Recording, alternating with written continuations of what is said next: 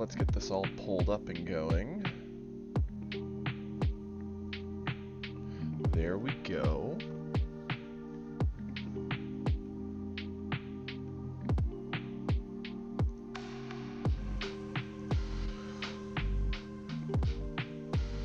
Wonderful. Now, what do we feel like playing today? We've got some options.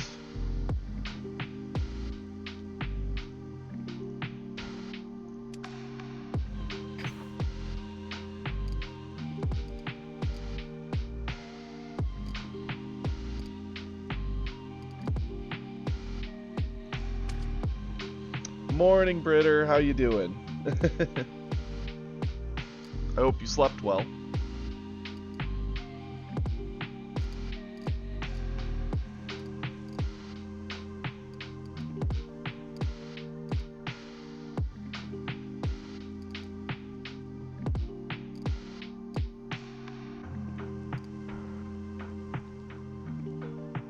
Sleeping in failed. That's fair. That's a whole mood.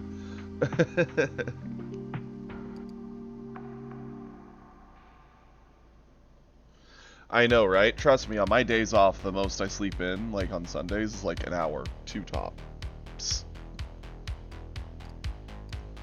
But it's still sleeping in, so hey.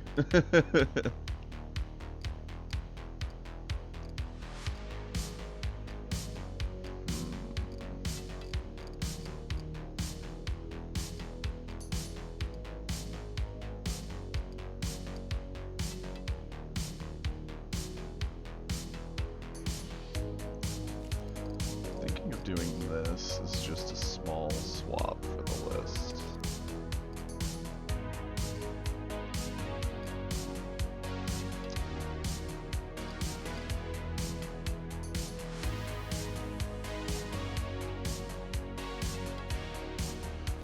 Actually, I don't even need to do that. We'll just cut the number. Yeah, make it more consistent. Oof, I'm sorry. Decided, forget it, I'm awake.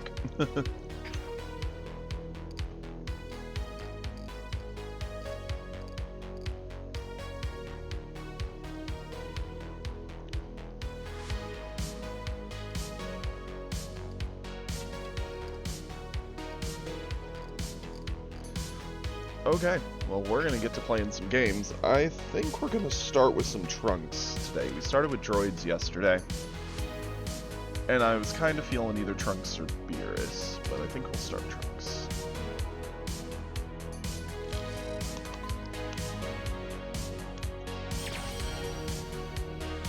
No, I didn't really get to talk to Dee last night at all.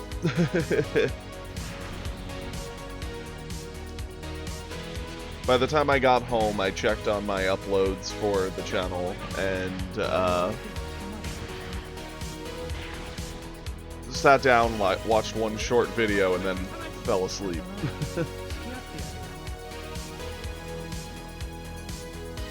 Oh, don't you even start there, Kiri. I talked to you.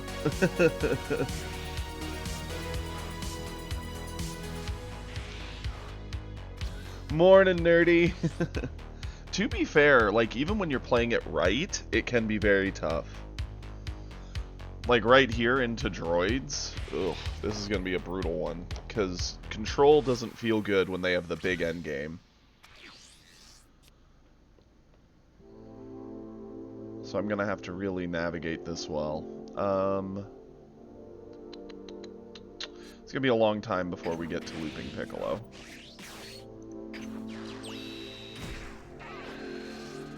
This, swing in.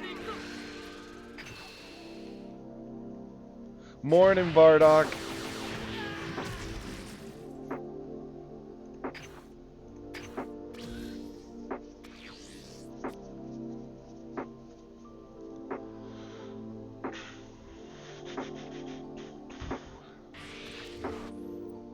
Oh, I hope it's a good day at least for you there, buddy.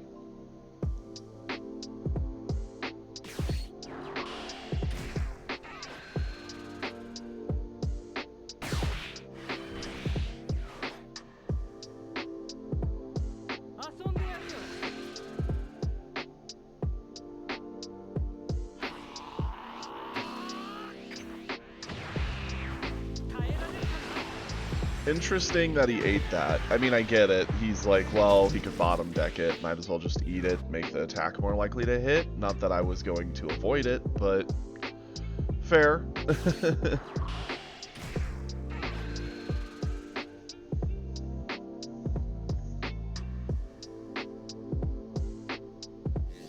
Searching his top 5, and he found the vanilla 2-drop. That's fine. Sickle could still be very useful in this. Seeing 3 super combos already feels a bit bricky.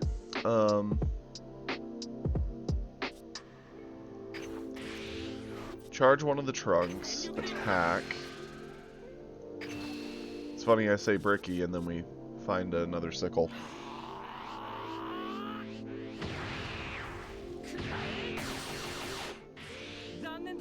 This is fine. We're gonna go here. Gonna add the life. And pass it over.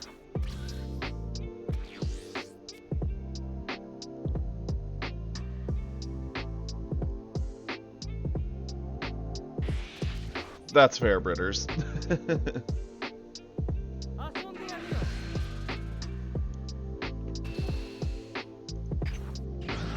is fine.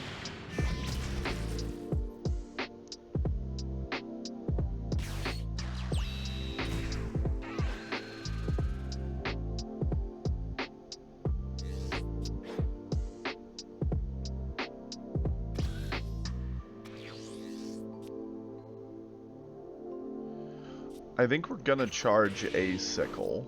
We're gonna go into our 3-drop.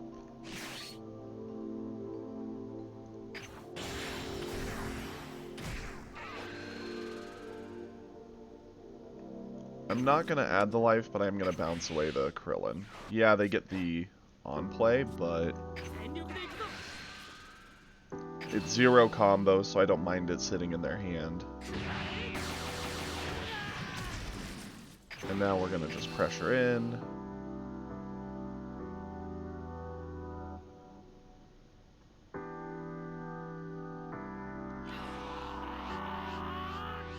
No Karens on an empty stomach. Yeah, that sounds like it would be a very, very bad day.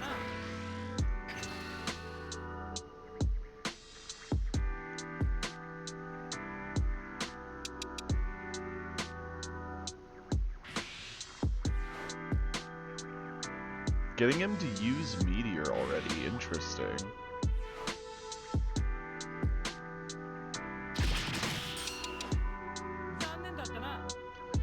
And pass it over.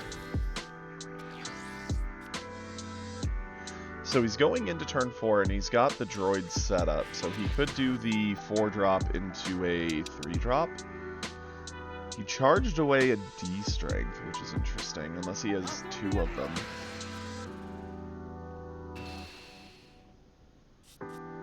Combo this off.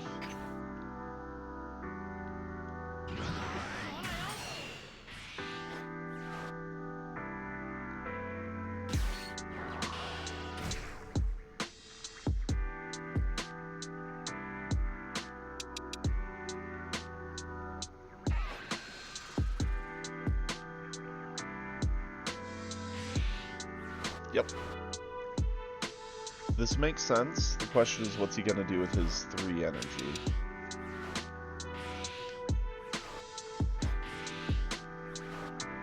A D strength. Okay, so he ramps.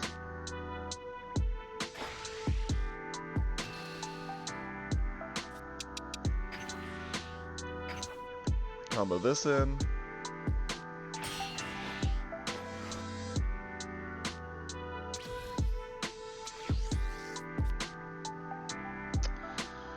Ooh, what should my charge be?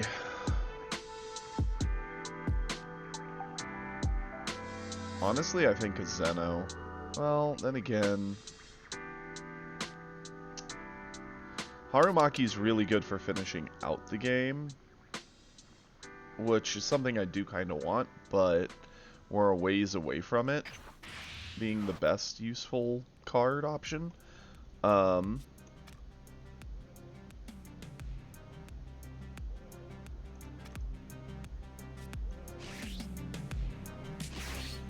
I am a fan of doing this. It's gonna kick it away. Yeah, it's gonna offer more ramp, but that's fine. They still have to reestablish it, and it's still costing them energy. Swing here first.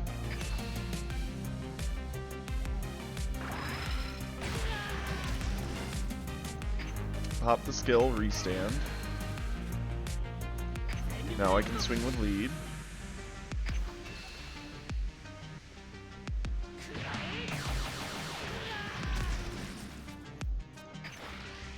Swing with Trunks.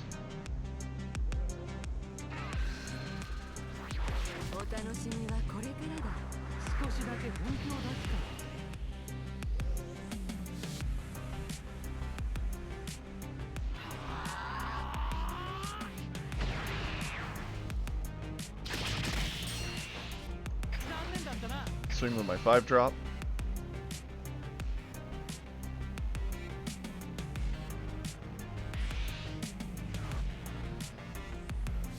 Forced out the meteor, I'm fine with that.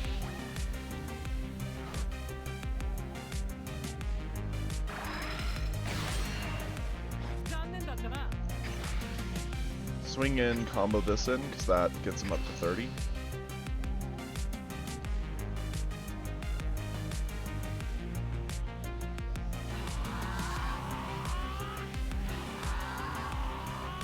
Okay, made him burn another 2.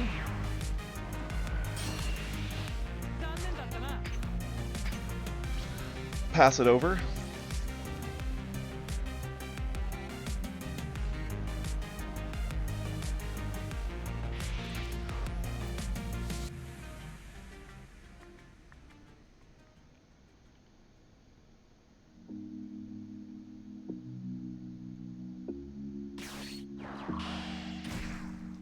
He does go to it again, that's fine.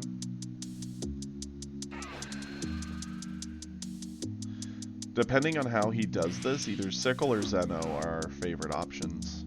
Probably Sickle.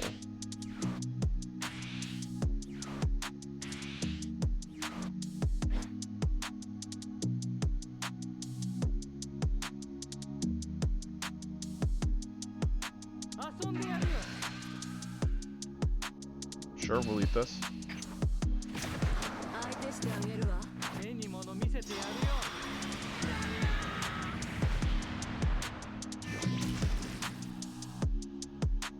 They could be going to their 6-drop droids, blowing up our 3 and 2.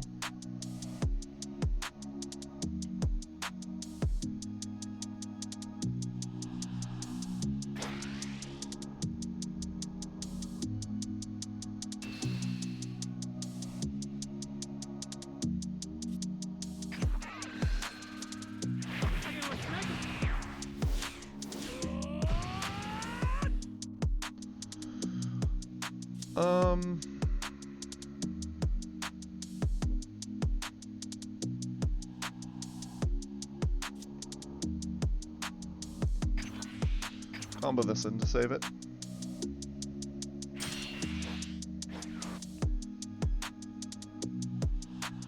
Force him to have the 6-drop. Because if he doesn't have it, then yeah, our board is way more likely to stick.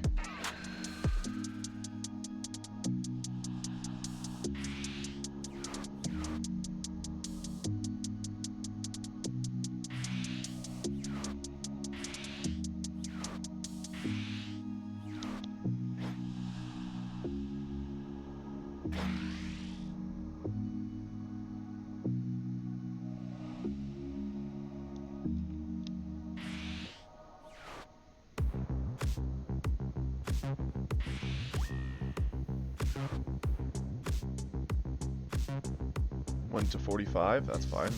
We'll go to 50.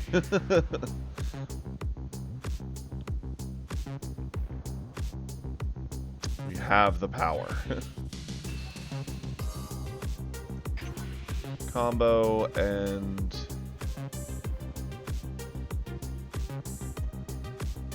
sure, combo.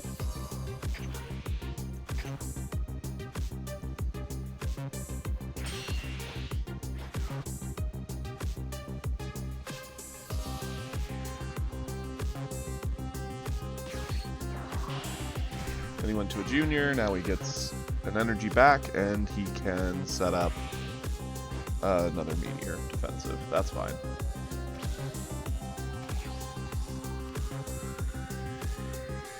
Yeah, we'll charge a Gallic Gun. We're going to Sickle.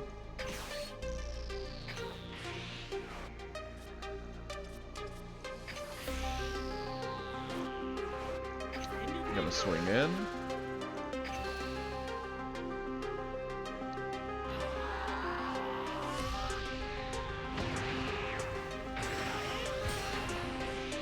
And he is getting very gassed. We just gotta keep the pressure on.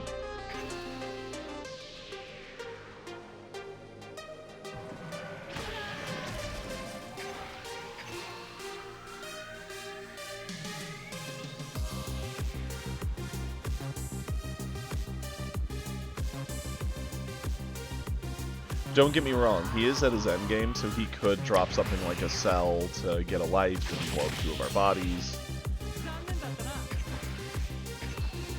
But he's still very, very hurt and very low on cards, so it's a very spooky place to be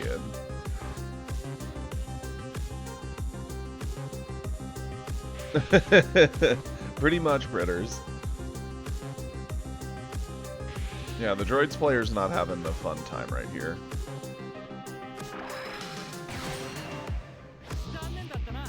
Pop the skill, restand him, swing in again.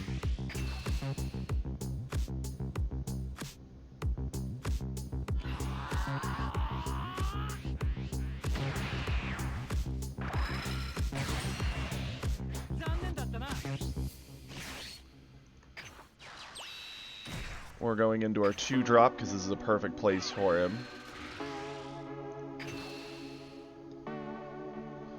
It could be Broly. I'd actually be perfectly fine with a Broly. At best, he just blows up our 5 and body checks into our other 2. Pop my skill.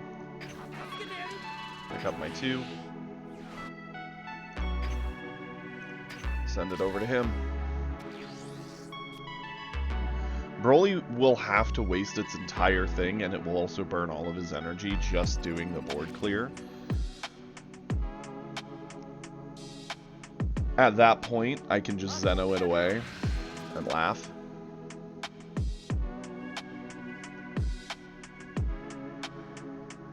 He might do an Earth-destroying blow or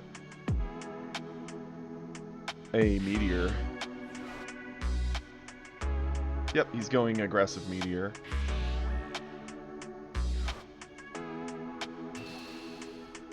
That's fine. You will go 50, 60.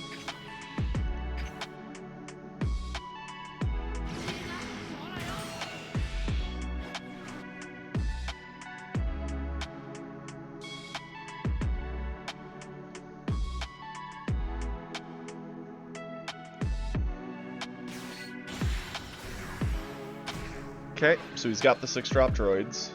Blows up our 2 and 3-drop, that's fine.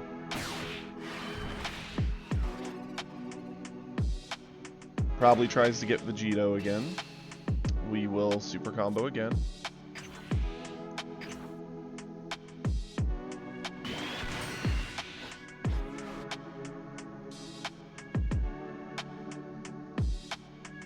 As is, he's very sad that Vegito lived, because Vegito gets to check for 2 cards.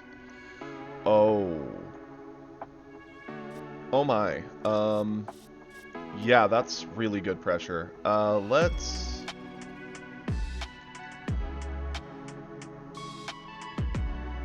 charge off the Gallic Gun at this point. That was a really good top deck. We're gonna swing in first.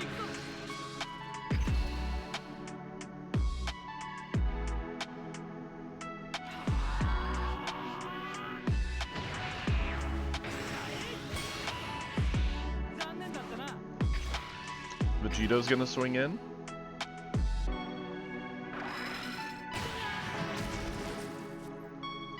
Pop his skill. Vegito coming at you. They have to get over his 30, and even when they do, you're gonna be down to 1 card. they can't get over Goku Black. And even if they could, Goku Black is going to give us an additional body.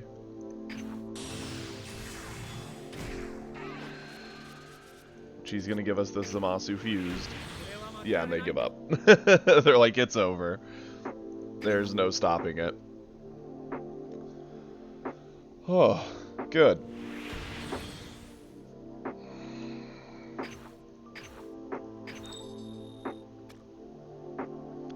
They were kind of stuck in a really, really bad spot, right?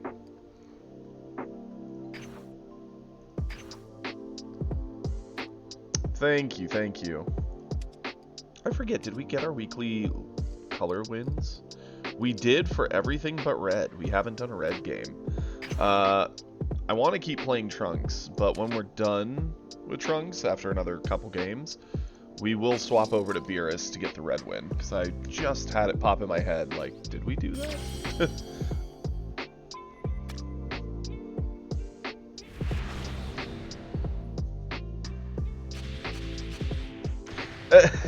That's fair, Nerdy. And Bardock. Nah, man, we're not gonna be Topku, come on. We're better than that. We'll play Beerus, the other form of cancer that's just not OP, just really annoying. Sure. This is gonna be a weird one. Yeah, absolutely, Nerdy. The thing with Trunks, the list is built to be control, but it can flex very nicely into playing aggression if you just start playing the bodies that are meant to be the fighters. And the fact that we were able to keep the droid player on the back foot, yeah, they got extra value out of stuff like the 4-drop, but since it never stuck to board, they always had to waste an energy replaying it, which doesn't sound like a lot, but it can be very awkward at times, because even if you're on like 6 energy, if you play the 4-drop, you're now locking yourself to 5. Sure, we'll eat this. This matchup's going to be the odd one, right? Because we need to hit for 25 into him. This 5-drop's actually going to matter a lot. Absolute Lightning could also go very, very hard in this matchup. But that being said, it's a brick for quite some time. We don't really have much for a 2-drop, so I am just going to get rid of that Trunks. No long-term value. We'll punch in.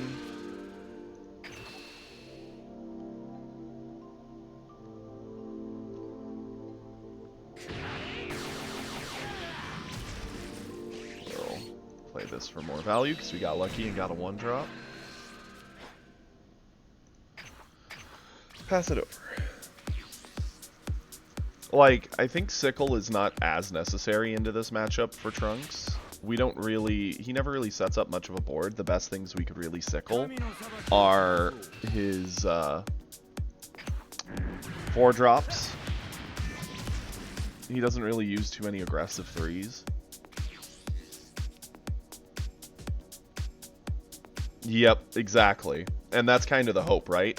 You kick it back to their hand, pressure them, hope they burn it off, and then sweet. Now they don't have the body.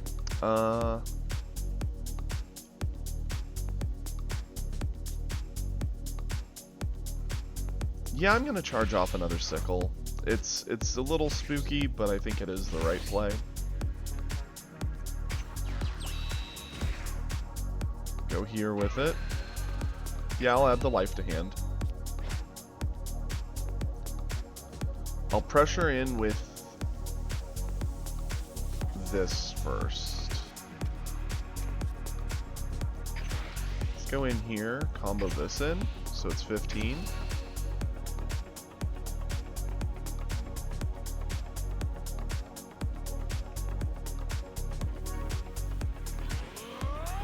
Cool. I'm fine with that. Go in with Kid Trunks, who's 25.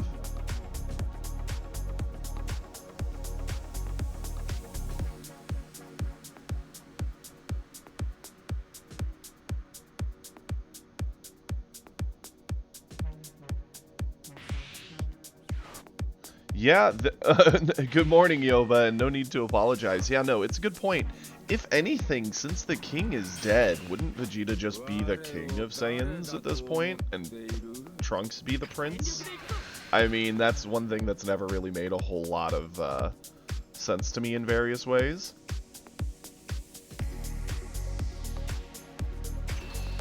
But Vegeta loves to hold on to the Prince of Saiyans, maybe because the Saiyan race just got so wrecked. Yeah, stuck without a promotion, I guess. I'm very tempted to swing with the Kid Trunks, comboing off either the Harumaki or the Pilaf, just to get more early swings in. I think that is a good play.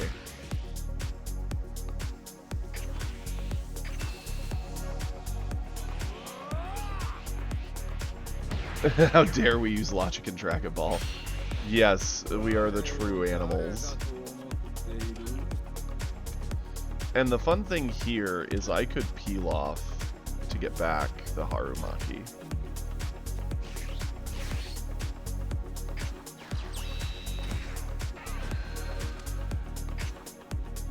And then Pilaf can punch in, comboing in the Harumaki again.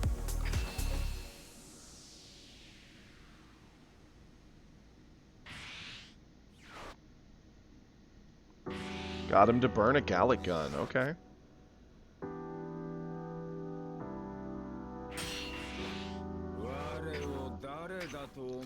How do you guys like that? 1, 2, 3, 4, 5 attacks on turn 3? Yeah, he's probably going to clear one of our little cantrips, probably Pilaf, and that's fine. Oh, he'll probably... he might bottom deck the Trunks. No, he went for the Pilaf. That's fine.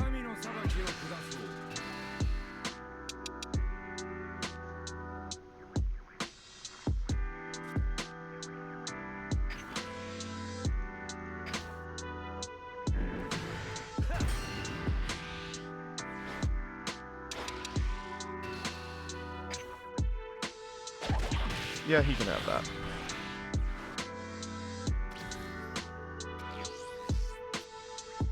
That is accurate. If you find the right cards, Trunks can be very, very amazing. Here's the hard thing, right? So we have two different 4-drops, both of which are very valuable at this point. This one's hard to deal with, gives us card draw, does a lot to board. This one gives us a bit of value back, so we can just pick the Trunks back up.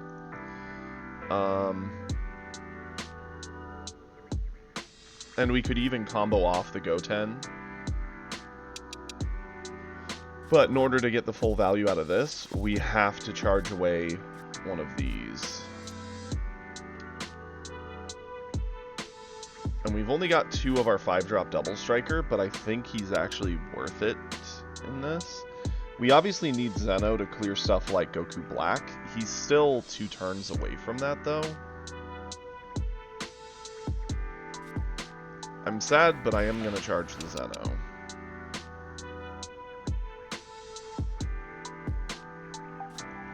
I'll swing at Zamasu.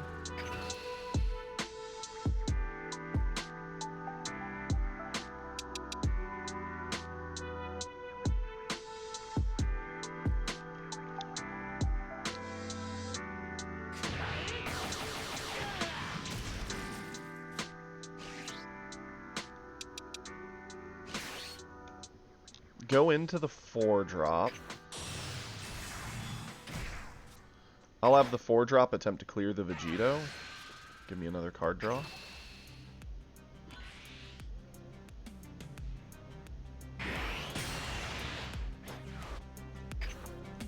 Pass it over. The fact he's on coin is kind of spooky, right? Because he could do a 5-drop Double Striker or like a bounce Vegito. And it will actually be a big sad day. We don't have enough Vegitos in this list. It does actually hurt the list a bit. Sickling, our 4-drop in one of our ones. That's fine.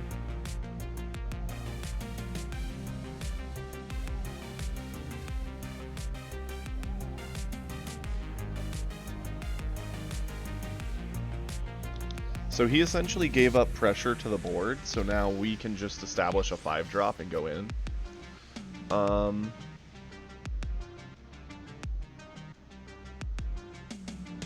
We are at a point where Piccolo can matter. It's going to be a bit before we start bouncing him, though. But the ability to play him, get a Gallic Gun, put the Gallic Gun on the attack, and then bounce him is pretty strong. We've already lost 2 of our sickles. So if we get rid of this one, we only have 1 more in the list.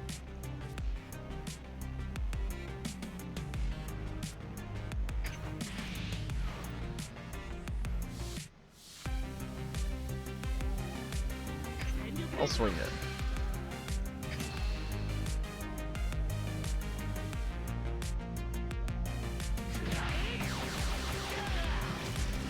This is a great time to go into the 5-drop.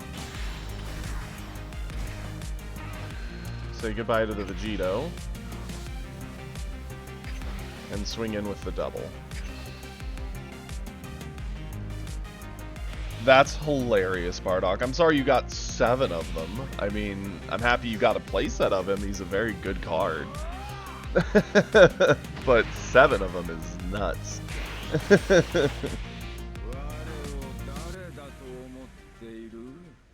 See, I never really liked Vegeta in the early seasons. Like, Saiyan Saga, obviously he's meant to be a villain, and Frieza Saga, he's still a bad guy, but he's like kind of a helpful bad guy in some ways. It wasn't until Android Saga that he started at least being semi-useful to the crew. And it's around then that I really started to like him, since they did a good job of, you know, showing his pride, but still being a good warrior and all that. We'll eat this, just because now we're awakened, and that matters a ton.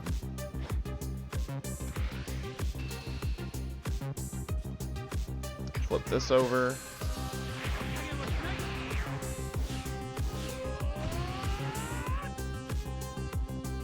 Well, for your sake, I do hope you find a yellow Vegeta, because that is some crazy luck.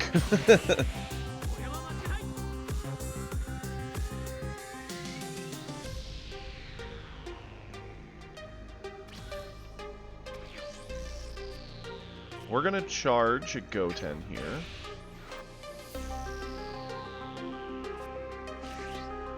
I'm a fan of going with another double striker.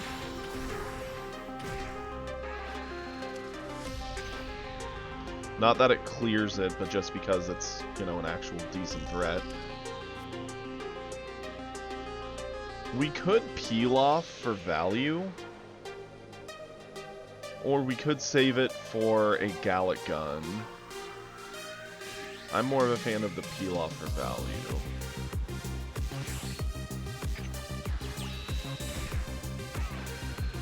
We'll get Harumaki. We're gonna pick up our peel off.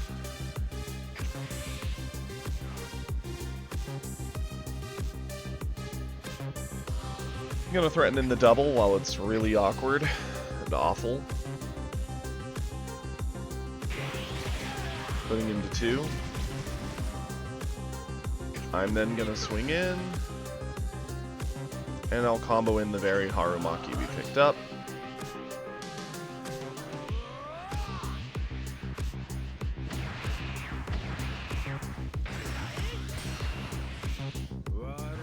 Cool.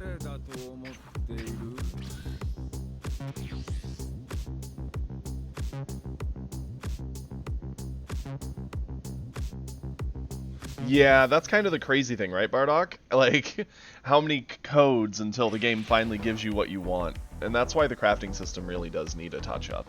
It should not be about an insane amount of packs needed to get some cards, in my opinion.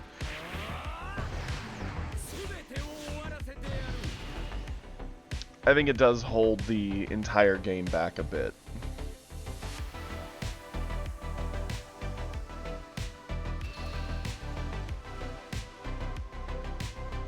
Yeah, that's really true, Gioba, and on top of it, they never do anything with him after that. It's just like, yep, he's dead. Deuces.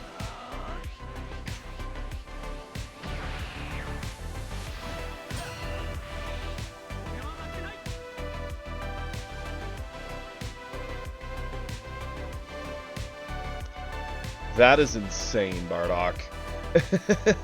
The number of commons you can craft is absurd.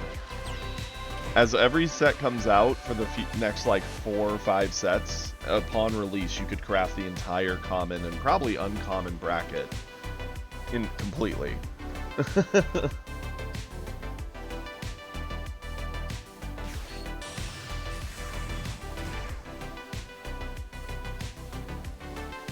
I do find the fact they're running the 2-drop Zamasu to be very interesting, right? Because he's not giving you card value, because he just cycles a card. So I guess it just lets you kind of pick and choose what you want to keep. It's like, okay. He went to 30. Yeah, we'll leave this. This is fine.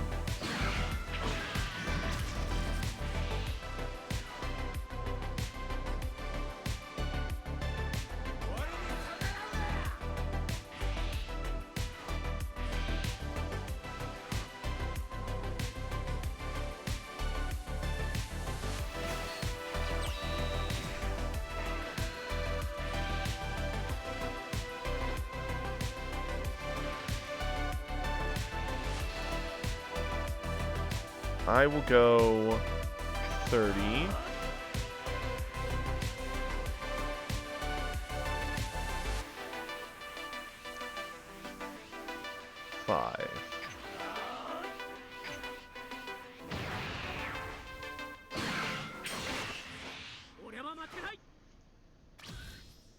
What up, Domo? Oh yeah, that's very well worth it, Yak. Goku Black is a card that I think is going to see a lot of play over time.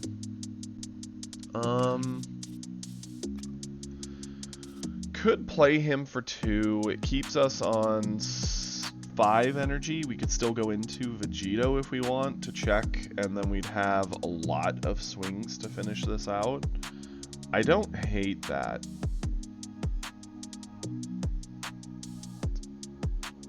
But I don't think I need that.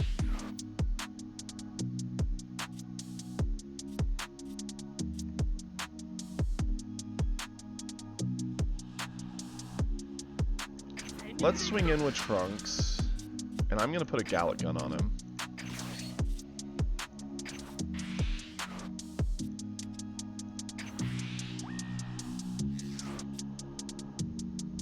And we're going to combo in a Pilaf. We're going 45.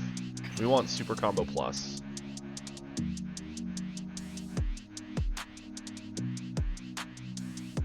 Because obviously if he eats it, we can just full dump into our double and win.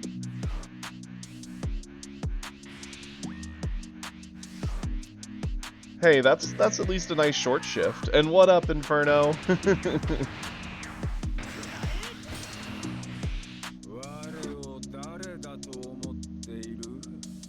Okay. Then I think we do go into our 5-drop.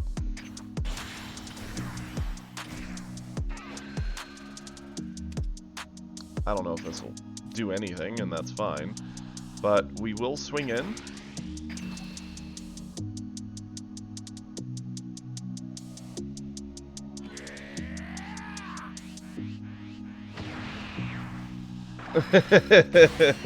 Your self-hatred just kept you awake.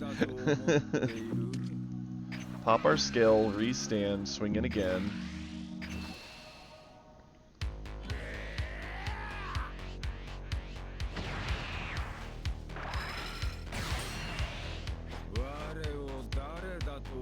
Double striker go in. He eats it going to 1.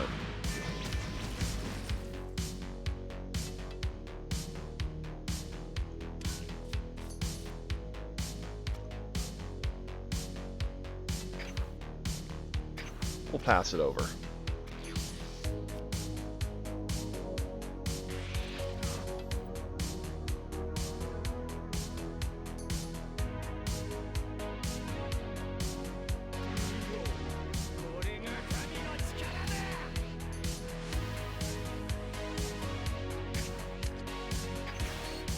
Now let's Gallic Gun.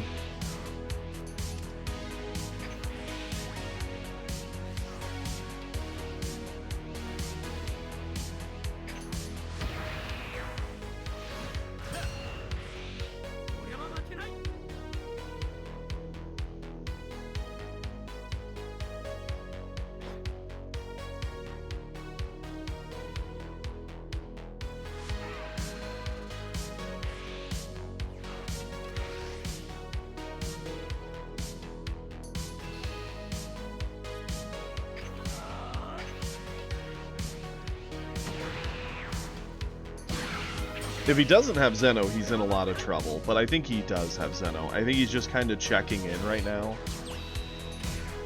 Getting what hits he can. He might also be thinking he has game, but...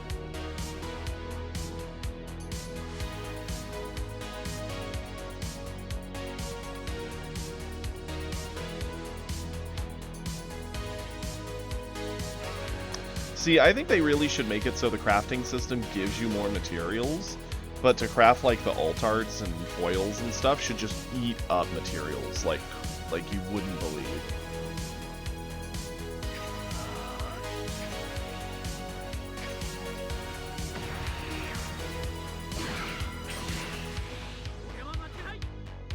And here comes the Zeno.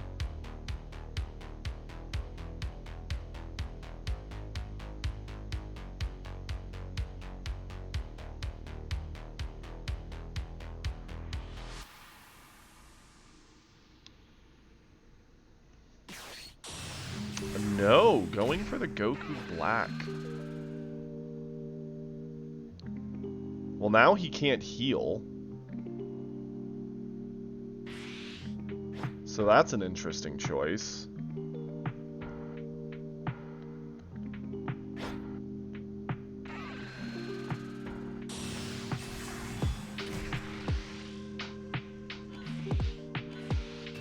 And he's aggressively comboing. Well, he's gonna get that body. I think this was a huge mistake. Yeah, they're big Squishmallow pillows. We keep them on our sofa to like lay on and cuddle into when we're chilling. I just prop them up and fluff them up behind me as some background, so that way it's not just a, you know, plain old sofa behind me. Here's the thing, right? Mans has 2 cards in hand. I have 1, 2...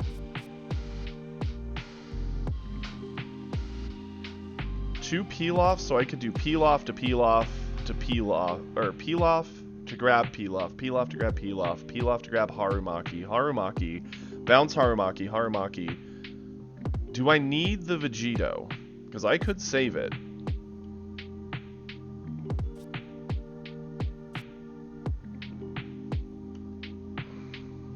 I think saving it's worth it though, right? It's 2 swings automatically built in. Yeah.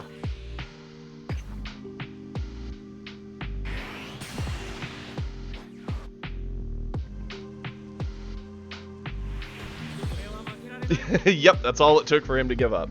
Yeah, the fact he didn't heal and kept himself at 1, it really did just give me all the options. And the fact he went to a Goku Black and played it like he was going to kill me that turn was foolish, because the deck has very few bricks, and he should have been seeing what I was charging away. I mean, keeping up the Vegeta would only be punishable if the card we drew for turn and the card we drew on attack trigger had no combo power. Because if they didn't, we couldn't make Trunks swing, and if he had 2 cards in hand, he could have technically... They would have both needed to be 10Ks, but he could have technically gotten over Vegito and punished me, but... Exactly, Versul. That was so weird.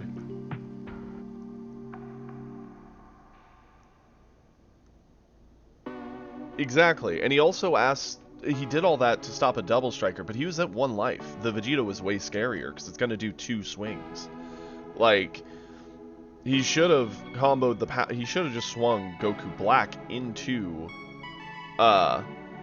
the Vegito, made it 50, so that way I would have to super combo plus, knowing I only have 2 cards. Probably get the Vegito, then have his other card swing into the Vegeta. He would have had another 5k combo, and he could have aggressively dumped if he wanted. That'd have been stupid. As is, I think it was a little dumb to aggressively combo to clear at that point, because he was so gassed. A peel-off loop kills him. But then again, what do I know, right? I'm just a fool. So, I do know someone wanted me to show off the list. This is the current list I'm rocking with. I feel it's fairly flexible between being able to be aggro and defensive. We run the 4 of Zamasu for control, 2 of Harumaki, because it's just a win more card. You use it in situations like that where the opponent's on their last life. Because this card, you play it, give 10, pick it up, play it, give 10, eat it, give 10. So it's 30k onto Trunks alone. Obviously, peel off. I did put back in the 1-drop Gotenks. Not because I think they're better than the 2-drop, but it's been so rare for me to take the time to play the 2-drop that maybe just having the 1-drop option is worth it, especially when Vegito's down because it can bounce a 3. That's kind of what I went for there. Still running the 2 of Trunks because he still is a decent aggro piece that's cheap. Same with this one. This is just value. This is the, oh, the opponent has 1 card on board, let's bounce it away and keep pressure. If I had more Vegito, I'd put them in here. I don't, but the 1 of is still at least something. Double Piccolo for late game value, the ability to bounce him and pick up Gallic Guns or Sickles is crazy. 2 of both of these. I was running 3 Zamasu. I find in the red matchup, Zamasu is absolute garbage. Because they just negate the stats, and then he's gone. Which sucks. Into every other matchup, he feels pretty decent. I decided to cut 1 just for deck trimming size, because we're only 1 over now. 2 of Gotenks, you could put him to 3, but I think 2's enough. So long as you make sure you get 1 in the discard, or keep 1 in hand, you always have the option with Goku Black. 1 Vegito, 5-drop, because that's all I have. 2 Double Strikers, which do matter. If I had more Vegito, they might just be Vegitos. I'm undecided. I might do like a 2-in-1 or something. 2 Goku Blacks, because of course late game aggression. 3 Zeno for just sheer control into the late game. Super combo, Galax, Sickles, and Lightnings. Lightning's great into green, and occasionally great into blue. Since it does just tell Goku Black, get out of here. And yeah, that's the list. Mostly it's just about understanding what pieces you need to hold in each different matchup. Like, into other blue control decks, mostly Absolute Lightning's really good to their top end Goku Blacks. Sickle's good for their, like, 4s and 3-drops. The red matchup, it's all Sickled. You can just get rid of the Absolute Lightnings. Yellow, generally speaking, you don't need the Lightnings either. You just keep Sickle. It's a very flexible deck. It's a fun thing. Let's do one more. If we get another win, we're back to our promos again, which seems to be about the pattern. We'll either do it, promote up, or fail it, stay where we're at. Either way, I'm not pressured to climb right now. We're mostly just vibing on ladder.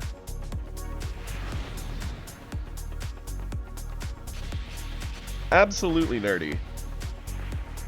So this is an interesting one, right? Unlike Zamasu, where Zamasu obviously wants to be the one surviving and controlling, here we're going into Vegeta. Vegeta is spooky because he can get crazy big numbers that are going to ask for defenses that are out of this world.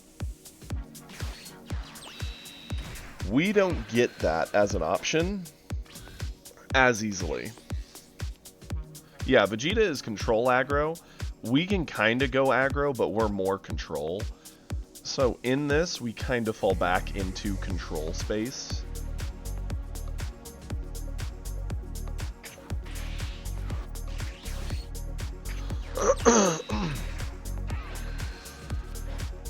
I think we're best off keeping our life high. It's going to limit our ability to get the most value out of everything.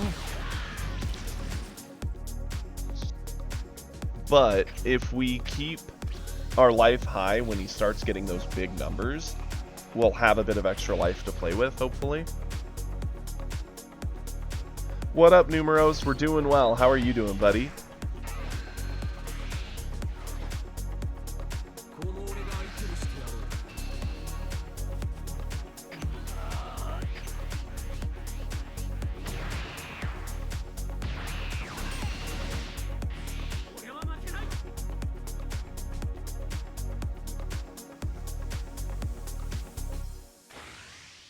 Yeah, I figured he might do this. This is fine. He needs to keep the life at about even, if not in his advantage, if he can.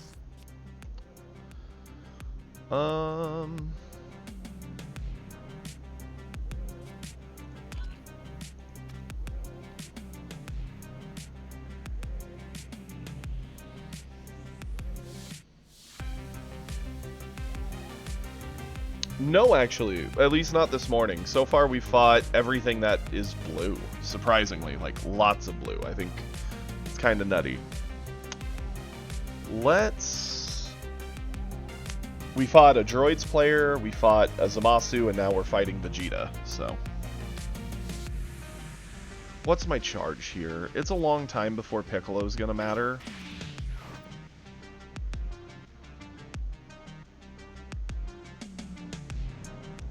It doesn't feel good to rush this. Let's swing at Vegeta. Get our card draw.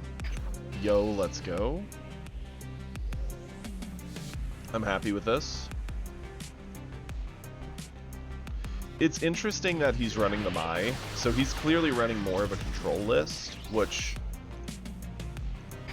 is fine. We can actually play around a lot of the control lists because of how Trunks works. We can play like the 2-drop, punch, pick it up, and then just not replay it.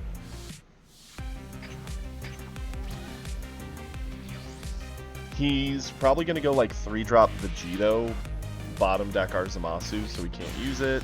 Yep. Called that.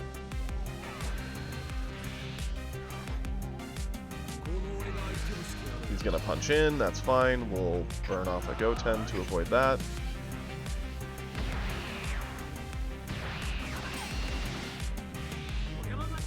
Force him to swing with the Vegito if he wants to keep life even, so that way we can start doing things.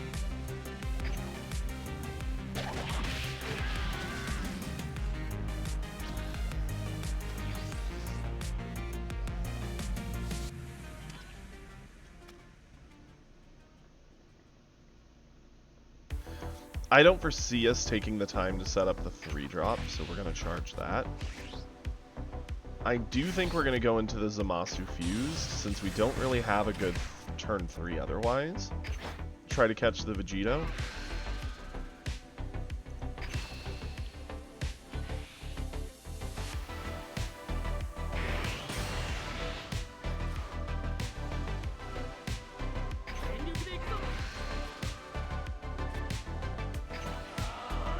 Trade card for card.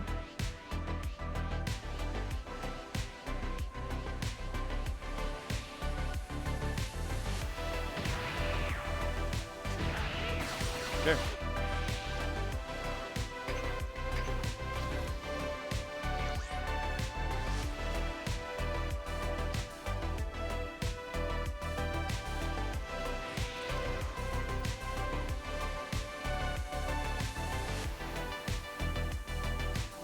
So the Zamasu's kind of awkward for him, right?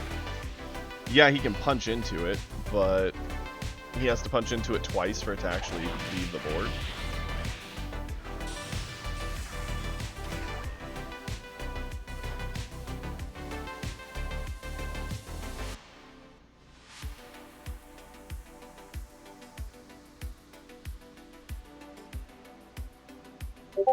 Vegeta's a fun deck, Numeros. He really is. He's very good if you build the right list into Topku. It does make him a lot worse into green, unfortunately, as Uda has been pointing out. But that's kind of the gimmick, right? You can't be... You're going to have a bad matchup somewhere. It's just unfortunate that his bad matchup has to be where it is. Depending on what all he does here, I'm very tempted to save this. He went to 45. That's fine. We'll go 45. And we can always get Piccolo back with our Goku Black, so we will go 50. He's going to feed us back cards. He gives us a body to check into the Vegito. We're happy with all this.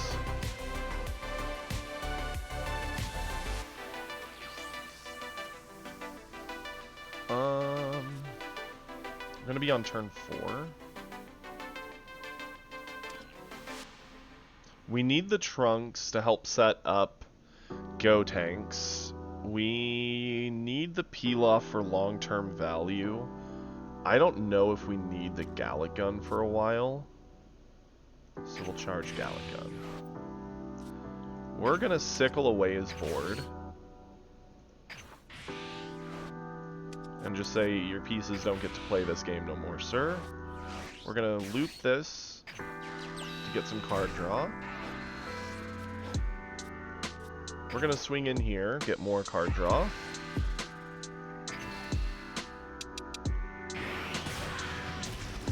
And swing in here for more card draw.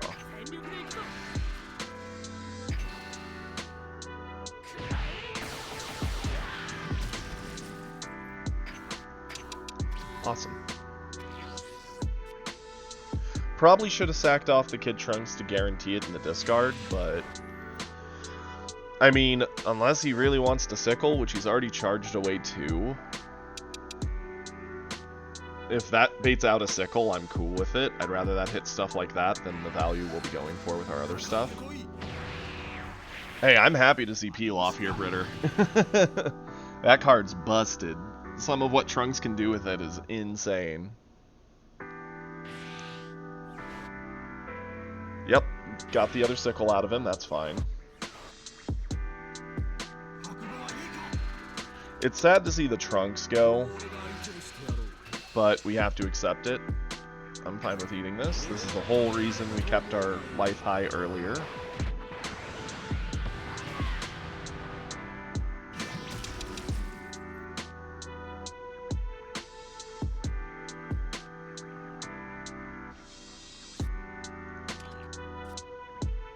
Pilaf's only target is Goten, so that doesn't feel super great here.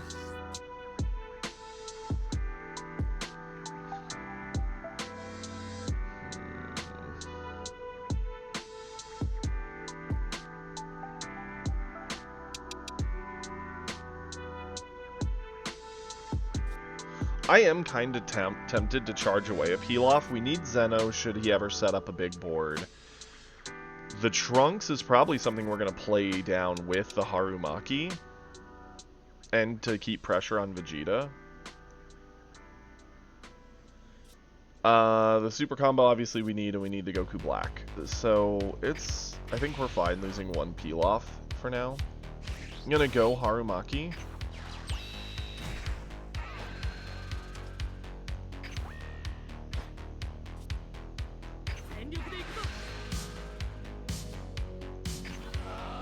We'll go to 35, make it annoying.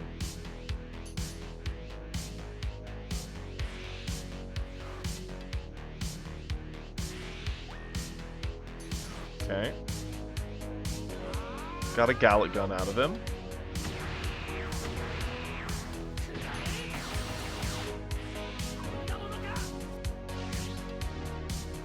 We're gonna go Kid Trunks.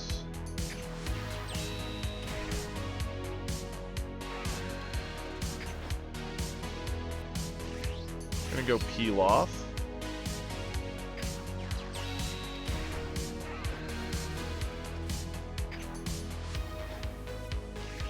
We're gonna go Harumaki. Oh, I didn't know it couldn't target Kid Trunks. Oh well, that's on me. Knowledge base. Swing in. Combo both in. At 45, he's likely to eat this. He'd have to super combo plus, which I'm fine with. Now we pass it over. It's a pretty weak board, right? He doesn't want to Zeno it. He might just go into Goku Black, which is fine.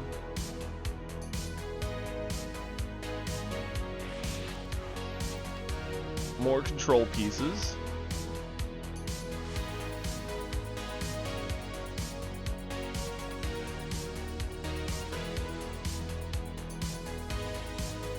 Trust me, Britt, there's plenty of red aggro decks. That's what makes up the majority of the ladder at the moment.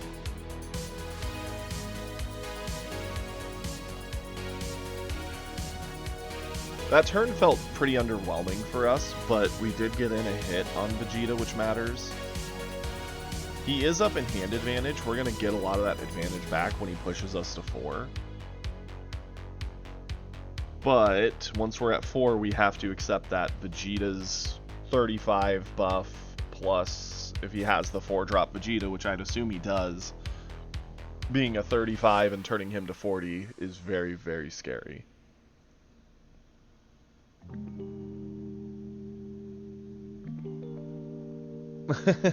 We're going to play Beerus. He's not necessarily aggro, he's more control, but he is still a very aggressive list.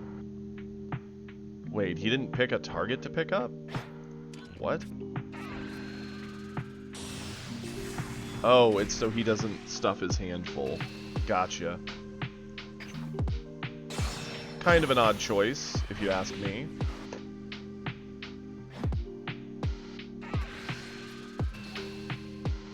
Yep, we'll eat this.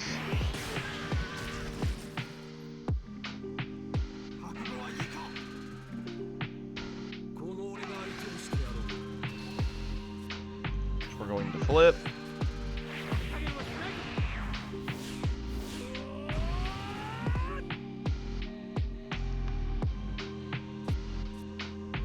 And yeah, we'll go to 40 to avoid this.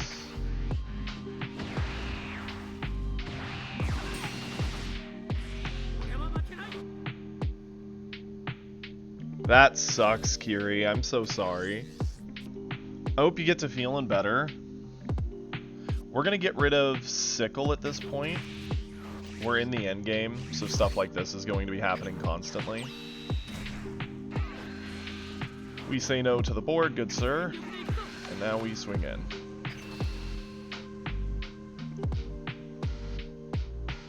Force him to burn off a card or two.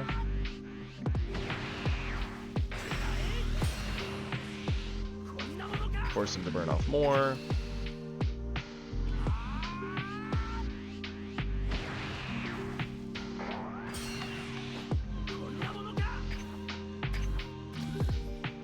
Okay, so this is the scary world now.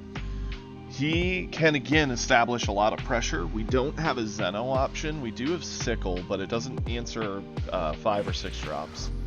We do have our Vegito as an option. If he goes into a 5.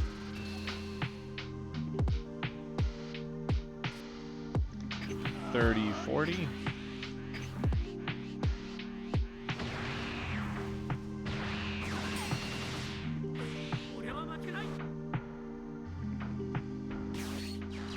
It really is, Kiri. I love me a good Beerus play.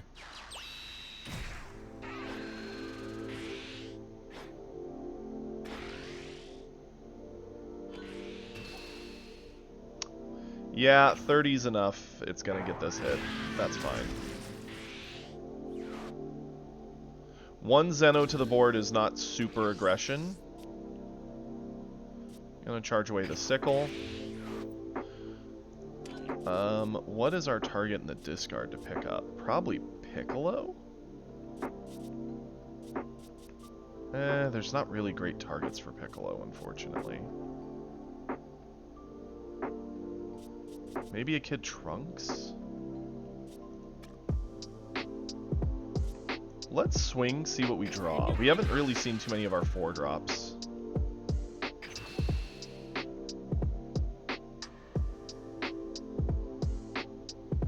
Because, like, this is the turn to set up a Goku Black.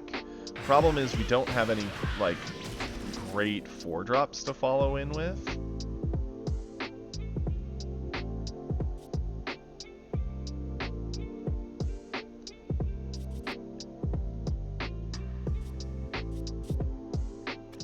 You know what? We'll do this instead then. We'll go Vegito. Swing in.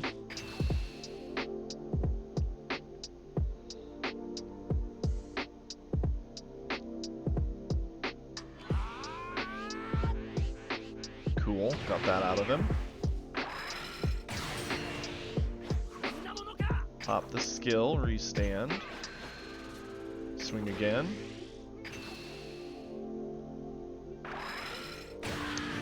Put Vegeta to 1. Play Pilaf.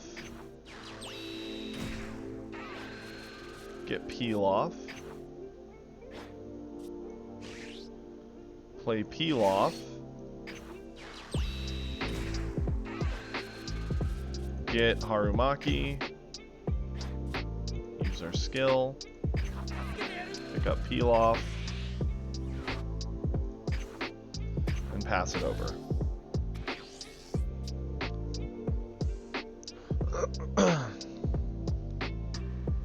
This is spooky, right? He's down to 1. So he ate a swing there. He may be planning to try and game us this turn.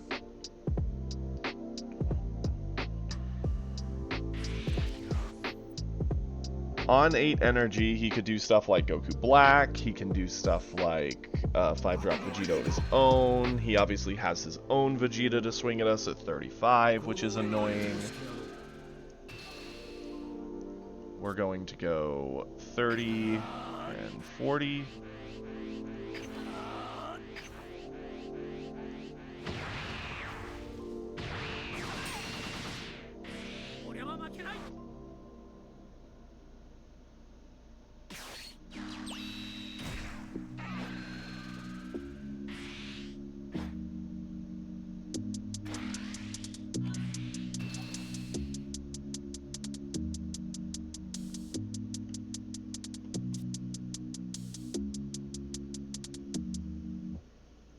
$30, $40.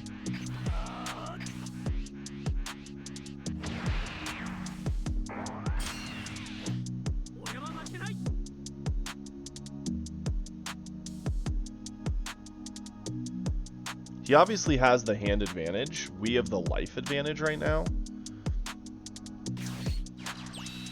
He goes for another Zeno.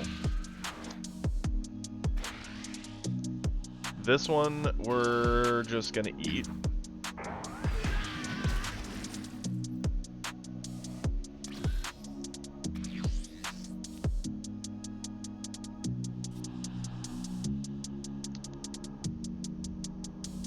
Charge away this.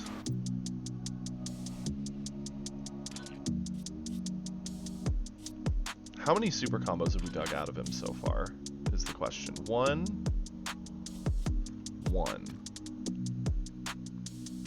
So we could peel off to Pilaf. Pilaf to Harumaki. Let's do a single card draw and see where we're at.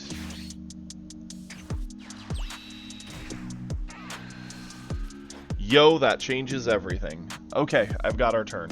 We're gonna go Goku Black.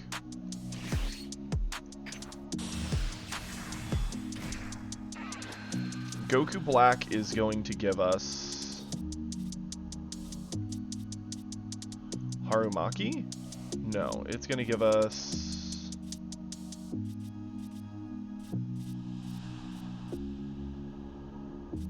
yeah, Harumaki. Goku Black's going to swing. His effect's going to give us Zamasu fused.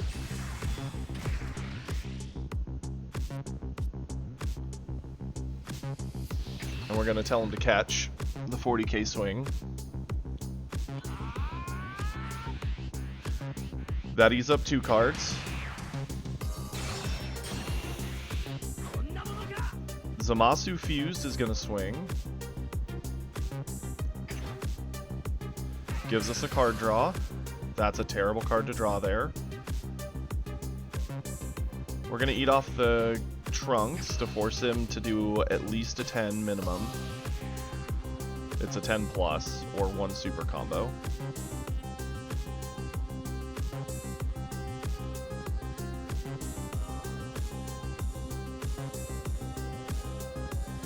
Yeah, that's a very sad top deck, but it is what it is.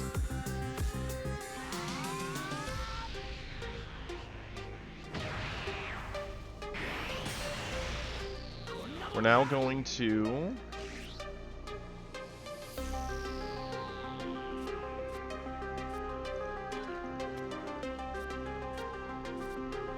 peel off.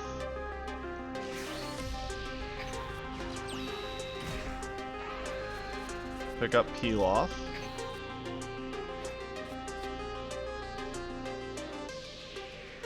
We're gonna swing Trunks. Are you kidding me? 2 bricks? Whatever. We have to hope it's enough. 50k coming in on 20. He had another super. He had 2 supers still held out. Holy. Yep. If we didn't draw bricks, we would have won. But we drew bricks.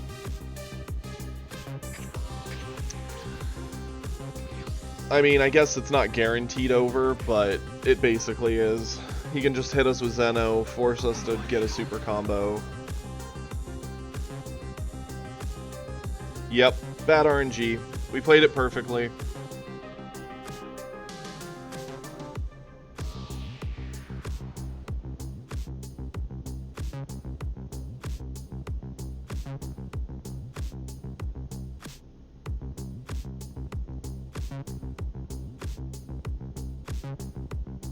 Then again, he may think we have super combos and be afraid, but even if that's the case, you just go for it, right? It's 2 life to 1 life. You have to go for it.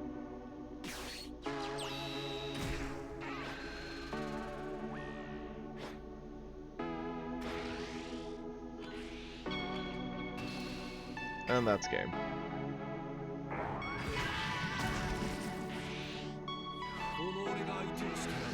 No, we can only bounce 3 or less, so we can't bring Zamasu back, unfortunately.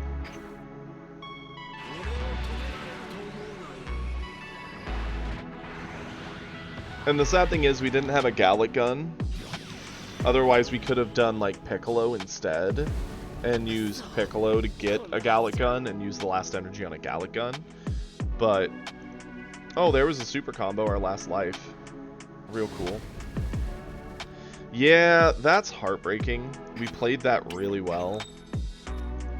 That was our game to win.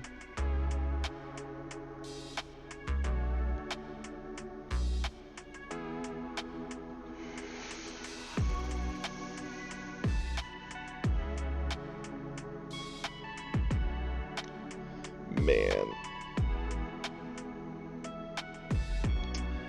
Yeah, there's nothing else we really could have done.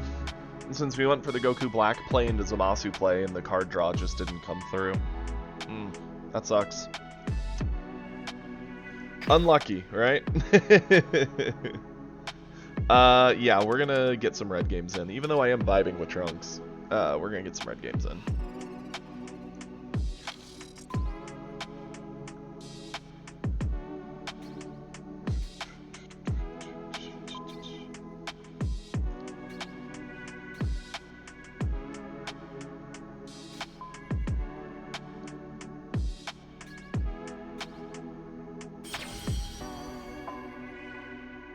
It's funny because we only have 2 Absolute Lightning in the deck. We had one we'd been holding on to as an option should the game go longer.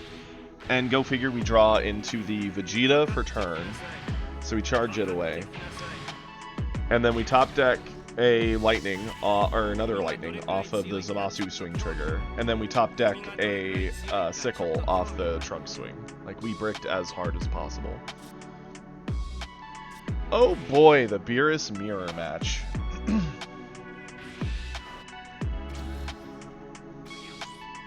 Yeah, this about summarizes the day.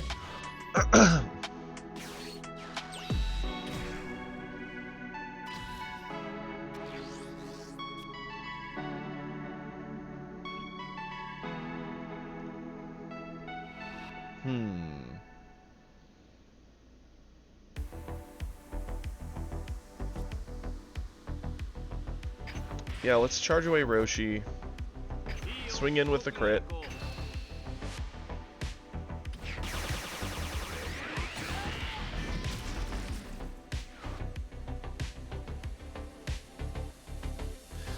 I don't see a point to playing the cantrip just to get it blown away. Right, Britter.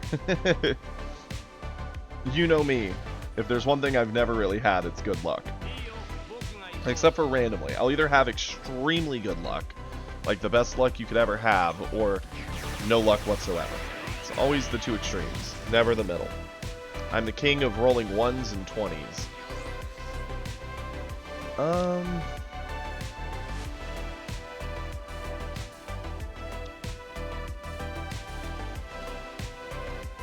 Let's charge away.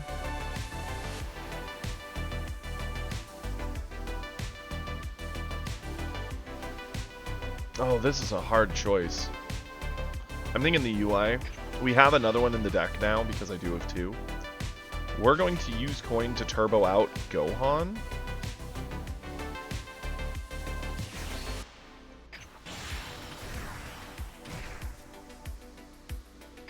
We'll do the swing. Add the life, kill off the Whis. Yeah, it's going to give him the life pickup too, but the main reason we did this was to get rid of that Whis.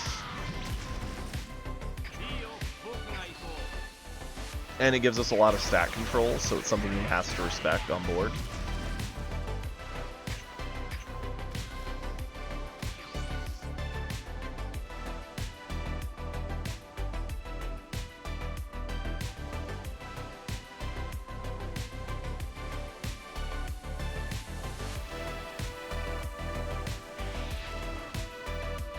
Okay.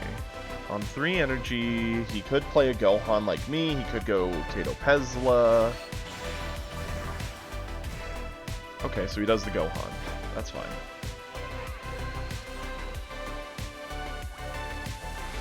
No shot we save our Gohan. It's not worth the amount of resources it would take. And he would just blow it up with Beerus.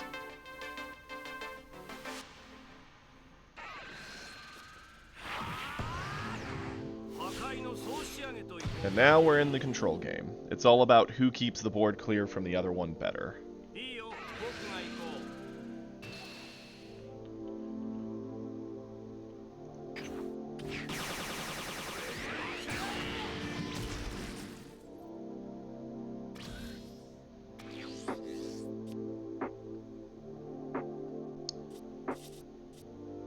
Charge this away. This is assuredly the play.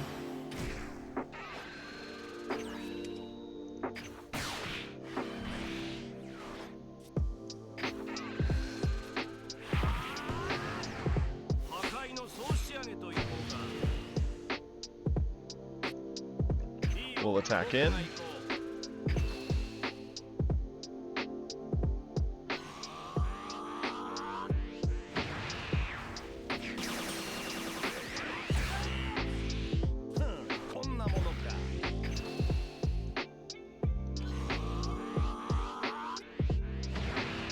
He's more gassed than us, so that's a good thing, but whether that maintains, we'll see.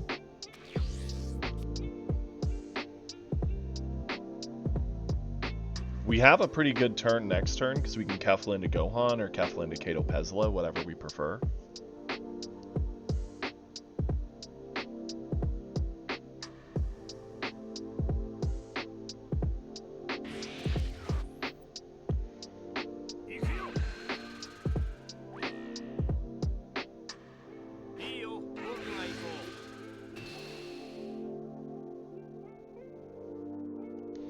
It's an easy save, but I think it's a bait. I think he has something to kill it, so I'm not going to waste my time.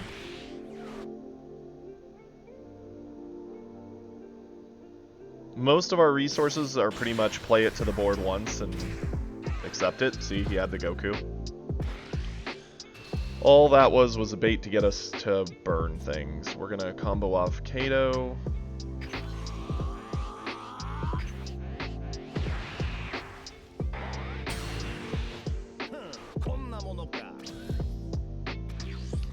And now we get to play the same game with him, which is fun. Charge away the Roshi. We're gonna pop our skill. Drop the stats. Swing in. Does he wish to spend a card?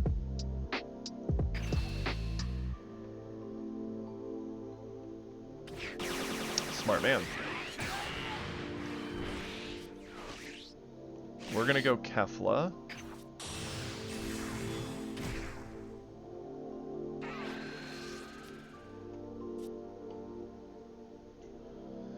Who's then going to give us the... Like, we could go Gohan. I'm actually more of a fan of doing this, because it's a crit.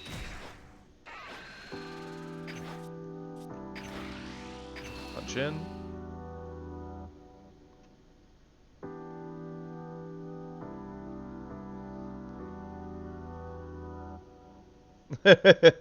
That's fair, Wyatt. The card is insane. Go in with the crit.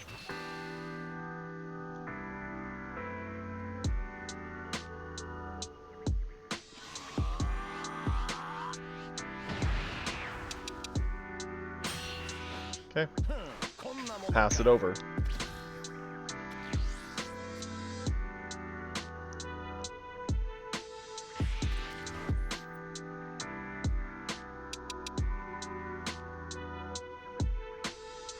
He charged away a Beerus. Interesting. Because that was a guaranteed answer to this board.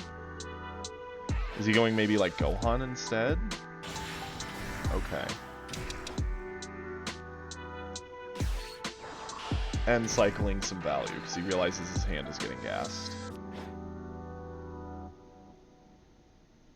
I'm not the biggest fan of the 3-drop Kefla that gives you a card draw when you're awakened for Beerus. It doesn't give you any of the stat control. Don't get me wrong, it's not a bad card by any means, but I'm just not as big of a fan of it. Boy howdy, how sad do you think he would be if we ripped a top deck Beerus here?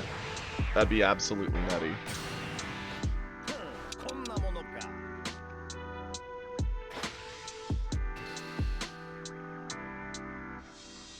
There's no way we save this. It's minus 15, and if we save it, Beerus just gives it the minus 10. We have to accept the Kefla's going, which is fine.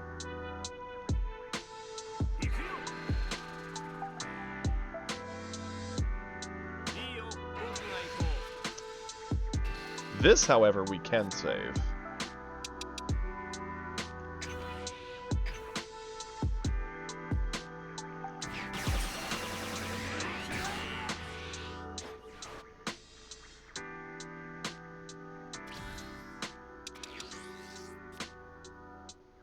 Okay.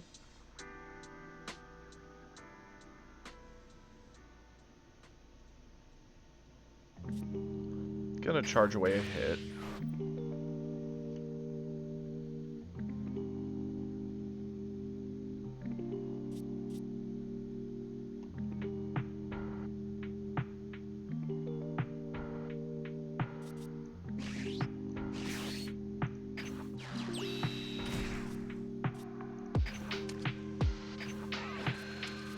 Gonna use Whis here.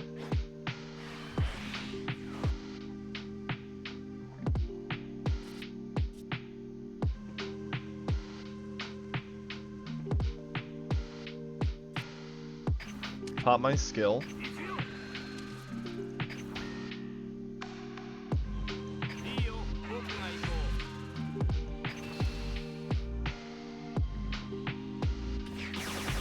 Yep, he gives up that, knowing it's likely a useless endeavor.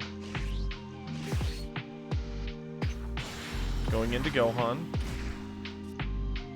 Gohan gets to swing on him.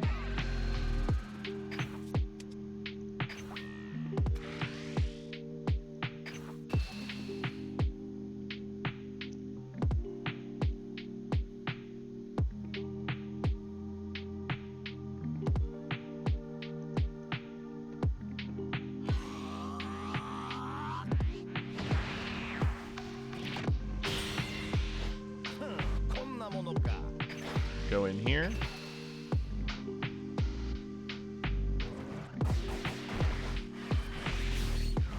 Cycle some value. Threaten in the crit. Which you know is annoying. Because if he eats it, he's not even getting the card advantage out of it. And now we pass it over. It's still a board that's heavily weak to a Beerus play, but I mean, basically anything we do is weak to a Beerus play. That's just some bad timing, Wyatt.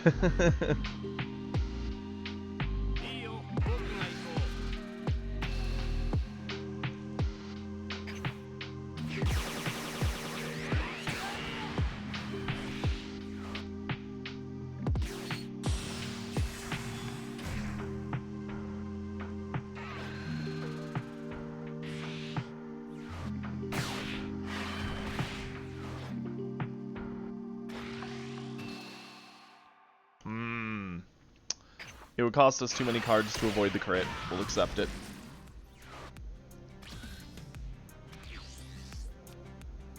Okay, that's a terrible card to draw there.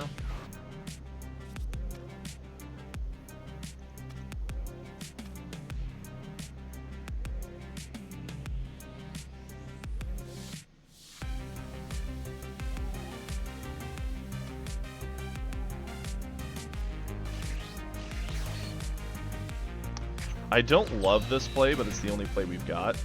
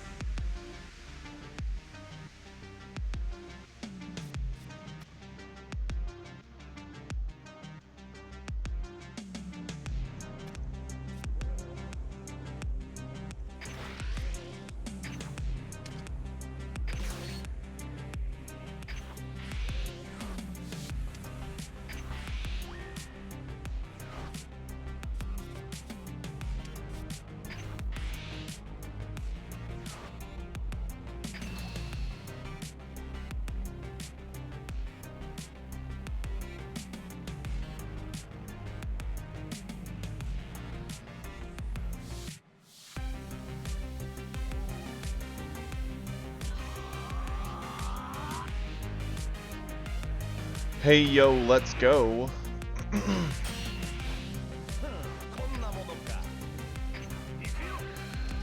Drop the stats on him.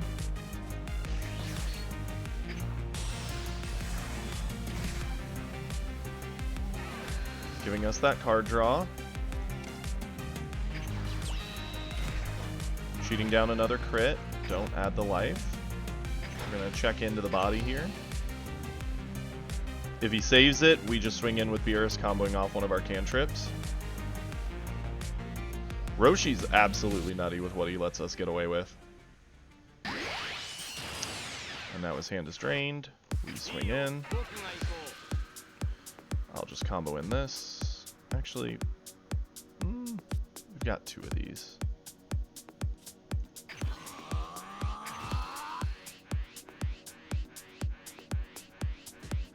And his Beerus is now dead, and we get to crit him down to 2.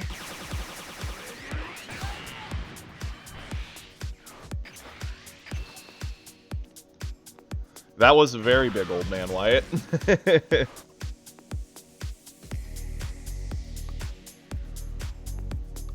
I've never heard of Shadowverse. Is it a new card game?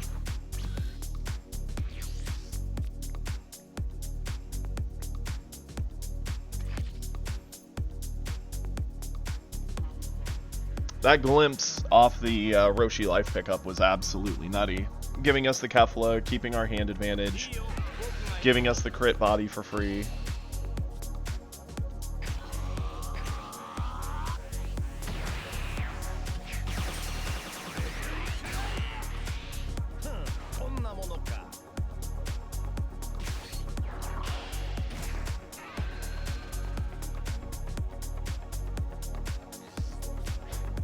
He found a glimpse of his own. It won't be as smooth though, because he has to spend the full 2 on it.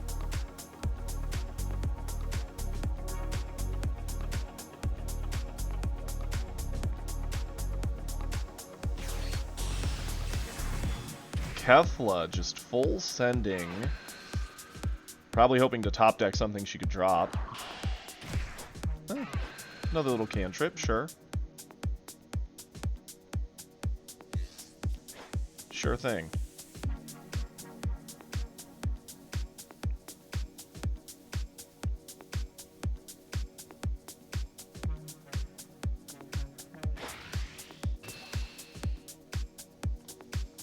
Yeah, he can have the Roshi.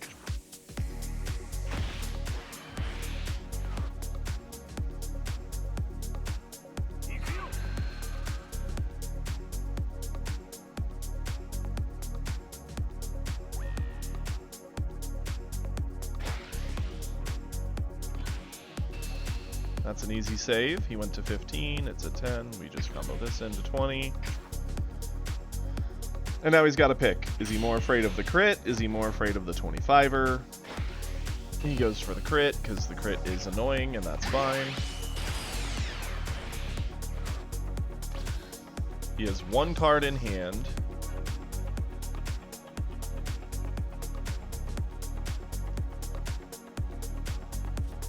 I do think we charge here. Swing in with Beerus.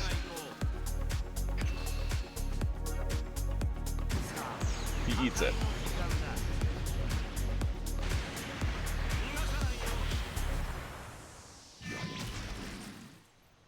Interesting.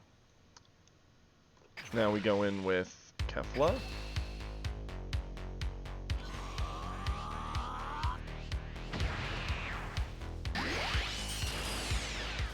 Now we play hit. We go in with hit. We add the life. Kill that.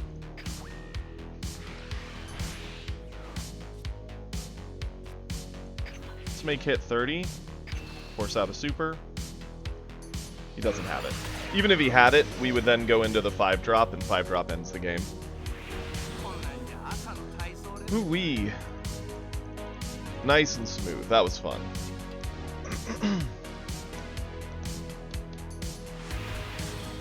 Interesting. See, I've always been a big fan of card games. I've played just about every card game out there. I have the Versus system sitting in my closet over there, which is a living card game. At Brit's place, we have the Lord of the Rings living card game, which is not a Versus game, that's a cooperative game, but still a card game. I've played the Digimon one, I've played Pokemon, I've played Yu-Gi-Oh!, I've played Lorcana, Magic, I've played, obviously, DBZ, UFS, or Universes, whatever you want to call it by. I played the old DBZs, the old Digimon. Yeah, there's very few card games in this world that I have not dipped my toe in. Flesh and Blood is one I've never dipped my toe in. Is there any others? I think it's just that one. I even tried the Final Fantasy one because my friend Rue loved it, and so I played a little bit of it. Well, we're into our promos. Let's see if we can get those done.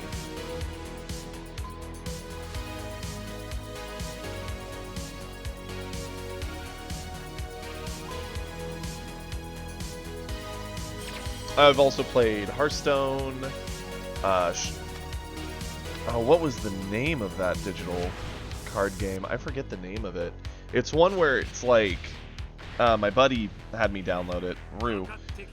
You actually craft the cards, and like you can combine them to do different things. It was really interesting. It's a completely digital card game because it wouldn't work in reality. Also played, there was a really old one. Well, I say really old, it's probably like 10 years old now. There was another digital card game I played for a little bit. Soulforge, yeah, that's the one I was just about to bring up, Kiri. The one I was mentioning that Rue had me try wasn't Soulforge, but I did play Soulforge with Kiri. That was a fun system. Let's go ahead, charge Yue.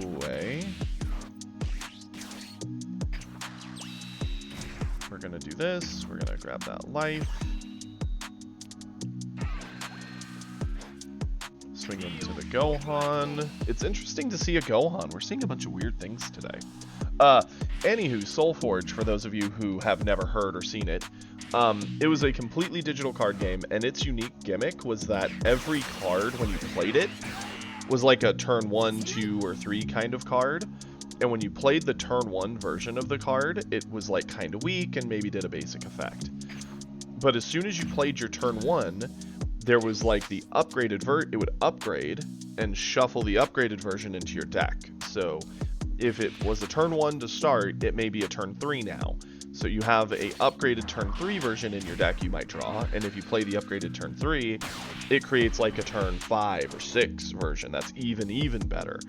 And so every card you're playing is recycling back into the deck as a higher, better version of itself. Yeah, we'll eat this. What up, Cursed Kakashi? How you doing today? Thanks for the follow.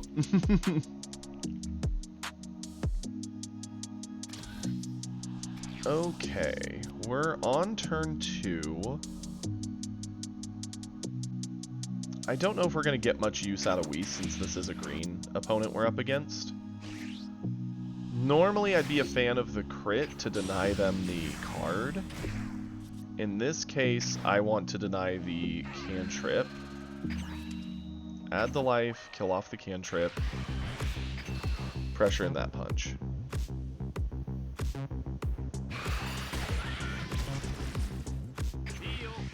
She's having a good day because she's not at work.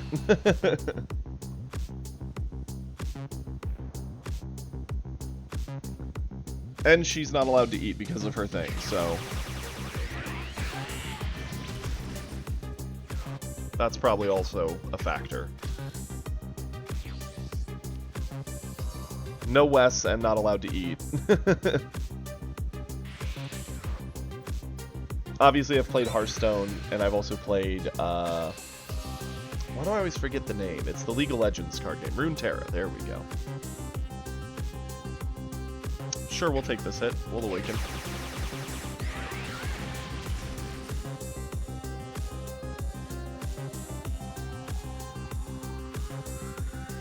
Depending on what his turn 3 play is, if it's just pure ramp, we're going to take the turn to set up the 17.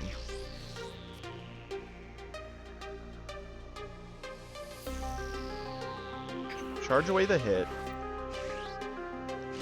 We're going into 17.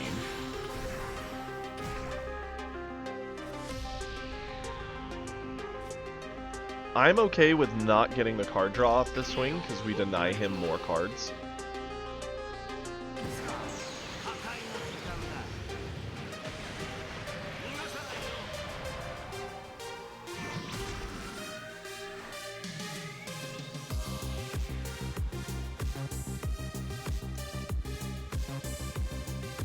Now we'll flip. Get that card draw. Hey, look at all the crits. Interesting, Wyatt. I know I've seen and heard like there's equipment cards and there's like a bunch of different moving parts to the game. We'll skip the life pickup now that we're awakened. Very cool to get the Golden Shaman there, give me red buff. I was a big fan of Hearthstone for a long time, played a ton of it, to the point that it actually got a little toxic. I wanted to get to Legend, because I'd gotten to like rank 1 way back in like the beta or alpha, and I never really took the ranked system very seriously until I had a friend who got to Legend tier, and it's a friend who I'd played against a million times. And he was giving me a hard time for never having hit Legend myself. And so I decided I'd go for it. And... Oy. That climb. I hit up to rank 1. Even would go on win streaks to try and get into Legend, but then I would just lose. And then I'd go on a lose streak back to like rank 2, and then I'd win and lose and win and lose. And I'd constantly be doing that back and forth dance. Up until I realized that I was no longer enjoying the game. I was just playing it for a result, and I'm like, that's not what I should do. Honestly, Hearthstone doesn't feel as pay-to-win as most card games, though. Since its crafting system is good, usually you can get away with just opening a handful of packs, playing fairly free-to-play, and then just crafting one deck that you want to play. Yeah, you don't get to craft, like, all the decks, but you do get the one.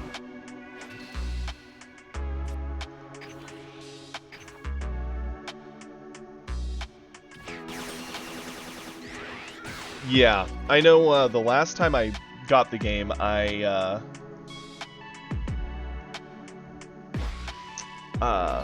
was the deck I built? It was... Combo this off. Druid. It was like low to the ground Druid. So it was all like commons and uncommons, like turn 1 through 3. And then you had like a couple turn 4 buffs and like a few turn 5 buffs. And the whole point was just swarm the board with little things, buff them up, and give a savage roar at the end and make your opponent cry. It was actually kind of nutty. So, going into 7...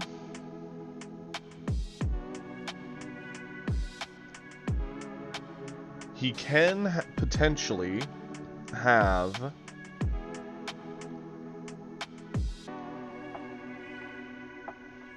Gohan to board clear. We can give minus 15, so long as we have another way to give minus 10, we're good. Which we could do minus 10 with Beerus, play the Gohan swing, give the minus 15. Cell's gone, Gohan can't get away with using his ability for free. And that would leave us with 2 energies, so we could then go into a crit body. That's not bad.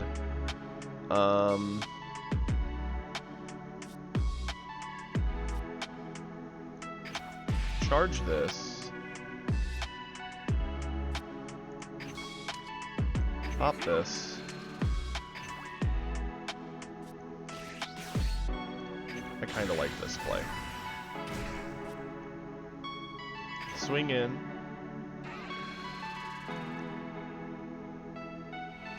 No life. Kill that off.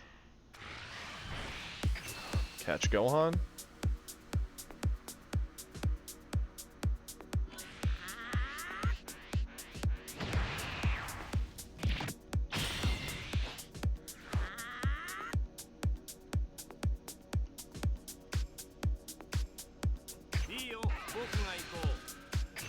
I think the heaviest investment, as far as like financially spending money to get cards for a list, was definitely in Universes. Back in the original Yu Yu Hakusho set, the Spirit Shotgun for Yusuke was a insanely good card, and I bought it when it was like 50 or 60 bucks a piece, and I had to buy 2. That card climbed up to near like 100 bucks a piece because it was that good.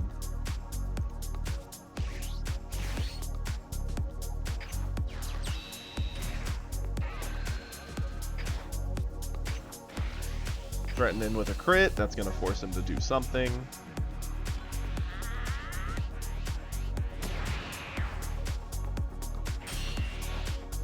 I am a fan of swinging with 17 again at him.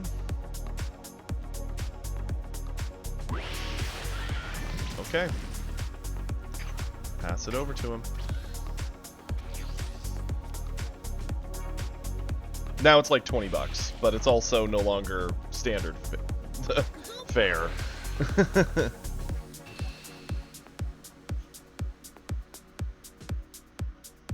I think he's trying to bait me. If he does have the Gohan 7 drop, he gets the full board anyway. Yeah, we'll give it up. Until we see what he does, no point.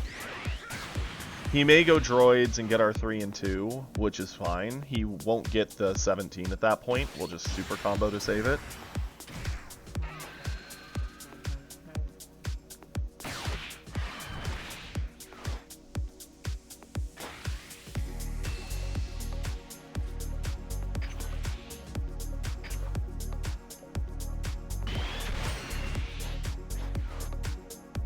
Okay, we really need something to help us control stats because we are so close. That's actually pretty sick.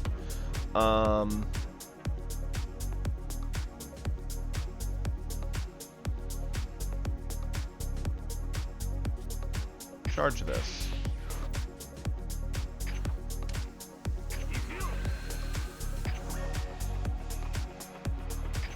Swing in, see what we draw. Also a decent option. Yeah, Shotgun is a nutty card, isn't it, Wyatt? That card has decimated games on multiple occasions.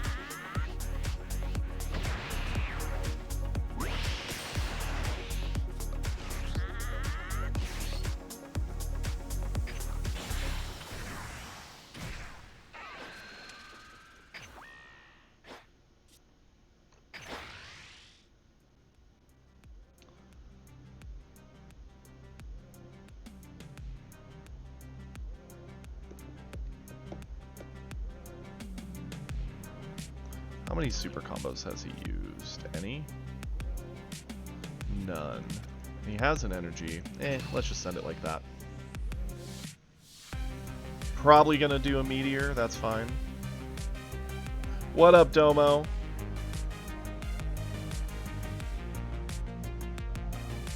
Yeah, that's kind of what I was thinking for Sewell. Plus he had the energy up for a meteor, which already solves the problem.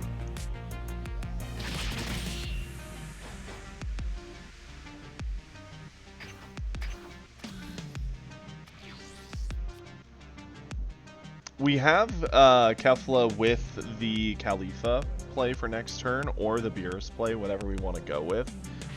He does still need to answer the board to a degree. He could go Broly. Broly blows up our 4 and gives him more attack options into our board. 5-drop also does some work here.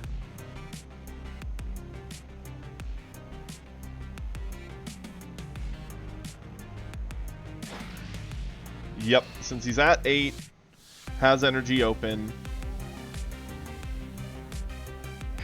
We do have to let the 17 go, unfortunately. What up, Alchemist?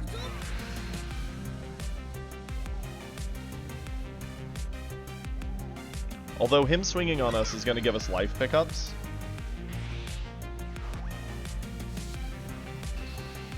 Interesting that he would go to 35 to hit me here. He may think he has a shot.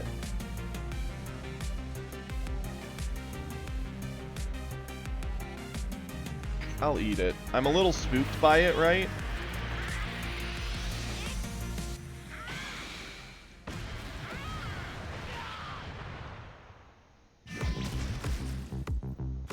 Well, that turned out to be worth it.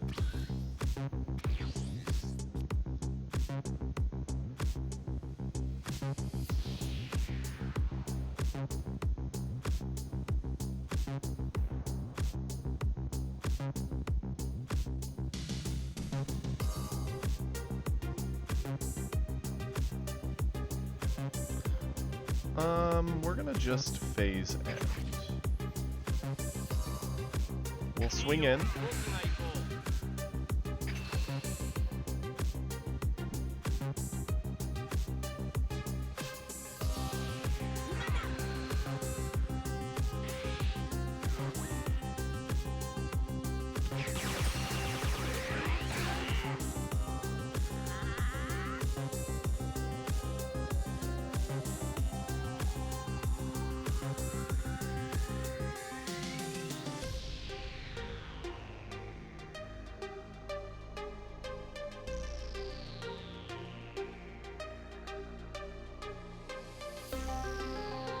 So we have a couple different options, right? He's already used Gohan.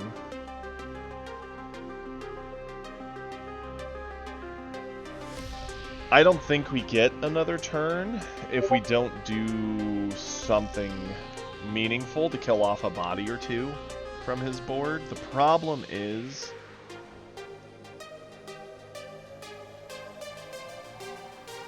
even if we do that, if he has like a Broly, we're dead, right?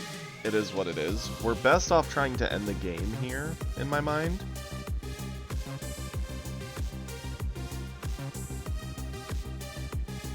We could go Beerus. Beerus can get tall.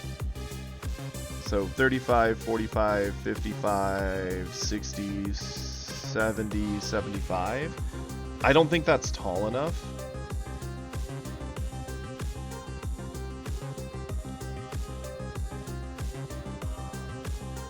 Actually, he can't Broly us anyway. He's at 6 energy. Like, he literally can't Broly us.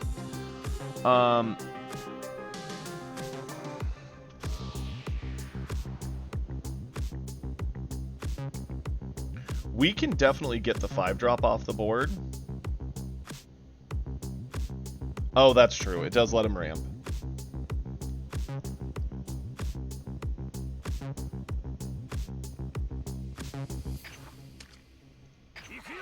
Give the -10 here.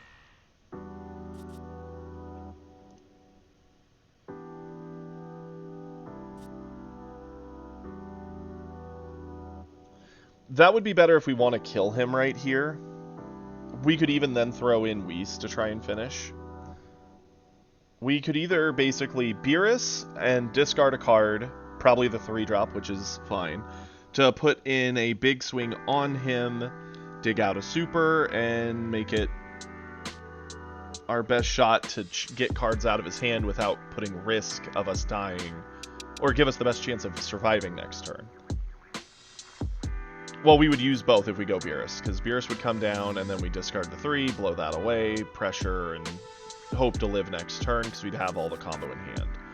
The problem is, if we go Kefla, Khalifa, we could even go Whis, we get 3 swings, and if the 3 swings don't do it, we lose. I think we go Beerus.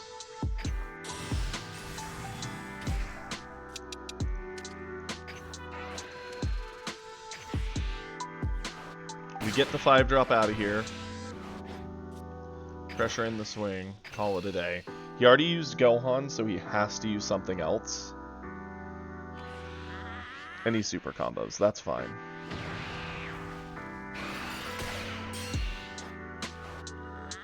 Now we pass it over. Morning, Hippo! Like, we have 2 super combos. We have Kefla, Whis, and Khalifa. None of the cards in our hand are dead. And so long as we don't eat 1 swing, we have the life that the droids can't finish.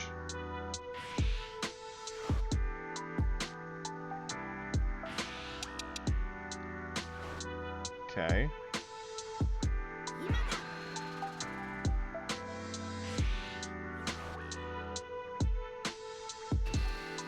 That's fine. 40, 65.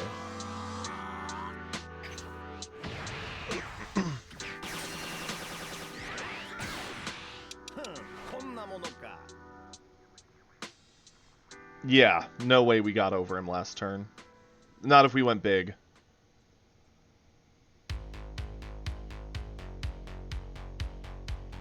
Stomach aches suck. What up, Schmacky? I would recommend getting, taking some Tums. Those usually help me. Sure, we'll go down to 1. Ooh, the 0 combo hurts.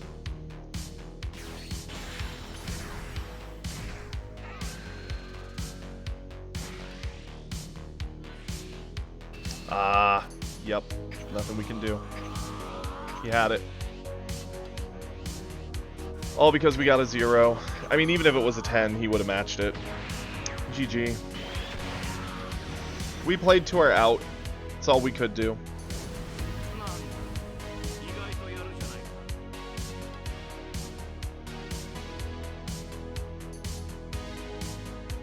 Brutal. It was a good game.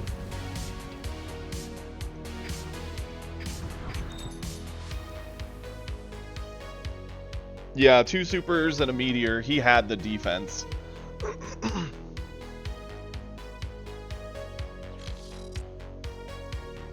See, and that's the thing, right? Gohan into anything that's not hyper aggro feels fine, but stuff like Topku, ugh, good luck.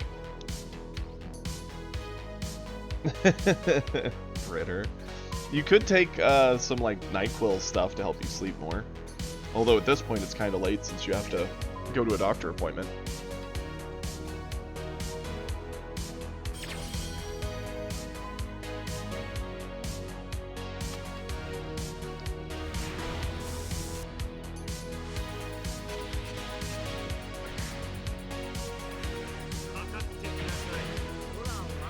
What up, Matt? How you doing, buddy? Yeah, basically. We would have had to see a whole lot more at that point. Yeah, we'll keep this. This is a good control hand. Now, the only thing about this that's kind of awkward, right, is do we actually attack into him since we're critting away cards? And just hope that we have better board control, even with how quick the game will speed up? Or do we slow play like most of our other lists? Oh yeah, we were cooking with Trunks and Beerus today. Those are the two decks we've been playing, and both have been doing very well. We've had a few games like that one with Gohan just now, where it was like down to the wire, and we did come out the loser in some, but overall, I would say it's been a pretty fun time.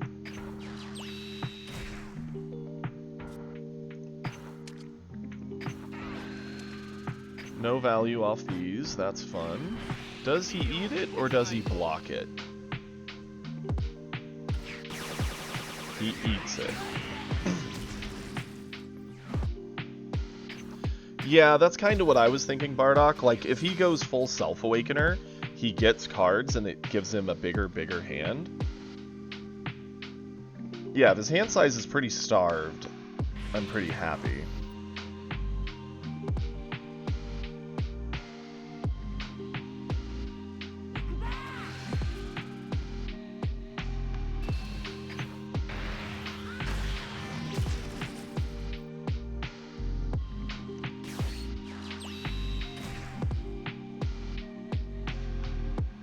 Okay. Sure.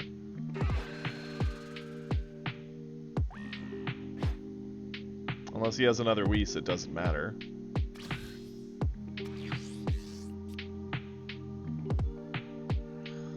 I think we're gonna charge away hit here, because I have to give him the card to hit him with hit. I am gonna slow play this a little. We're gonna go double Whis to get rid of the value of his Whis.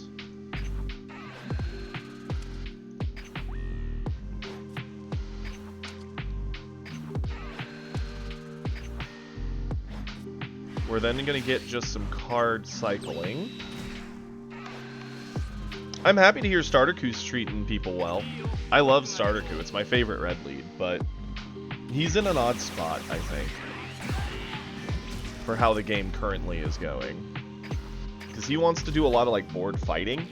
Problem is, into blue, they don't let you have a board because of their various bounce effects and control effects.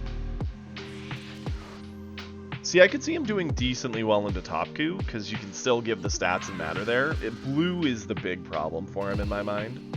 Yeah, absolutely. Please add it to the Discord.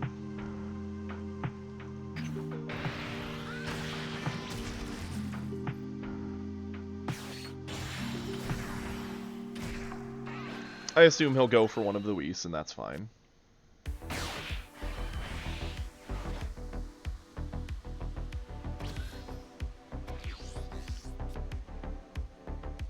Again, we're going to get rid of a hit here, in my mind.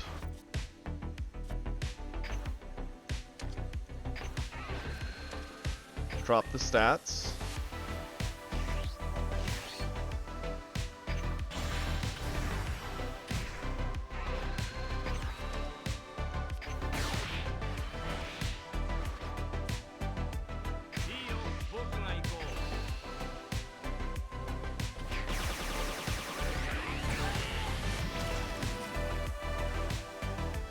I could not attack and make it so he can't awaken. He still has to play something to awaken. He'll have to create a board. We actually have board presence. I have plenty of combo in hand, and we have a Beerus to clear anything he tries to set up. I'm actually okay with that swing, the crit still taking away the life. And if he self-awakens this turn, next turn we get to really pressure in a lot of threats while keeping his board gone. So I'm actually quite happy with the swing there. Could I be punished for it? Sure, but hopefully not.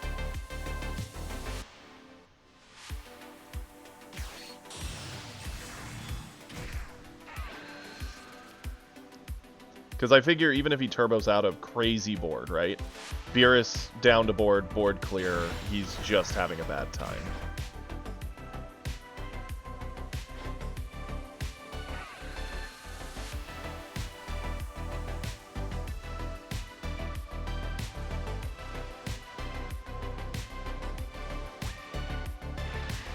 He didn't do the life pickup. Interesting.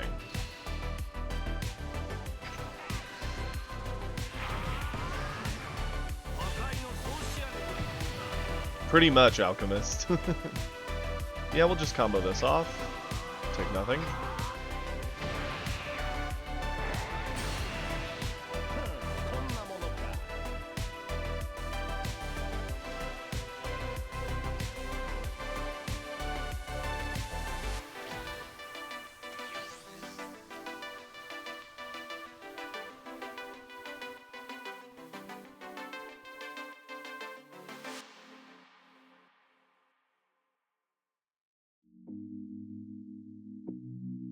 Yeah, I mean, it would have awakened him, but since he went with the Kefla play, he wouldn't have been able to do his ability.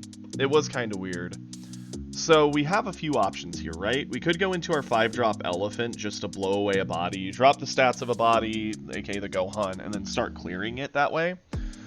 Another option would be to Kefla out our Gohan and keep the pressure high. I'm kind of a fan of that. I think our charge will be another hit.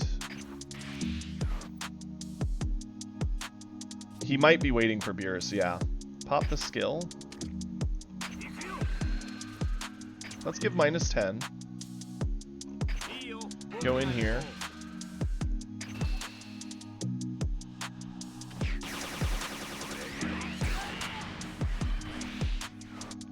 Since he let that go, I'm not even going to do anything too crazy. We're just going to play this. Pop this.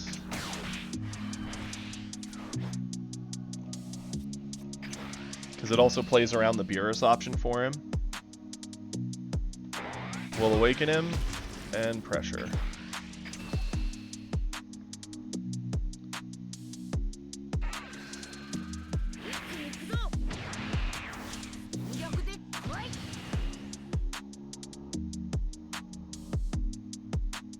Because this is not something he wants to eat. He doesn't want to go to 2. Get a super out of his hand, I'm cool with it. And tell him to figure it out.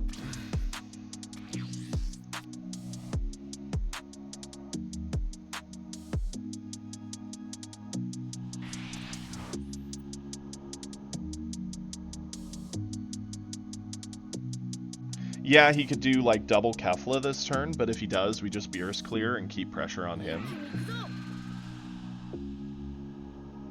If he tries to fight off board, we can easily sacrifice it off. We won't have to burn any cards and then see where we're at. We're doing very well, Yak.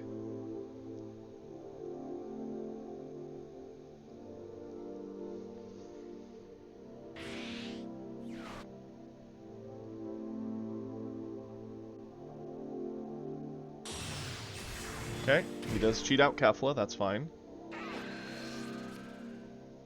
Kefla is going to play... Drumroll. Kato Pezla. Okay.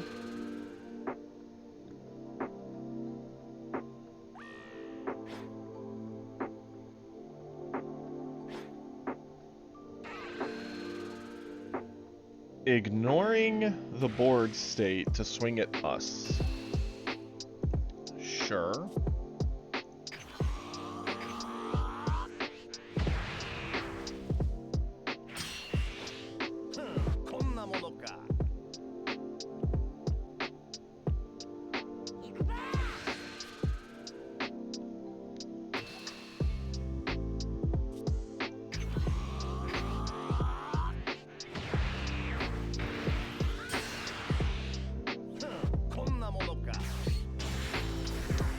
Drop Goku. Okay, sure.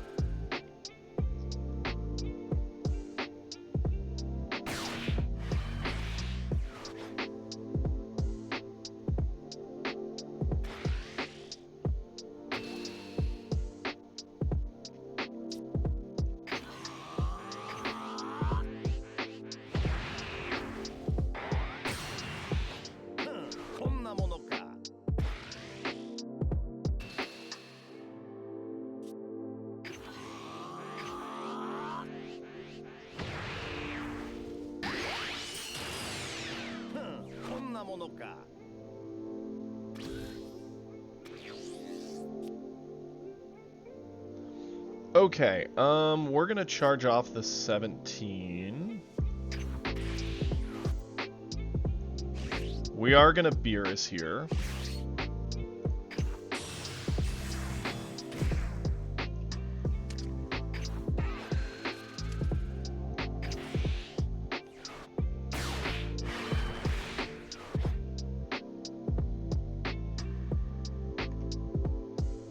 I don't really care where he puts the minus, because either way he's dealing with all these coming at him. 20 in, now he can use a 5 instead of a 10, that's fine.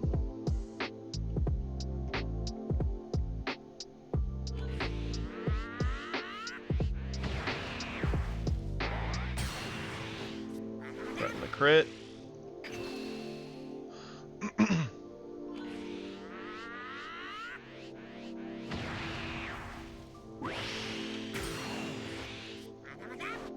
Punch in. What up, Nico, and everyone with Nico? Hope you're having a good time.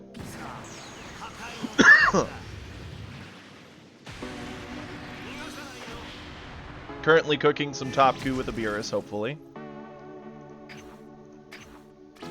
How's the day been treating you all? Pretty well, I hope.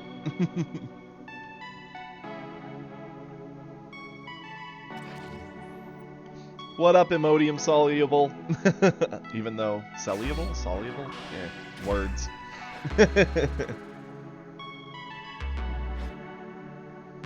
We're both pretty gassed on our hand size. The fact that I'm at 4 life makes this whole thing awkward for him. Isn't that how it goes, right, Nico? Like, we started with Trunks, got up to just short of a promo, and then lost 1 game. Then we swapped over to Beerus because we realized we hadn't gotten our red weekly yet. So, I guess, yeah, Basil whiffed. Dumping a Glimpse to clear our 5-drop. Interesting. I mean, we could save it. I don't necessarily think Beerus is worth losing our entire hand over. Not when we have Kefla into Gohan for next turn.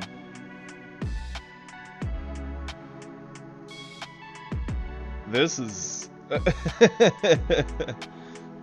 interesting, to say the least. He still has his leader ability, but he'll be burning a card and playing a card, and if that card doesn't draw him something, he'll be down to 2 cards in hand at 2 life. This is a brutal position for him.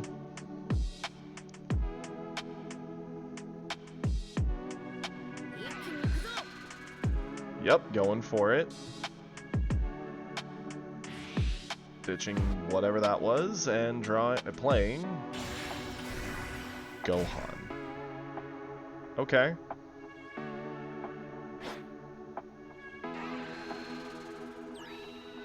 He did the life pickup? Are you crazy?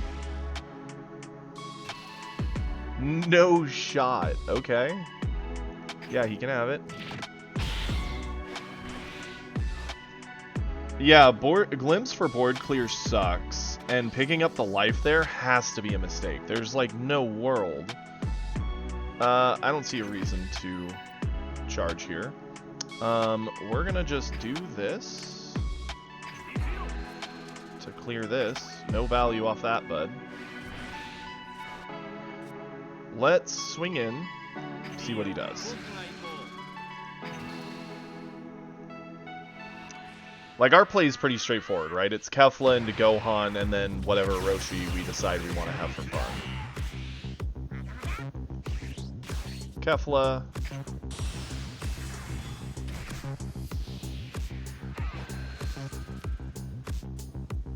Into Gohan. Ah, we do get punished for not doing the life pickup, but what do you do?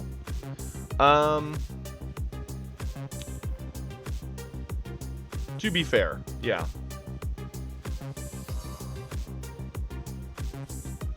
Let's just do Roshi for the blind card draw? Sure.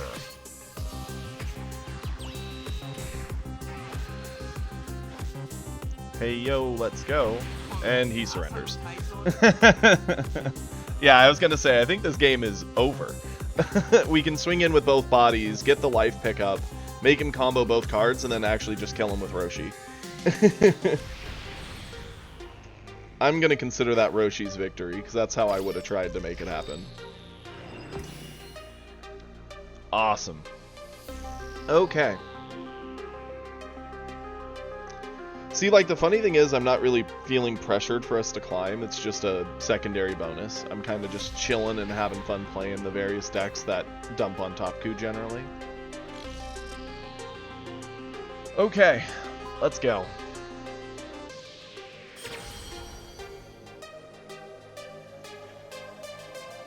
So, what's been your favorite list so far, Nico, of the current set? Don't get me wrong, before the season's over, I'll put in the work to climb with a deck to God tier.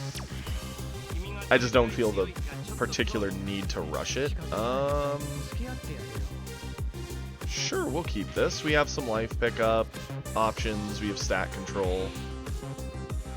Oh, all good. I know Nico normally pops in and only has a few to say hi. That's fair. There's a lot of top Q out there. I just don't want to play top Q. I hate that it's like the deck you see constantly, so for that reason alone, I prefer to do something a little different.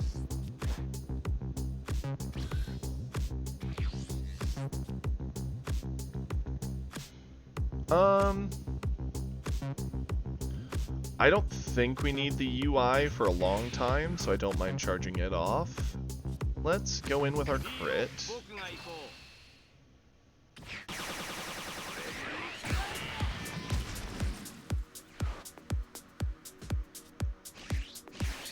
See, I'm just having fun playing the decks I kind of like at the moment. When it comes to climbing, I get the feeling I'm going to just have to spam out what I think are some of my better lists, which does include the ones I've mostly been playing for fun anyway. It just means I'll have to do a whole lot of, like, sweating with them, which doesn't really sound like a good time. Yeah, pass it over.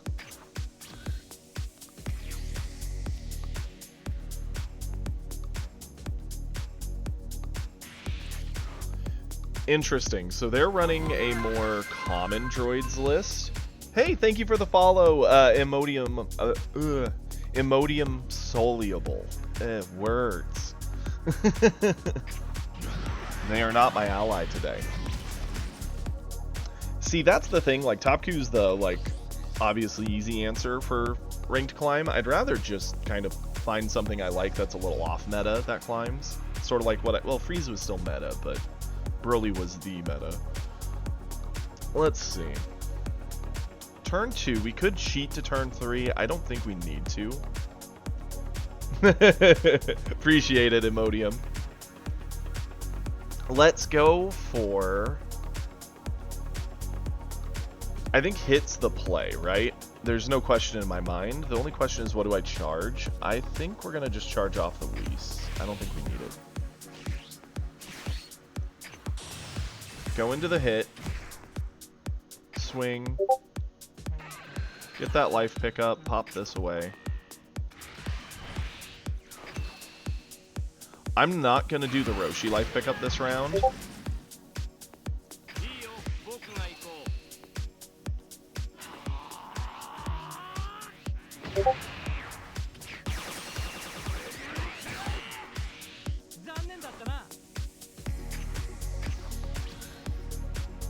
I'll leave myself on 5. He may swing at hit, and that's fine. We can always use Roshi to get the life pickup next turn, and then pop off a glimpse for very cheap if we want.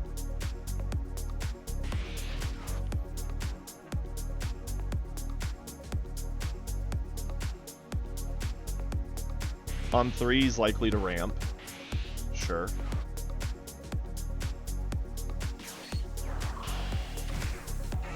He goes for the Roshi kill, that's fine. Probably gonna swing in, sacking off the Kami to threaten the body. We'll just sack off the Kato. Keep it.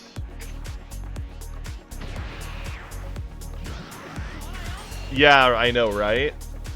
It does hurt the soul, but at least it's still an android, so it works with a lot of the other keywords. Glimpse, it's going to be a while before we do it. We have plenty in the deck. I don't think I need to hold it. I'm going to swing in with the crit to deny the cards.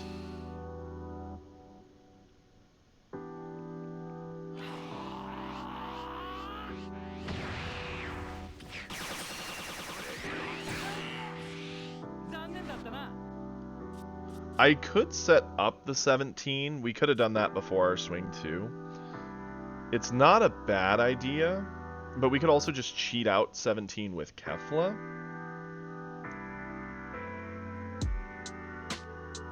Let's going into next turn, he'll be on 5. Yeah, let's just do it.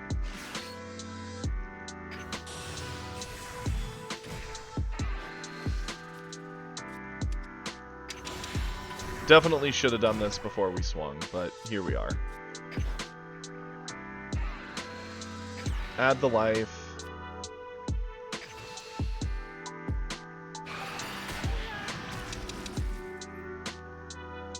See, I'm actually kind of a fan of this, just because we get another round of swings here that he can't really answer in any meaningful way. And then next turn we can add to the pile, essentially.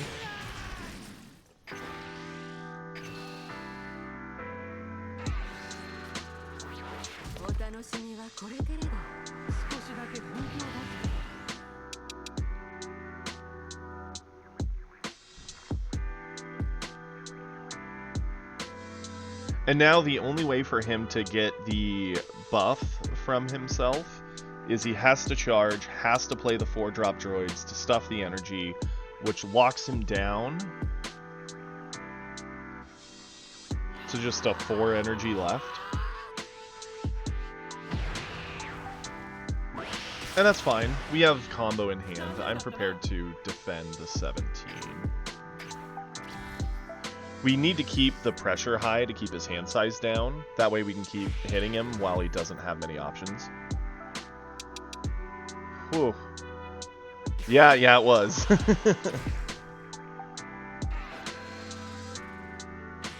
Yep. Classic.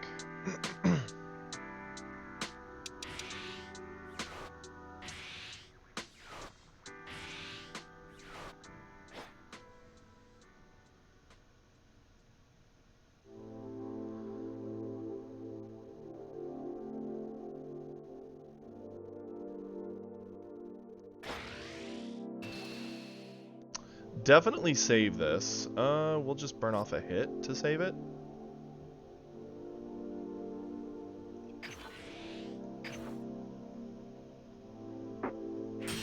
He has 4 energy. He could do another droids if he wants, if he has it.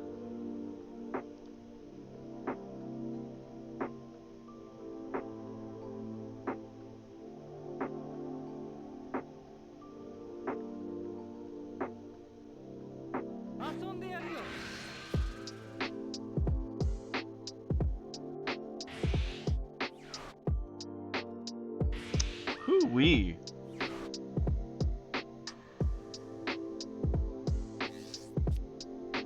Well, we now know he has Broly in hand. Yeah, he can have it.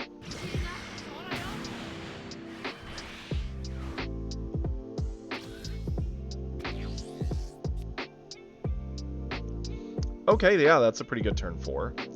Let's...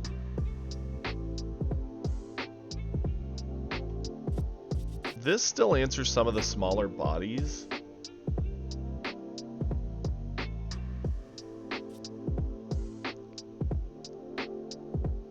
Charge off you. Pop our skill.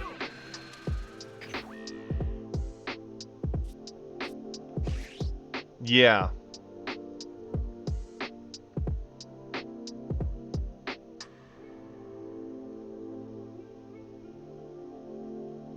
Yeah, we'll go Kefla.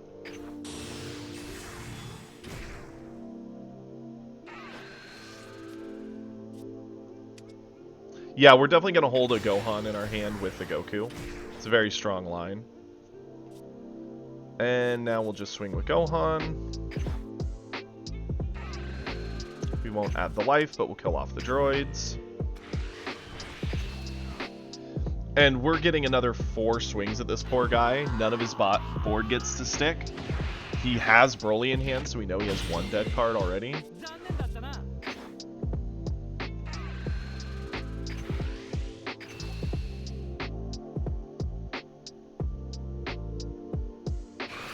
That's true. It does get very spooky.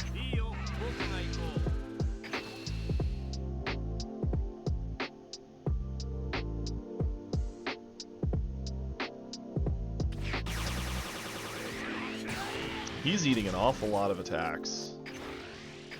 Is he just going with the, well, if I sit at 1, so long as you don't hit me, I can't die? If that's the case, if we find another glimpse, we're likely going to kill him.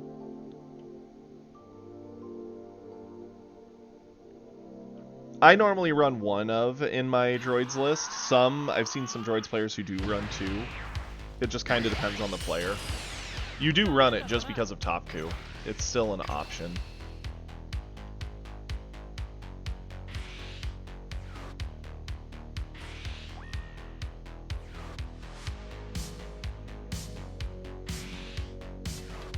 Okay, he actually did get the energy off that Earth Destroying, so now he can go into Broly.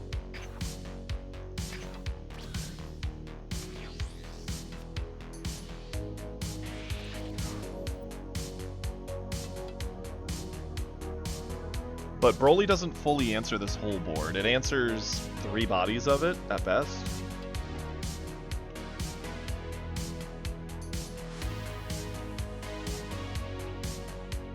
And it locks him out of all of his energy.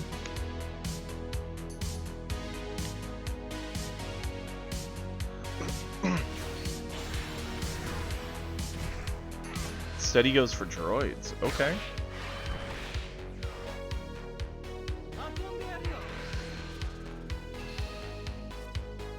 Well, this is a pretty easy save.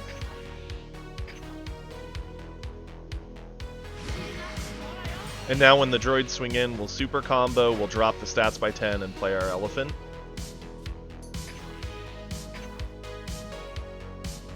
Yeah, the elephant's scary good in this list. I normally don't like running 5 drops, but the fact it's a 10k combo that also answers stuff like this is crazy. We'll charge off the Piccolo. Up the skill. Sorry, sir, but your droids are not allowed to play this game.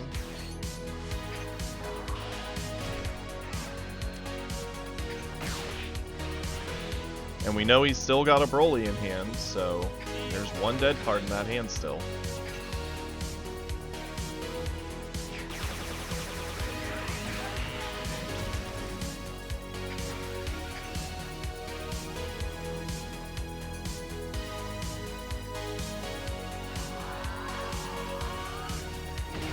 And now he's not allowed to eat any more swings.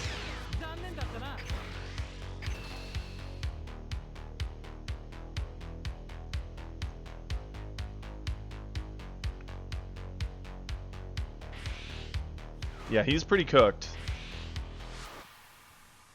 The fact he went to an instant for this, interesting. I'm not gonna lie, I'm kind of tempted to put the 10 on here just to make it super combo plus. Yeah, he could have another Earth Destroying blow, which would get him over it. He saved 2. We've seen 3. 1's in his energy, 2 are there. I'm going in with this, and I will do the 10. Earth Destroying is 25. Honestly, there, catch. Now his Earth Destroying blow isn't enough. He needs it plus more. Sweet.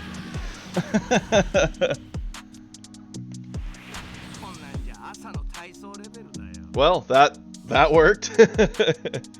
And the Broly play was going to be terrible, right? Because we were going to Gohan with the 20k, get the Gohan pop. Poor droids player. Man, getting your droids killed by the elephant sucks. It's happened to me once or twice, and every time I was big sad. Because you're like, it's a 40k body. They have to really work for this. Not really. Not Beerus, anyway. Thank you. Yeah, we could probably take a break, do some replays.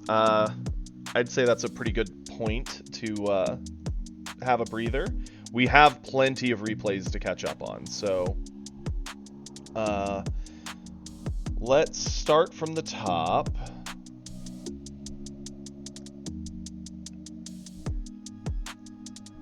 Pretty much, yeah, Versul. Rumshi, like, legit carried that. I'm not gonna lie, like, originally when I was building the list, I was like, man, Rumshi's good, but does it work? And yeah, no, it's actually kind of insane how good Rumshi is in the list. For anyone who's wondering, this is the list I'm rocking with. We've seen most of it. I run the double glimpse just as a way to end out the game. The 4 supers, the double Rumchi, the triple Beerus, just because, again, that board clear is so strong. Double Droid, 17 for the buff. You need the 4 Gohan. I don't know if 4 hit are needed, but I don't regret it. They give you the early game life pickup plus the stat control. I love the crit on this 2-drop. UI Gokus for if they're sticking a body. It's a good way to end out on Topkus. The 3 Kefla for value. 3 Kato, 3 Goku, and then just a spam of 1s.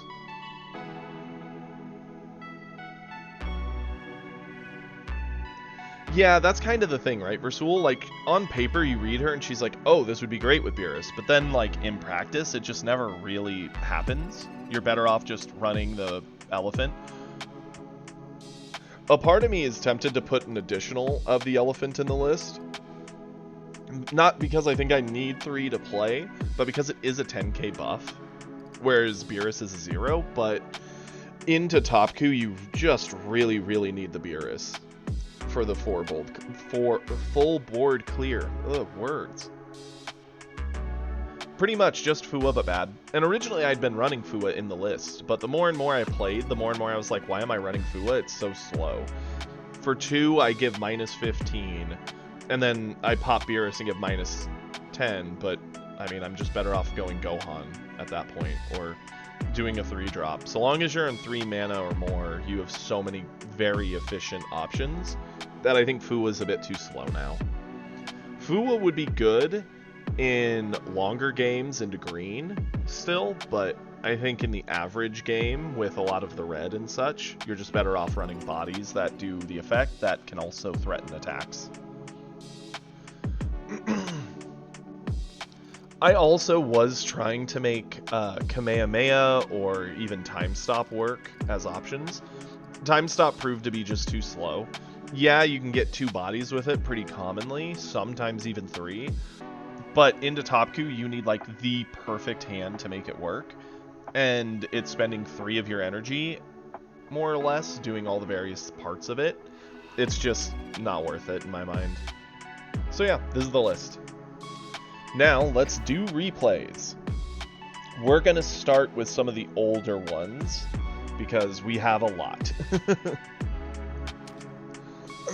We might even just finish out the day on replays at this point, but I'm down with that. We can chill in our happy home in Platt, and tomorrow have fun climbing or falling and climbing back.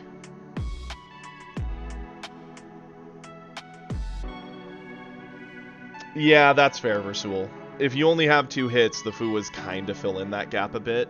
I mean, you could always use the a 4 of the Crit Girl like I do also, and then just play down 2 of your 2 slots. It's not a happy way to do it, but it certainly is an option. I figure what we'll do is we'll do 1 from each person, that way we try and get a good variety going, and then we'll go back through hitting extras of anyone who's sent in extras. So right now we're starting with Inferno. Okay, yeah. And she's incredible. Like, legitimately. The fact she is a crit 20 body is insane. No, you're good, Inferno. And yeah, that makes it tough, right, Versul? I mean, you can still build around it, but every 1 card you trade out, you're technically adding more risk to the list.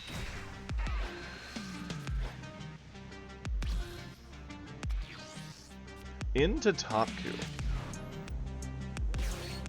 Hey, there you go, Schmacky. The legend himself. Welcome back, bud. Just in time for replays. And we hit Plat, so hey, we're happy with that.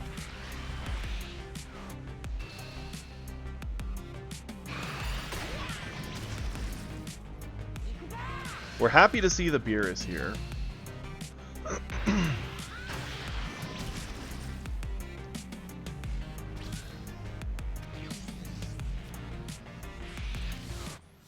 Nice. Well, I'm glad you're able to keep an eye on it.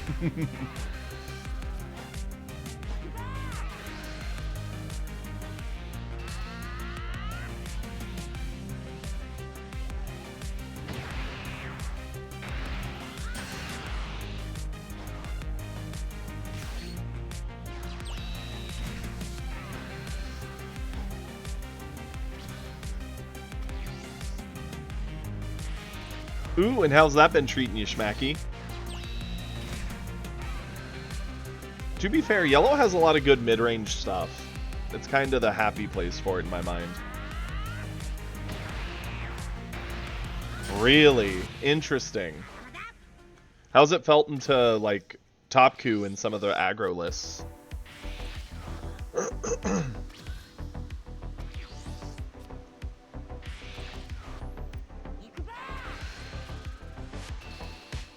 Not having anything to do on our turn felt pretty bad there.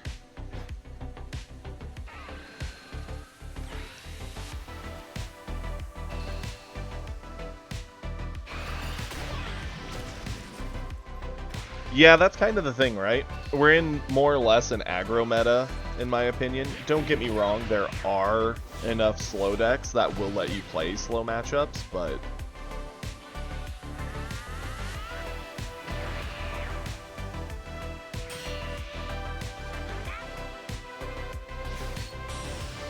I mean, this is obviously a setup to go into a Beerus board clear. The problem is this top coup is not playing around that, he's playing into it.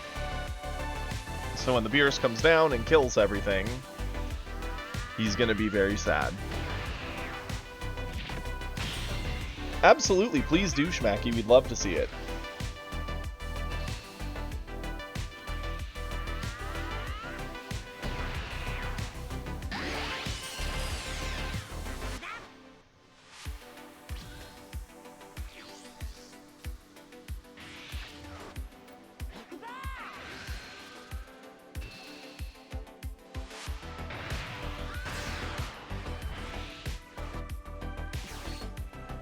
I like the attack, trying to see if we can bait some cards out of hand.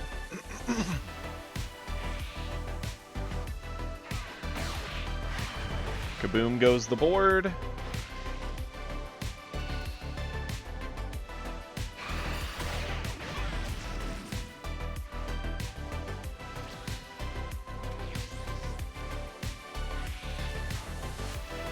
Interesting that he charged the... Man, my voice. What in the world? What in the world did we just see? Man charged away his Gohan and then tried to God Kamehameha on a Beerus that wasn't stat reduced.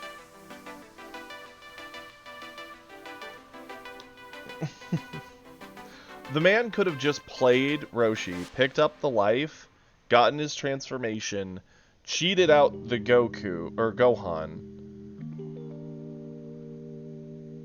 and then using Gohan's debuff, he could have actually killed it with a 3-drop that he drew into, or the God Kamehameha, but instead he just whiffed everything. That's crazy.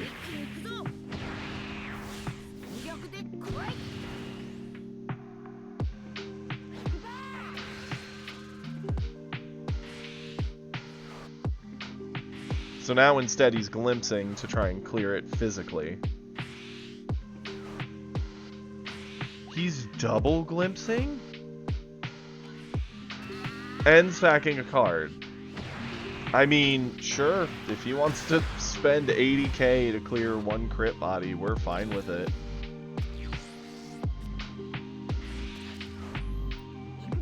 I am actually stunned by what we just saw. I don't even know how to process it.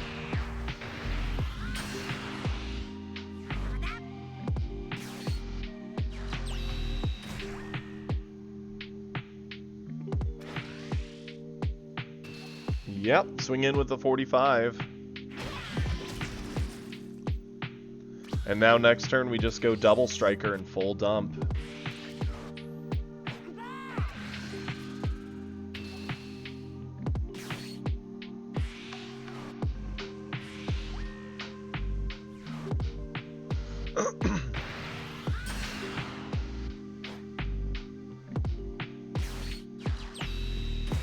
Oh no, is he gonna try and kill it with her attack swing? No. Man needs to read. Nice try. Oh no, and he's not even using his lead ability.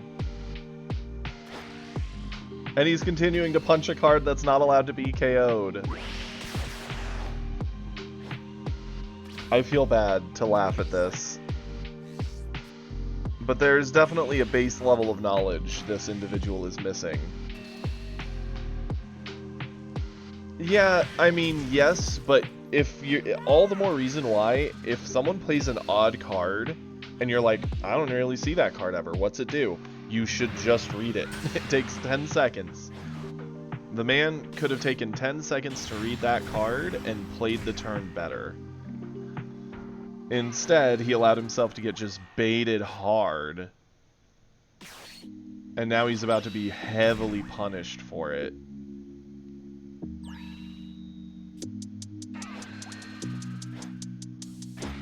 I cannot even.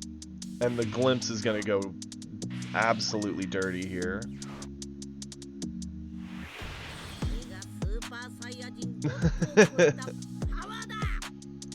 Reading. So, we need to set up a math class for people, and we need to set up a reading class. Every time you make a mistake like that, you have to attend. It's just an hour-long lecture. Pretty simple, right? Ugh, my soul. Okay, next up we have Domo, and this is their gold promo game.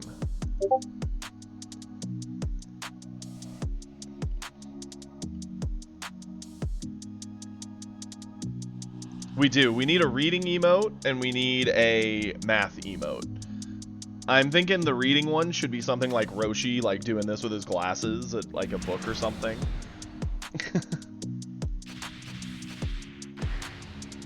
What should the math emote be, though, is the question. Just like simple numbers, 2 plus, or 5 plus 10 equals 20, and then a bunch of question marks or something? I don't know.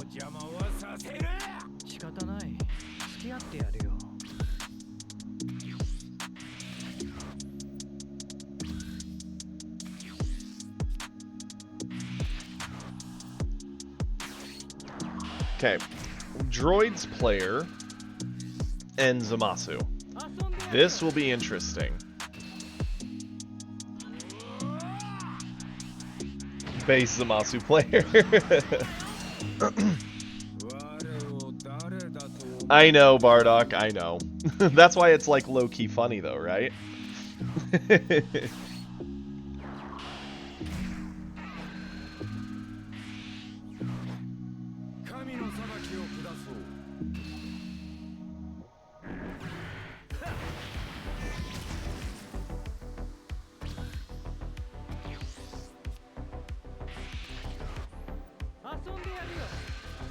Yeah, exactly. He's reading the centerfold. That's where the joke is.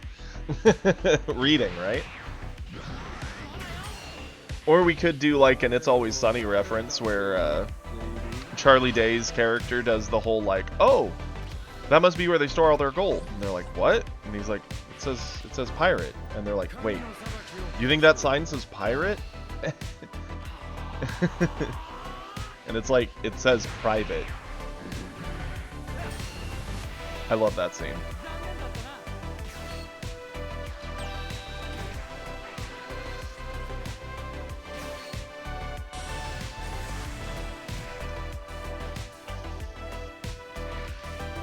So into Zamasu, Lab is a definitely better card than D-Strength, just because it will actually have time to do what it's going to do.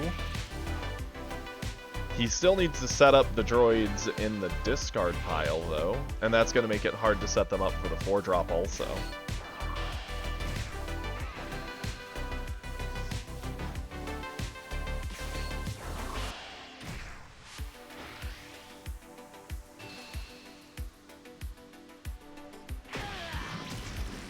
The 2-drop crit 17. That is not something I have seen since set 1, and even that was pretty rare.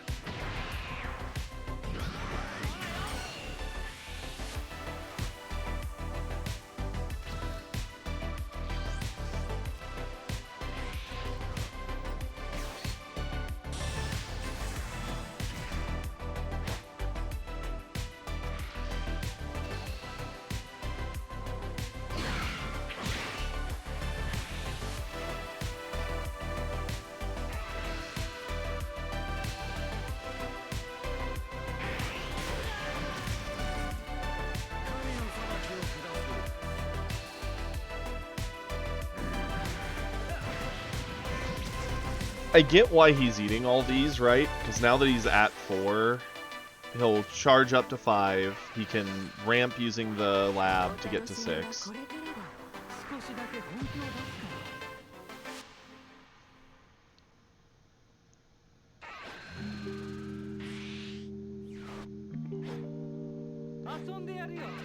Like, he'll get his 30k buff soon enough. I don't know why he put 10k on that.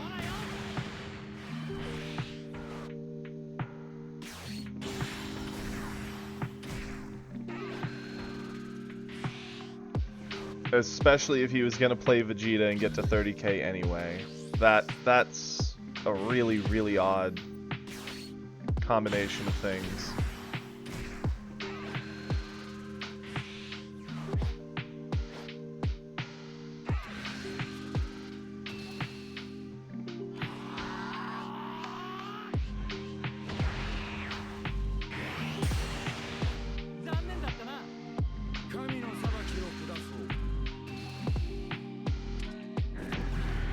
Well, he has a 17 in there now. And I mean, even if he didn't, he could have...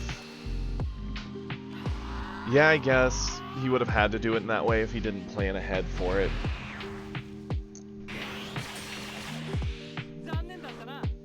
And here's kind of the rough thing, right?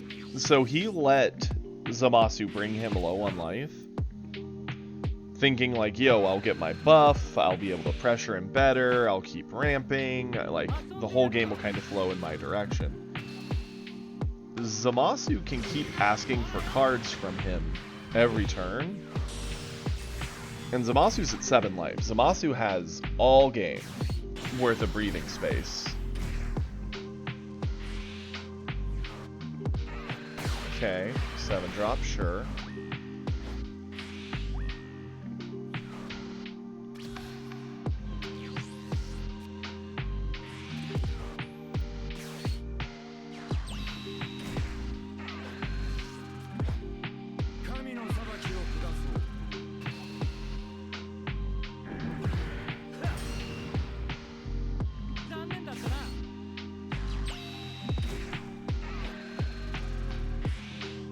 Peel off, get another Trunks, that's fine.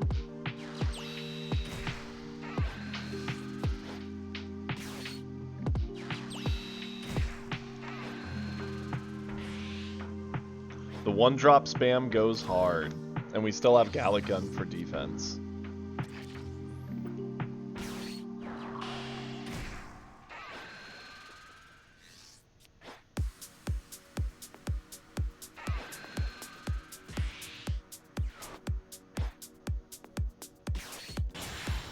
I can get wanting a lot of droids in a droid list. Obviously, you need a bunch of them for their various synergies. We haven't seen any of the set 2 4-drop yet, which is really, really odd. I don't know if he's just not drawing it and he's having bad luck, or if it's not in his list, which would be kind of odd.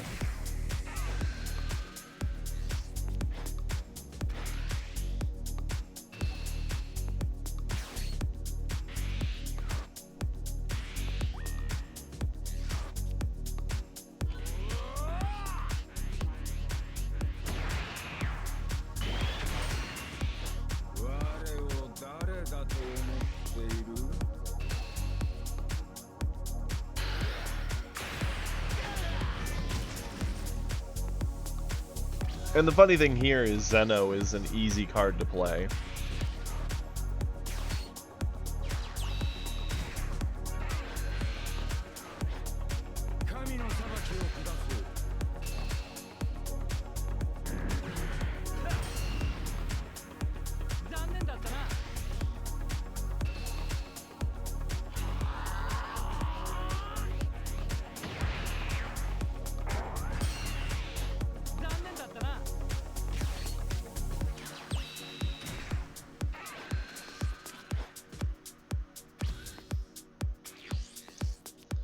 That's true. Could have definitely done that. Especially since it doesn't look like there's any in there.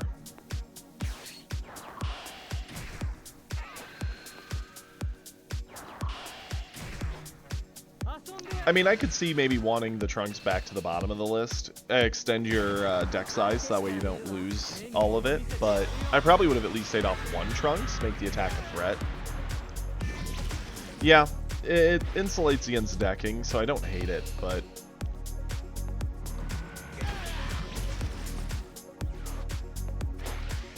Big sad to eat the crit, though.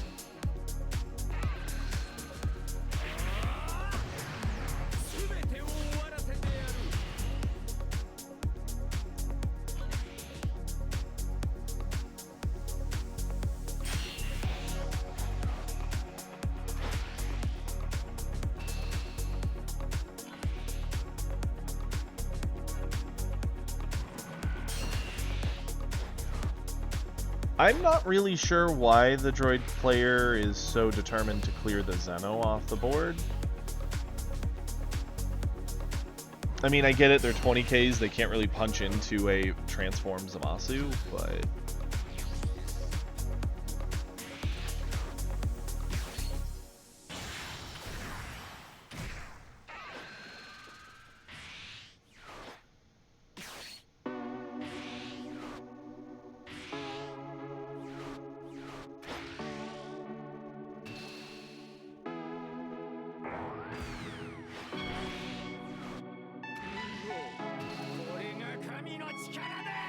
I also don't really get why they're running the 6-drop android. We haven't seen a Gohan.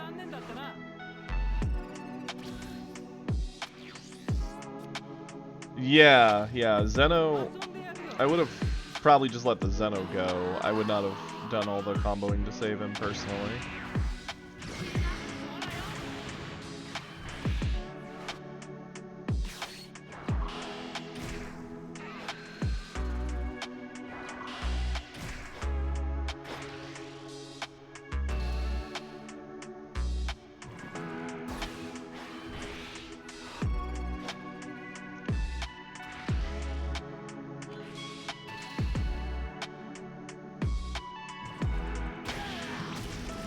I'm fine with us going to 2. We heal anyway. We're on 8.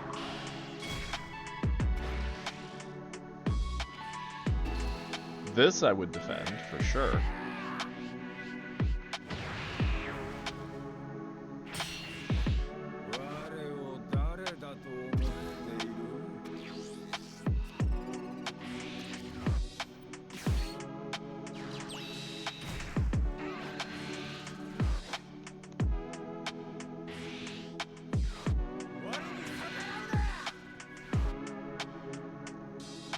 Yeah.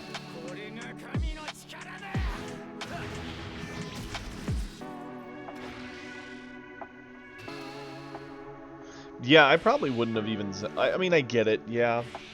The board isn't a threat to our 25 base. They could aggressively combo to make it threat, but then they'd have to be burning their hand. Like, I don't know if we needed a Zeno there. I probably would have just stabilized with the 4-drop. Swung to get the card draw and kept the Gallic Guns as defensive pieces and just chilled.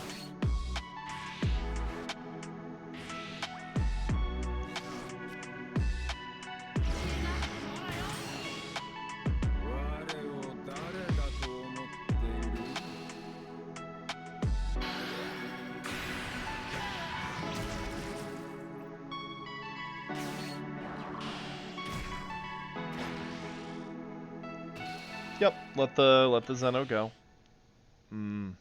See, I wouldn't be saving Zeno here. Yeah, it gives us a body to swing at him, but we want to save cards to protect our face, in my mind.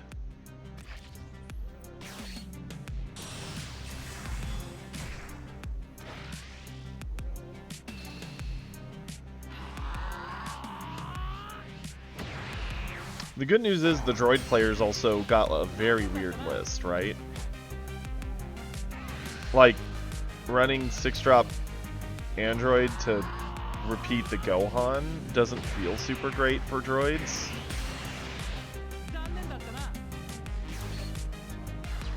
Yep, do this for sure.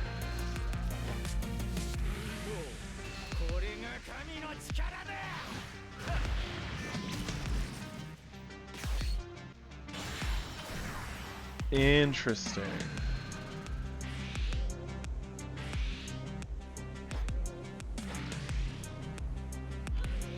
The thing that I'm... Oh. The full dump. That's quite the read. I mean, it got there, for sure.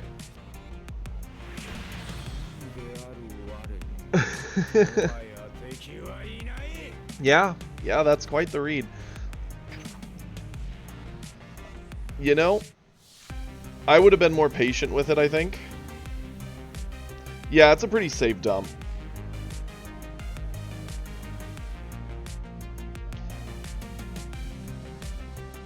But, man. Yeah, there were some odd choices made on both ends, but especially the droids. And that list, it's like... It looks like someone who probably wants to play droids has a lot of set 1 stuff, but not a whole lot of set 2.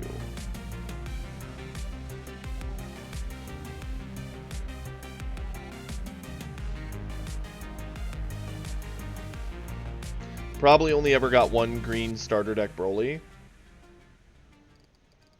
Huh. Interesting. Droids player, please, if you somehow, some world, some way, come across this ever, check out my droids list. I think you'll like it better, and I can help you make it a little better from whatever you have, I promise.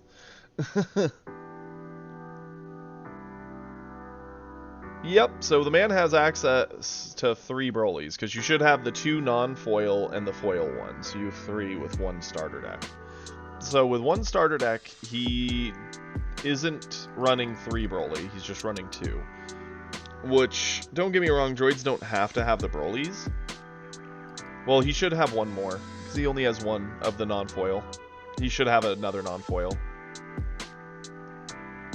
And if you don't have the 6-drop, that's fine. The thing that kills me here, he's running Lab, not D-Strength. Lab works better for the long game, so Zamasu's one of the few targets where it's going to work better. But eye lasers to kill 1-drops is kind of odd. Ooh.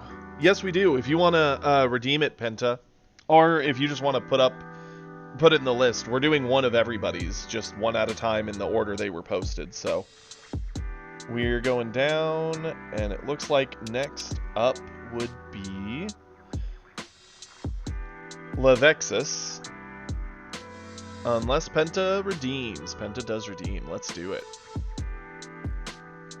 Did you post it in the Discord just now for me, Penta?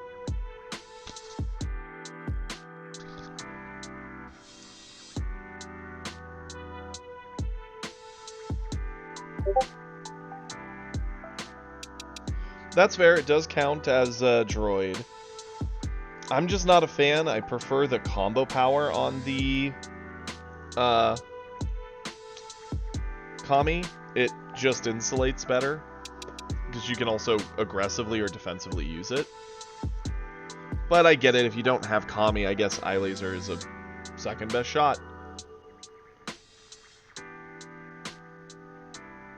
Ooh, I'm excited to see it. Yeah, he's doing what he can. I get it. It hurts, but even if you just have a few better, like, set 1 cards, that list left a lot of space that could be improved upon in my mind. Like, even with just commons and uncommons.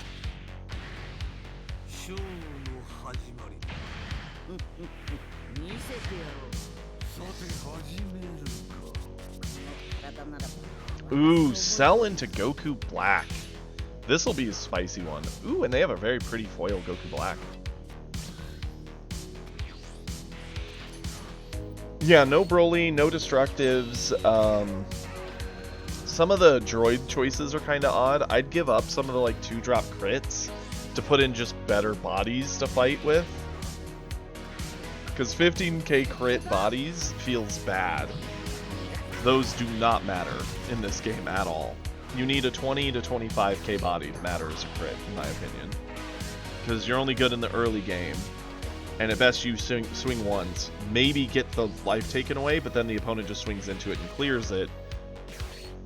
They are 10k combos. I'd rather have a 10k combo that at least does something, though. Even just a vanilla that's stronger.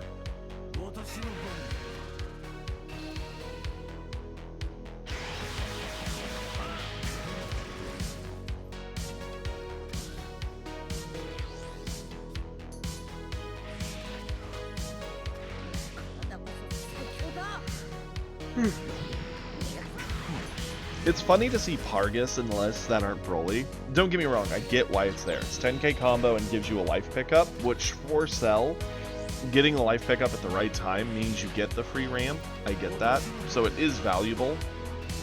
It's still just funny to see it.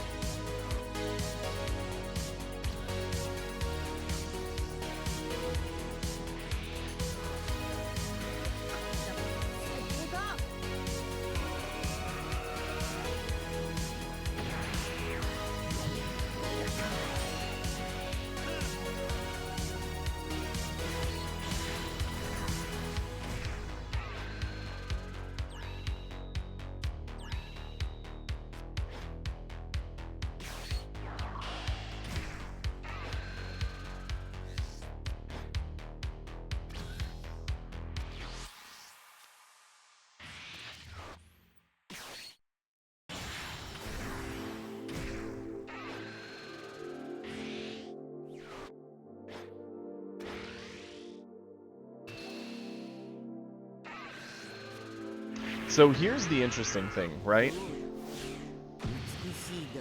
He's awakened, but he has to wait till next turn if he wants to get the Goku Black down.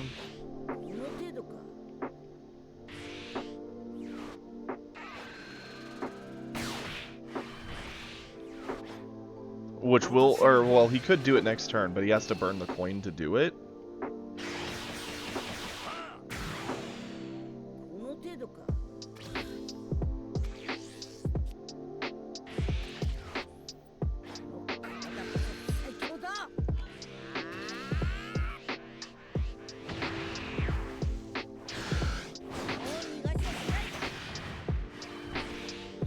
And there's a thing to be said about the fact that Cell's still at 6 life and is kind of just chilling.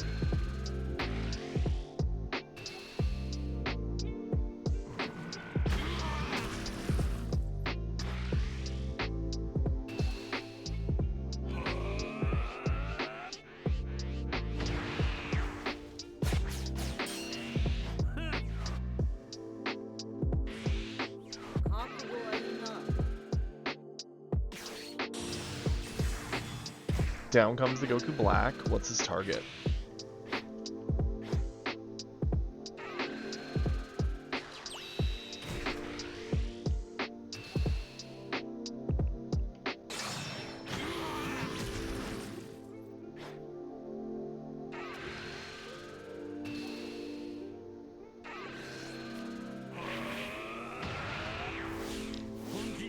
So we are one turn short of getting the Cell here, meaning we have to put up with more value out of that 6-drop, which is very spooky.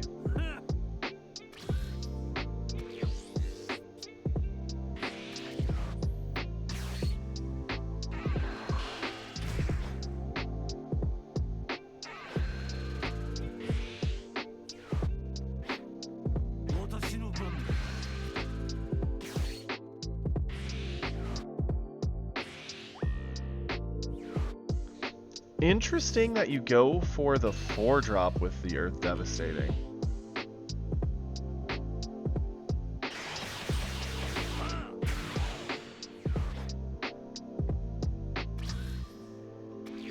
Oh, I'll be right back. I thought I just heard a knock. Give me a moment.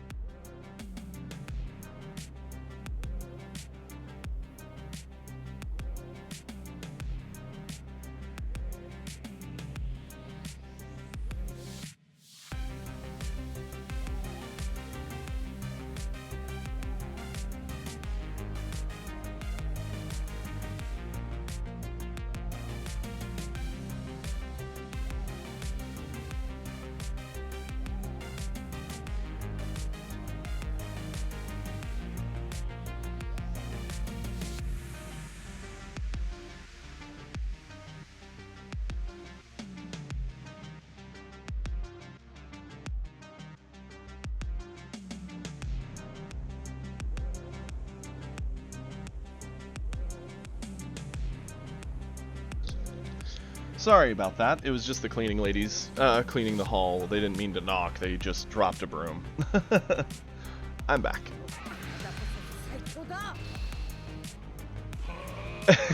Our Lord and Savior Topku. Oh boy.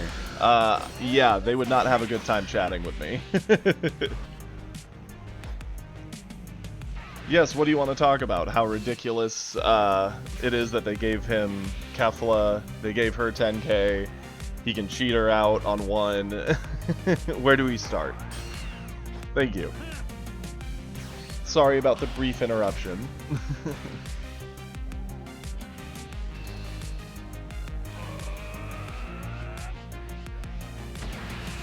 So this is a really spooky spot to be in. He's comboing really well to pressure more out of our hand. Cheating out a 4-drop just to get extra value.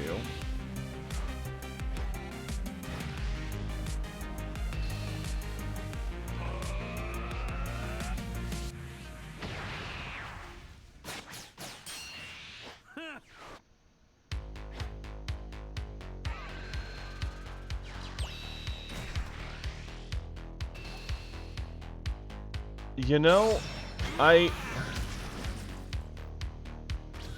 don't know why they cheat. That had to be a misclick, right? Why didn't they bring out the Gotenks with the swing? Is it just because they didn't have the cards in the discard?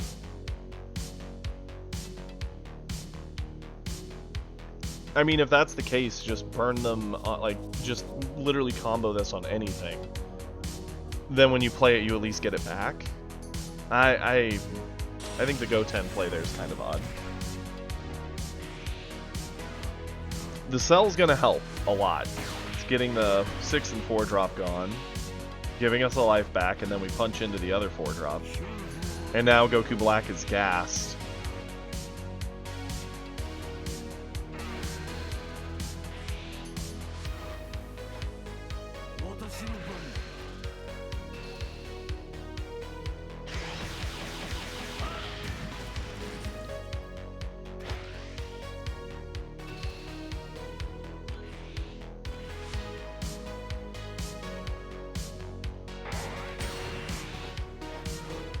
And that's just how good Cell 8-drop is, right? We went from a board that was a lot of different, various big attackers that could all threaten us, to now being fairly comfortable.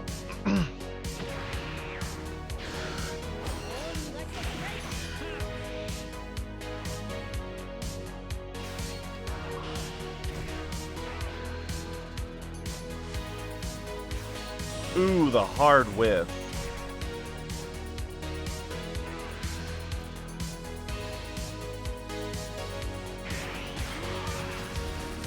What up, superhero?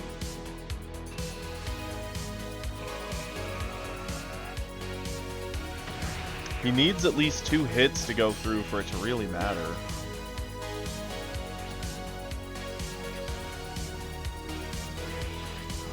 Really, Spectre? How'd that go?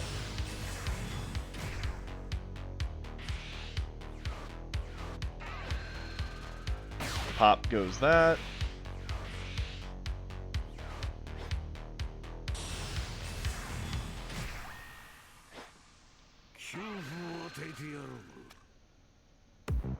I'm guessing you tried to pop the 1-drop with Cell, and that's why we only saw the 1 go away. That's what I'm guessing just happened. Yep, there you go, Spectre. Nicely done. Hey, you know what, Penta? It happens. It's easy to forget that that's a effect, but you can pretty much just take the turn off using your big 8-drops to clear the board anyway. Yeah, we don't get the 1-drop, but who cares?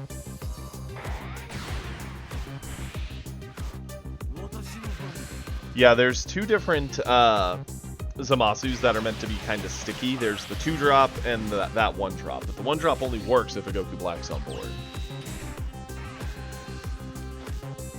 Like, the Goku Black was in the driver's seat in the early, but he kind of just gassed out. And now, anything short of him having a Zeno to get rid of the cells and reset the board state, it's going to be very, very hard to get this back.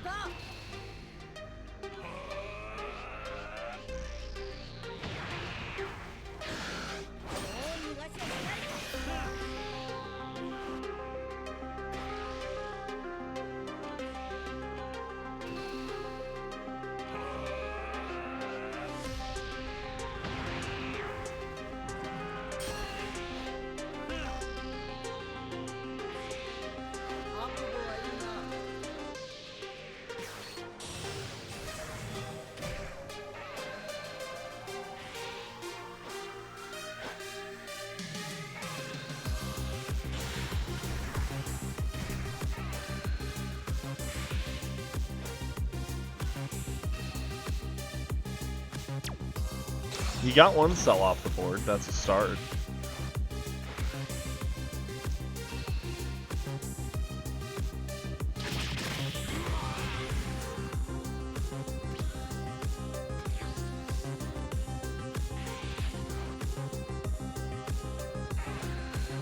We can just do this for card draw. Oh no, the Junior for free.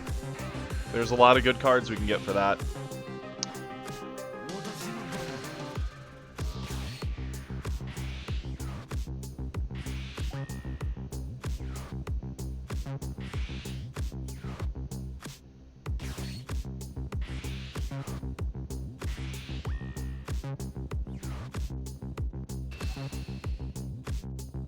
It's like the 2 energy makes it hard to fit into a lot of turns, but when it works, it really, really works. Yeah. That was wild.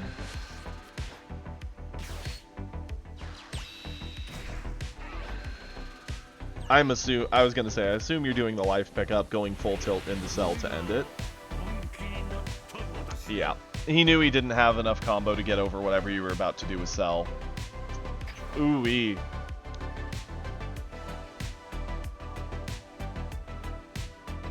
Interesting. I actually didn't know that, Fort. That's kind of crazy. That was a good game, Penta. Thank you for sharing it with us. It got a little spooky there, but you got to the energy to where you could drop Cell, and you just stabilized. He wasn't able to get that pressure going again. Okay. Yep, we're doing replays right now, Unknown, so feel free to post one if you want to put it in there. Now then, we have this cooler game coming up.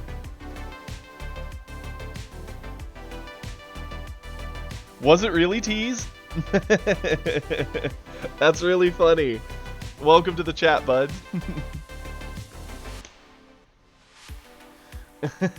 I mean, I don't know, Unknown. It might still be able to come through on my end fine.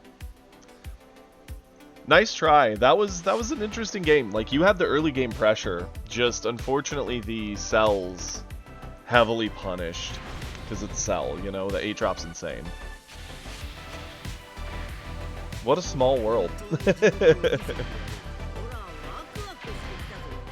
Oh yeah, we did see this one. You are correct. So we need to do this one. This is the one we haven't seen.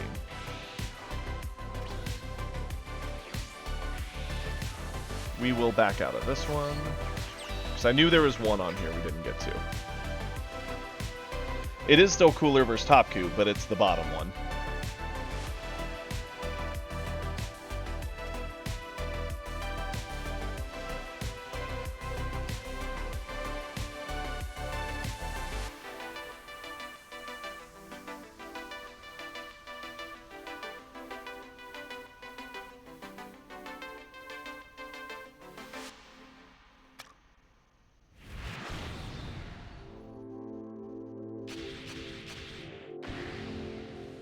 Okay, Cooler into Top Coup. Honestly, Inferno in all crit deck can really work. It can be super annoying. The hardest thing is where, depending on what color, like the best color for an all crit deck's probably red.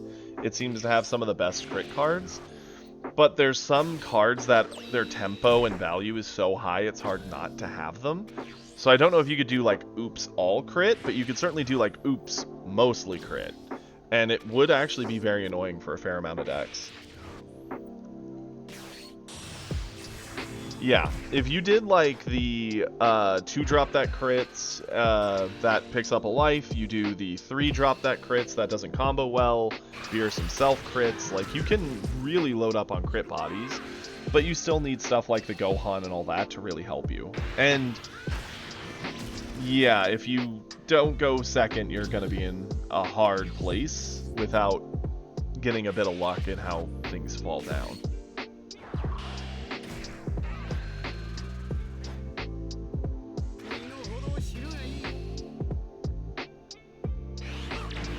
Honestly, I would almost rather just do the 17. Shin's good for giving the 10k buff on attack, but I think the 5 on both turns is just better.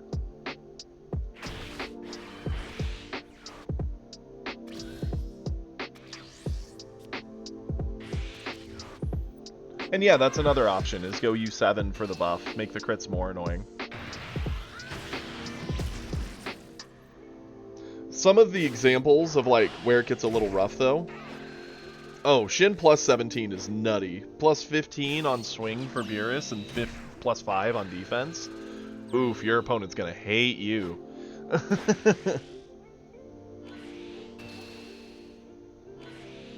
Interesting.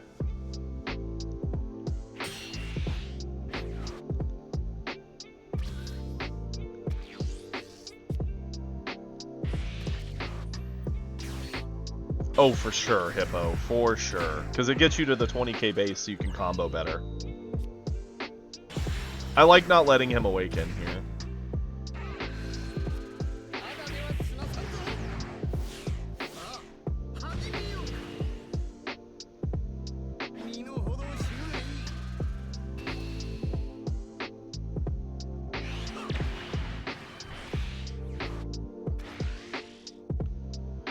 Trust me, Beerus is very good at controlling board.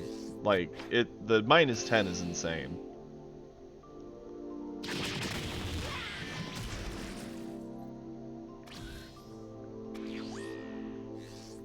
But, back to what I was saying. So, like, there's some crit that are taking up a spot that's so hard to accept them over the other options, like Gohan, right? From set 1. 25 crit that gives -10 on swing. It's not bad by any means, but it's hard for that to compete into stuff like Kefla that can just give you 2 bodies, or something like UI Goku that can just give -sats and give you an alternate win con. So some of the times where you take the crit, you want to be cautious as to how you're balancing it, since you are giving up other good things in order to do like an oops all crit.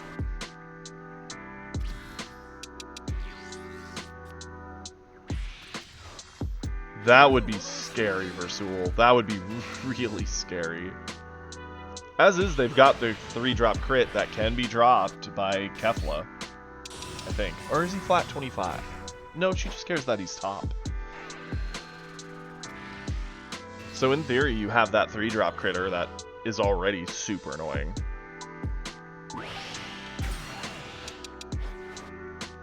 Yeah. Yep, 5k combo. That I can confirm.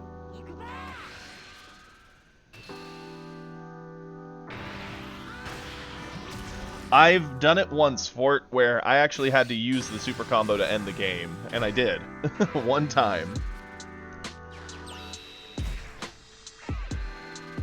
I was drawing dead, the only body I had was the 7-drop, and I dropped it and got the win.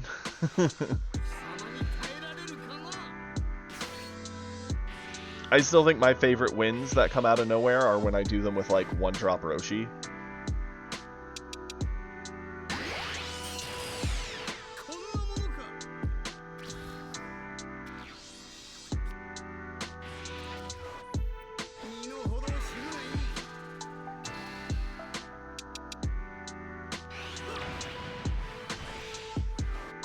Very interesting, right? That is one thing Cooler has going for him. His ability is very flexible. It can be done on either player's turn. It can ready a body. It can ready an energy. Like, if they gave him some unique stuff that was, like, weirdly focused on him, but also good and strong, it could really give him some options.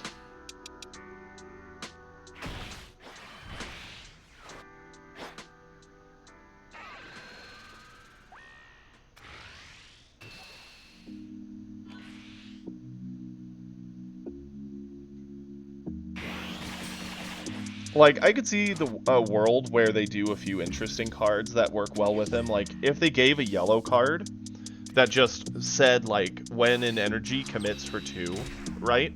Think like Green Ramp from Magic. If there was a yellow card, could be a 1-drop, that just says if it's in energy and it's committed, it gives you 2 energy. For most people, that would be pretty good. It would ramp yellow 1 turn ahead, letting them get to the 4-drop when, like, the red player's still on their 3s, if they went first. Or it could, even if with coin, really let you cheat out something big early and give yellow a bunch of tempo, which is something they kind of did with set 1, with the, like, turboing out Ginyu members. So that's kind of cool. But if it was on a body that Cooler could re-ready in the energy, he could especially cheat it, and that would make him a very viable deck, and that's just a very simple card. Yeah, he'd be able to drop Frieza with a Supernova on curve. And that would give him a very unique gimmick that makes him a little stronger than anyone else playing the card, and the card itself wouldn't be outright broken.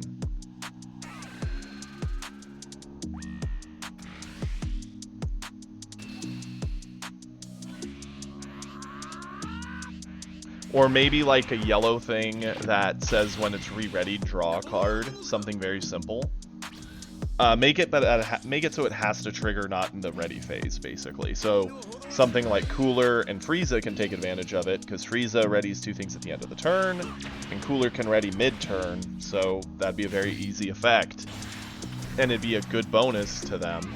And technically even like Vegeta could get away with it, because with Time Rewound. He might have forgot. He might have also chosen not to. There's a lot of bodies on board. He might just be spooked of getting outright rolled if he does the life. The Topku is just way behind on board tempo.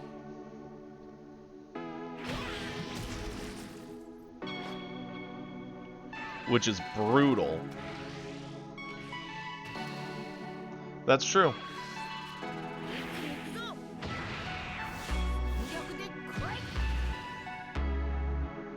The problem is he's in a position where it's not only just the Cooler that's scary, but also the Golden. Brutal. Well done. Into a Topku of all things. I like it. Okay, that brings us down to Nerdy, who ended up in a Beerus Mirror. Yeah, the board was in a scary spot for him. Anything he put down was going to be dealing with multiple freezes. If it was too small, it would be getting blown up by Cooler.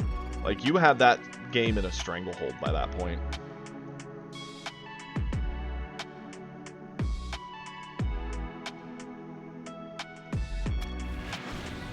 Give that very cool thumbs up. For sure, though. The good news is, at least today, I don't know if I've just been getting lucky or if there's just a little bit less Topku today, but I'm appreciative of it. Okay, Nerdy, you're up, and we've got the Beerus Mirror.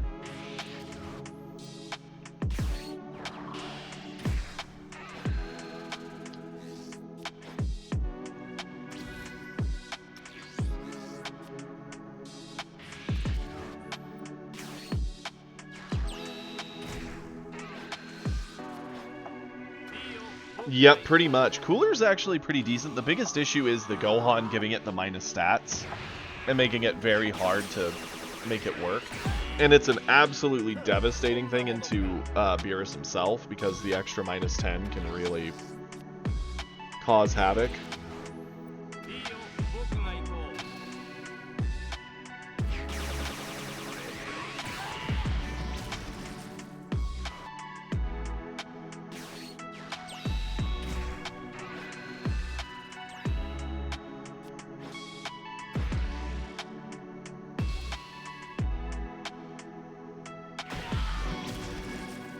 So in the Beerus Mirror, it's always nice to be the one on coin. It does give a lot more card advantage. Obviously, the fact they're critting down our lives kind of sucks, but hey, it's gonna happen.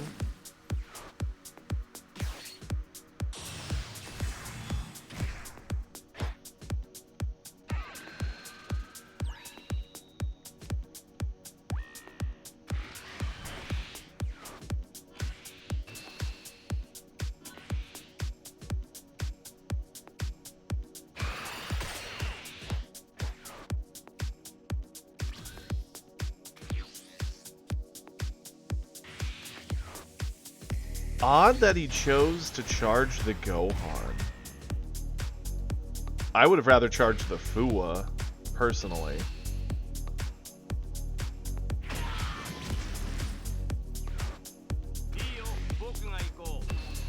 And he's just completely ignoring the hit on board right now.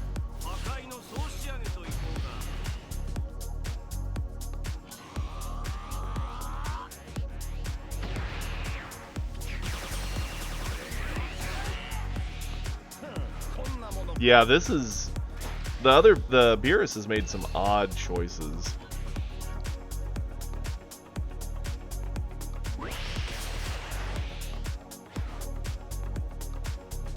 And the hit living means the hit gets to give the -5, which is going to matter.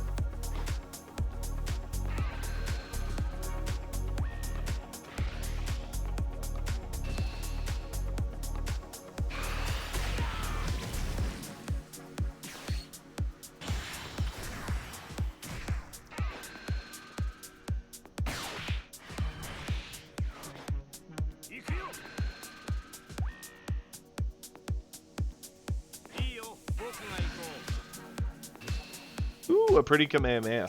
Love it.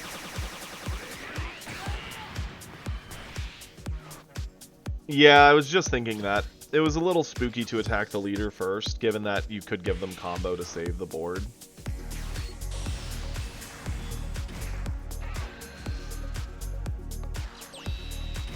Like, obviously the other Beerus isn't out of the game yet, but the card advantage is heavily in our favor. Which usually, with Beerus on Beerus, it comes down to who actually makes a board stick, and who has the card advantage. They kind of tell the tale of who wins the game.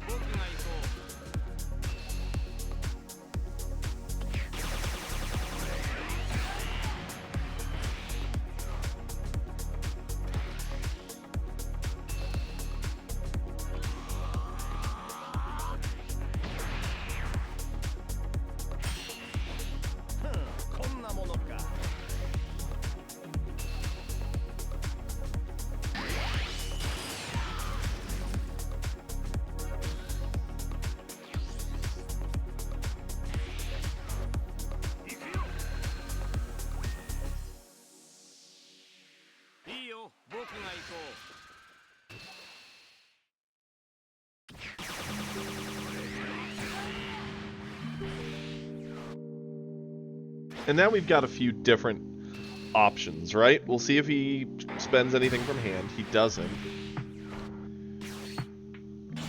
Take the turn off, go to 17, get our buff. I don't mind that.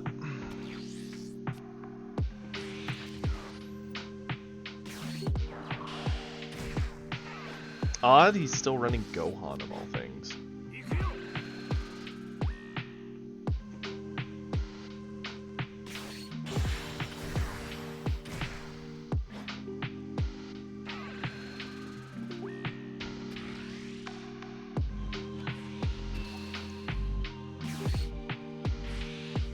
I don't know why he did the minuses on two different bodies.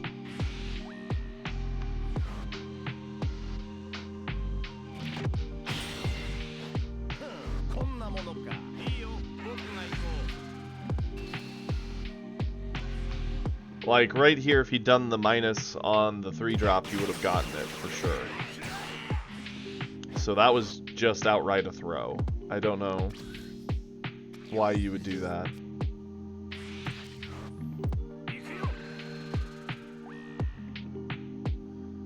Yeah.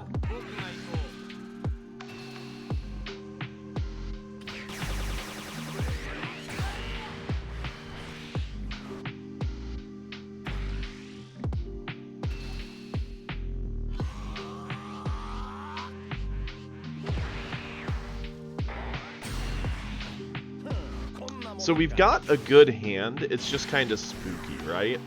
If we drop the 5-drop, we're not ending the game this turn. Keeping it in hand, we don't have a whole lot of combo. Yeah, we've got Kamehameha, which helps, but every hit we do does feed him a card, so we can't over push, because then we're just getting ourselves killed.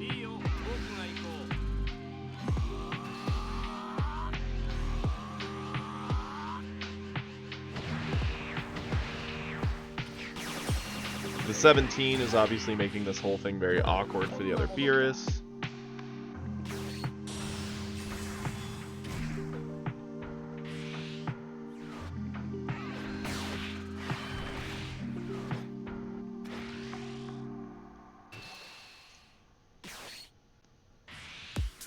Another pretty Kamehameha.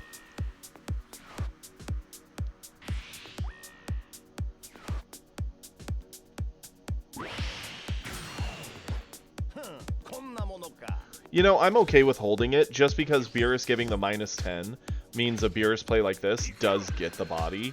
I'm actually a fan of holding it just because of that.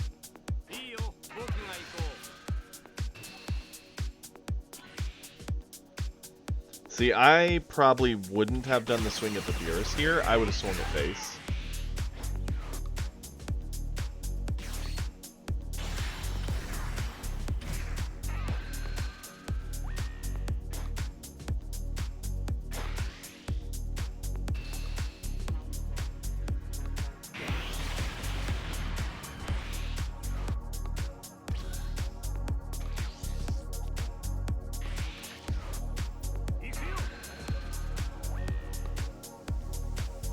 Well, the UI can handle that.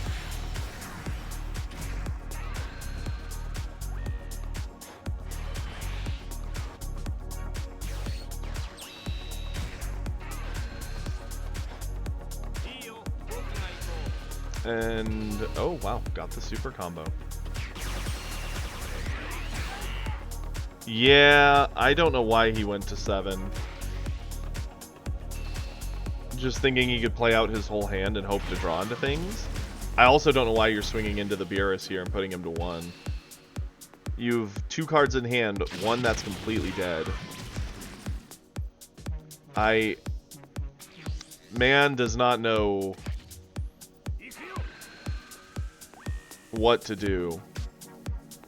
That was a train wreck of a turn.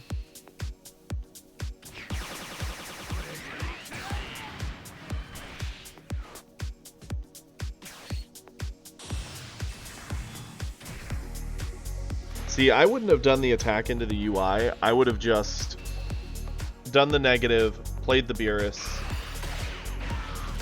swung in with the crit, baited out the super, gone in with Beerus, finished. Yeah. I definitely agree with that one. Yeah, my advice here, Nerdy, just to be safe, yeah, they've only got 2 cards. Just in case, I would have definitely kept your lead swing up as an option into them, because what if they had, like, double super or something, and they got over the Beerus play, now we're not allowed to end it this turn. So I would always consider the worst case scenario before doing a swing like that to board, because it could have cost us. It didn't, but it could have. Really well, Uda. We hit back to plat. We only lost a couple games today. We played mostly Trunks and Beerus and have been having a good time. Now we're just doing kind of replays. Speaking of which, we are now on to Bardock with a Gohan win? Question mark? Let's see it. Every time someone does a question mark with their win, I'm super excited to see it. Okay, fair, Nerdy. I mean, yeah, it gives him a card, but I'm saying I would have done the Beerus swing first to see if he could get over it or, like, what he could do. And then I would have swung lead if the first hit didn't land.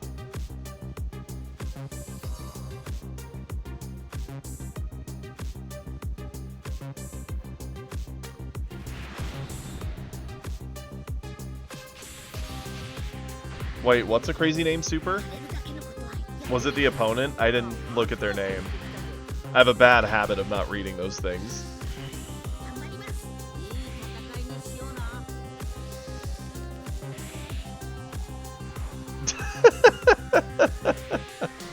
I mean, that's a name. I don't know if I'd want to be known by that. But that is a name.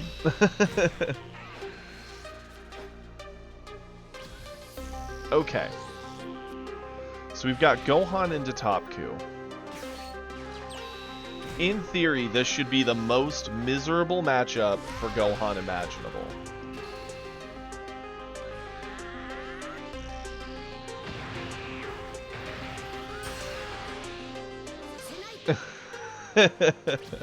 I mean, that might get it banned, Versul.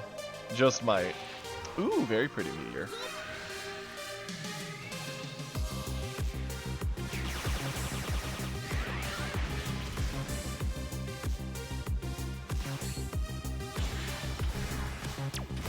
I'ma be real with you. I'd be a little spooked to be the one punching into Topku as Gohan.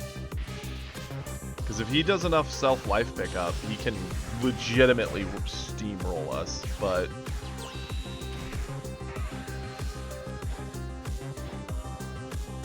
it does feel bad as a Gohan lover, for sure.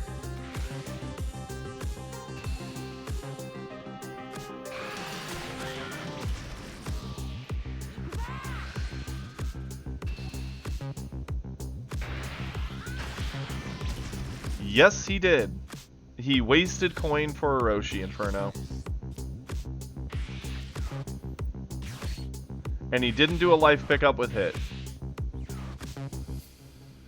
There are some big oddities going on here.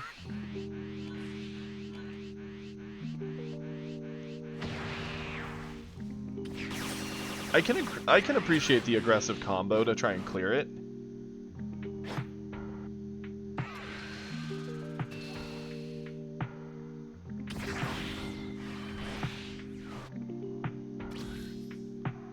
Yeah, you really do. You're determined if you're still sticking with Gohan at this point. Nothing but respect.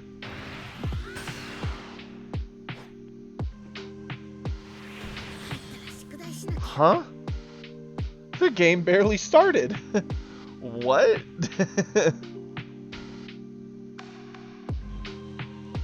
Did he just realize, like, he messed up the early? But that should be fine. Topku can turbo out a board out of nowhere.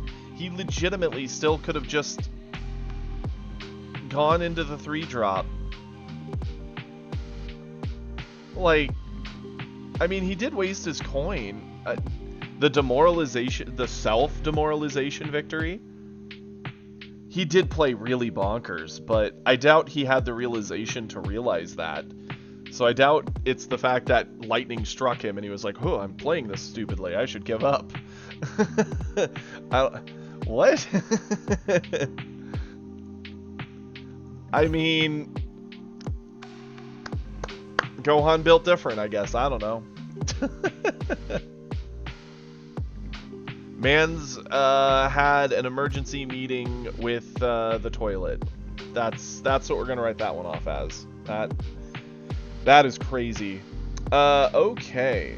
And now we have starter coup into top coup. I am excited to see this one.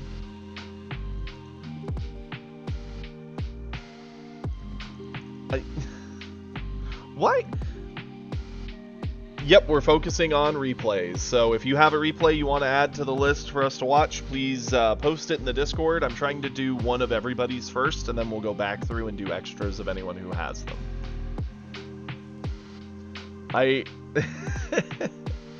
We've had, what, 2 or 3 of those in the past couple days, where a replay is like, the game's kind of going weird, the player made a weird choice or two, and then suddenly they just forfeit. It's like they're afraid that you're going to find out who they are, and they don't want to deal with the shame. Inferno. Yeah, I know. When obviously when there's a lot from one person, it takes a lot longer, because I want to get a mix of everybody's. Kiri can link it in the chat for you there, Drifon. If you could do that, Kiri. Click Kiri's link and that'll let you do it. Mine keeps going bad for no reason and it's driving me nuts. I mean, that's true, Versul.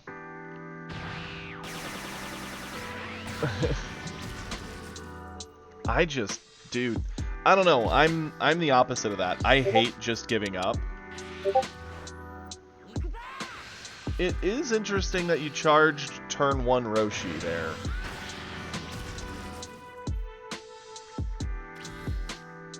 Since that's normally like the play. But then again, you're into top coup, so keeping your life up may not be a bad thing. Why is top coup avoiding a punch? I have so many questions, and the game's only just started.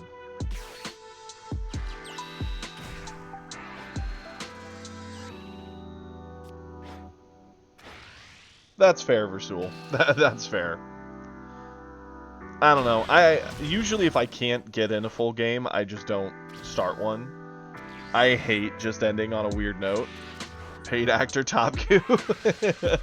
He's making some odd choices. Man has 3 Keflas, though. He may be doing some odd things, but he's got the draw luck, that's for sure. Avoided a normal hit, ate a crit. Didn't do the like. I can't even.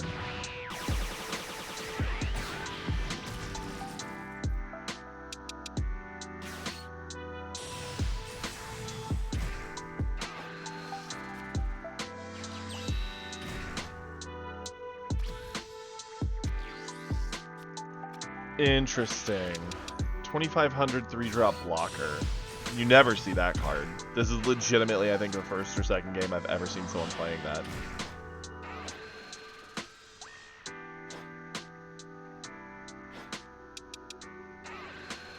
Well, to be fair, this is Starter Coup, so Starter Coup can technically play anything. Or no, wait, is this Starter Coup? Yeah, this is Starter Coup, right? I'm not crazy. Yeah. Starter Coup holds no allegiance. So long as you are red, you may catch these hands.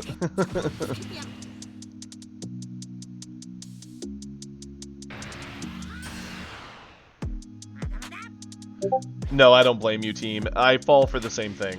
I always have to double check, because it's this one and the U7 one where he's like in this kind of a pose that I always like, my brain, for whatever reason, even though they're very different poses, is like, is it U7? Is it starter? I know it's not top.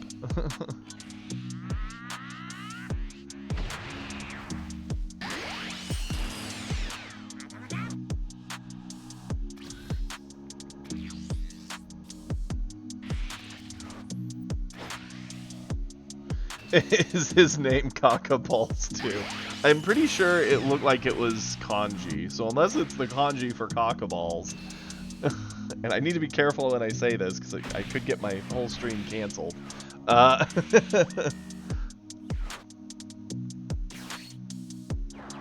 don't know. There's so many odd things happening here. I can appreciate not...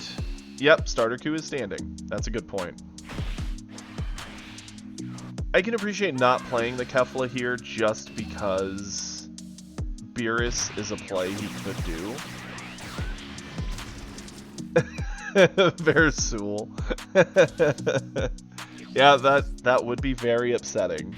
That'd be devastating, considering all the time and effort I've put into this so far. Boy, howdy, that would be a bad day.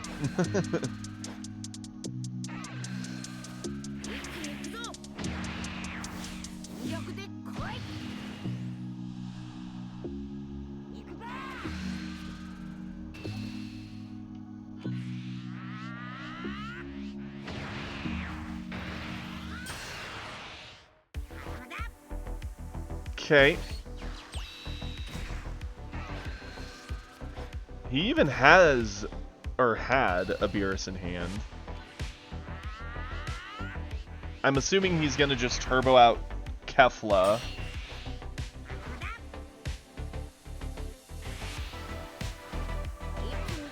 It would make for a very weird apology video. I'm not gonna lie, I would have trouble not saying it in the apology and laughing. But I'm like a 5-year-old at heart, so I don't know if that would go over well as an apology.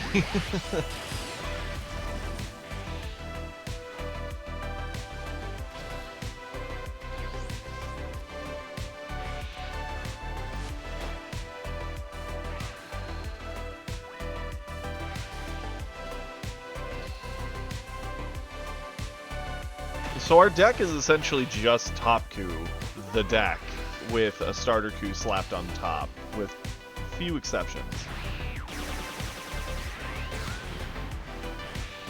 Getting the 5-drop right after it missed the opportunity to potentially drop the stats on the 3 and kill it is big sad.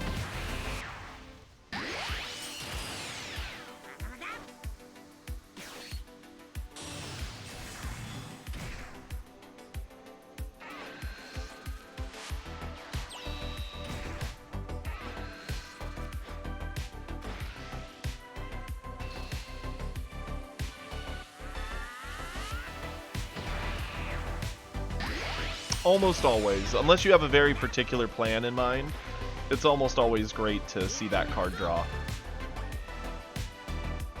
Good news is we do have the combat buff, so we can still pressure him. The hand difference is significant. We don't have as much combo as one would expect, but we also have way more super combo than one would probably hope for. Having 3 of those in hand is significant, to say the least.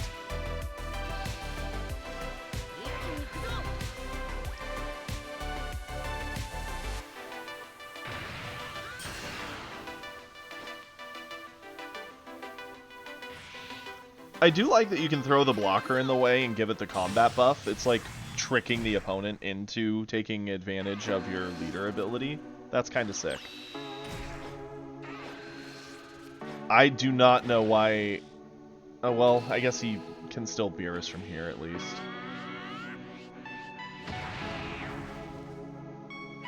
I just don't get why you wouldn't do it beforehand. I guess the minus stats.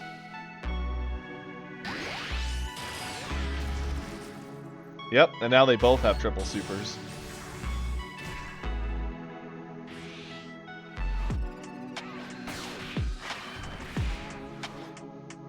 Yeah, that's a pretty big swing.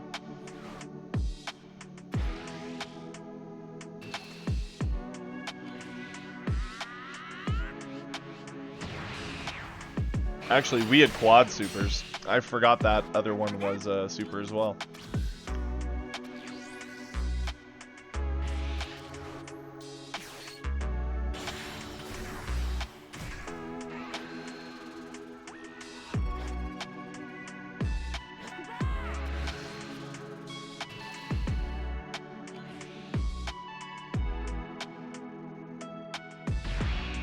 So this is kind of spooky, right? We don't have anywhere near the board clear potential that Beerus did to us.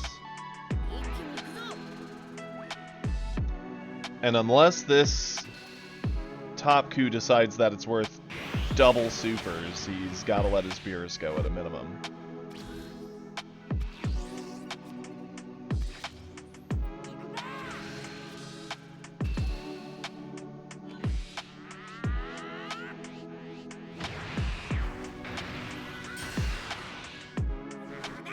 It might have been, looking at what he drew for sure.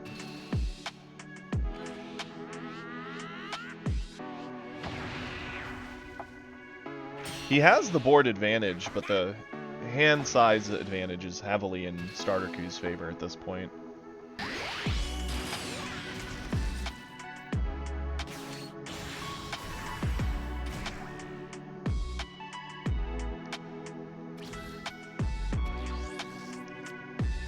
You know, I feel Starter Q's the weakest of the Gokus, but if it's in a situation like this where board trades are happening, and you're not, like, getting out Gohans to really control the stats, it can be surprisingly viable.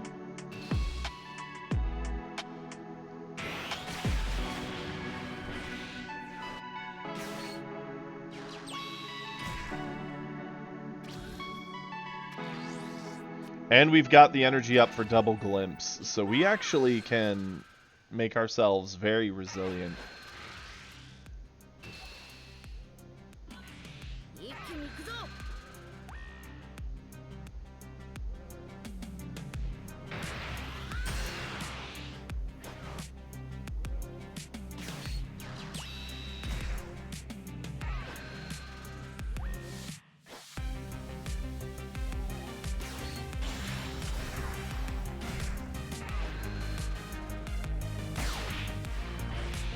So in theory here, right, if I probably would not have ate the body there. The swing here going to 30 is decent enough, I get it, but you actually could have, if you wanted to end it this turn, just even comboed in one of these into the Whis and just asked for a whole extra card. Nope, he's playing it slow. Interesting choice, for sure.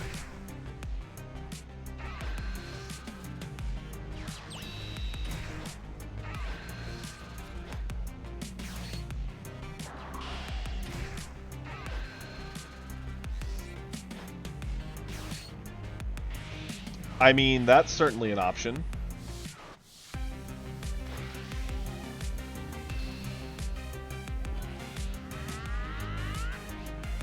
Awaken at 4 life is really nice. The Clash here is pretty spooky, because it makes it so the 2 droids aren't just keeping him safe.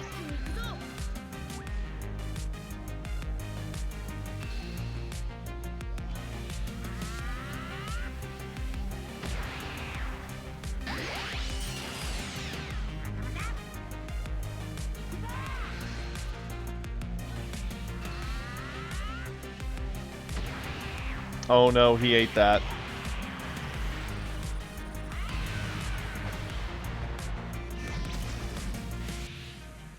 Glimpse would have been more value on a single swing. The fact that it gave the buff across all the bodies is what made all the bodies able to swing in.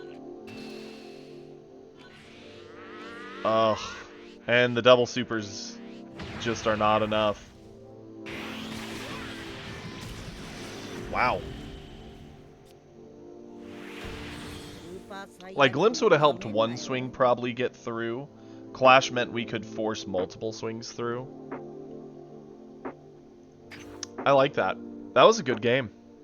Very cool, especially to see a starter coup. I mean, his combat trick can matter a lot, and it will catch you off guard at times. Okay. Both replays are very strange games from Spectre. Okay. I'm down with strange. Yeah, U7 just gives the flat attack buff across every body. That is U7. Starter Q's 5 buff can go on anything at any time, once per each player's turn, which can matter if you find a way to make it matter, like when they're trying to trade bodies.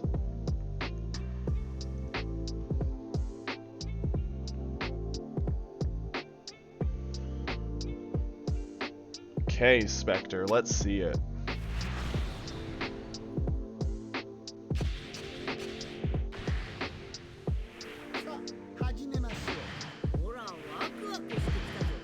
Hey, speaking of U7.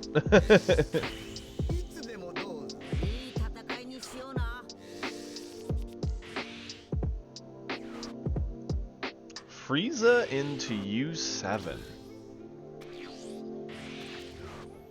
So this is probably a matchup that's not happening constantly. Not for the current set anyway, I wouldn't think. Looks like he's got a lot of set 1 cards, so it could be someone who hasn't really updated much. U7 can run crit, and his crit can be quite scary. It's odd that he's still on Mafuba.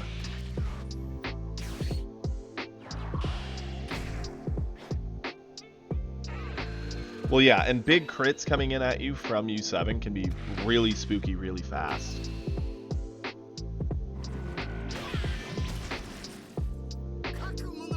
And he's still on Frost, which normally I'd say not that great.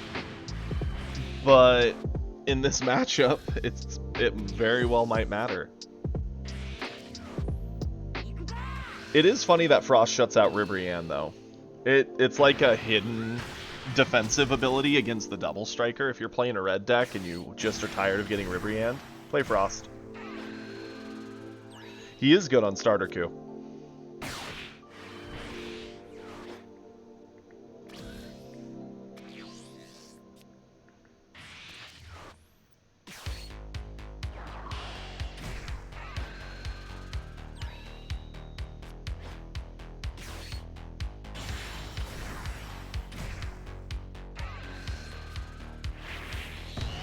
That's true, CJ. It does kill droids. Like, Mafuba I can at least get, especially if you're running 1-drop Roshi, which of course every red deck's running it.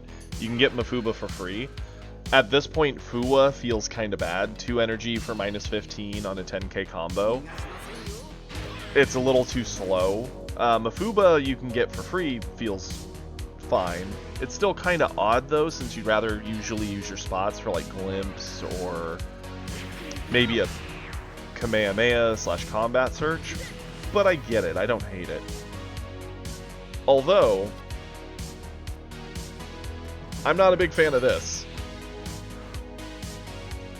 I do not like that 5-drop whatsoever.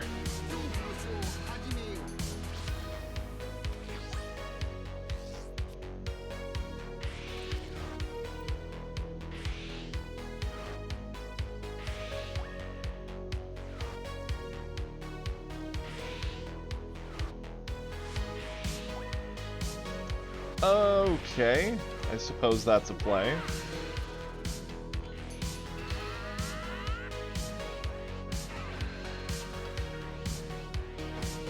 Get punished for not swinging with your 3-drop first. So the 5-drop lets you play a Kale with a cost of 3 from your hand, which wasn't very good in set 1, and it's not much better in set 2. And for him to swing with lead first before swinging with this when Bulma's on board, he definitely just got punished, which is hilarious.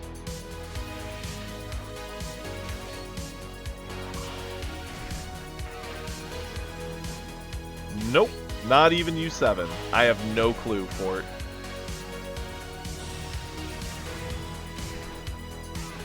Maybe they just felt they needed more 5-drops and they're fairly new, don't have much card pool, but even then the starter deck gives you 3 of the double striker. That's easily the 5-drop you should be playing. And it's the only 5-drop you really need. Even if you don't have Beerus, or heck, even the Elephant dude would be better, because at least you're running Mafuba, right? You could get something into range of the Elephant guy to blow it up. Sort of like how Beerus does, but...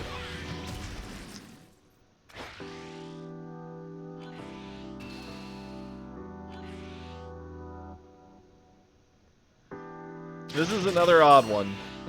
Spectre, when you said very strange games, you were not kidding. The Bulma is surprisingly annoying for Frieza. But that Gohan makes us sad.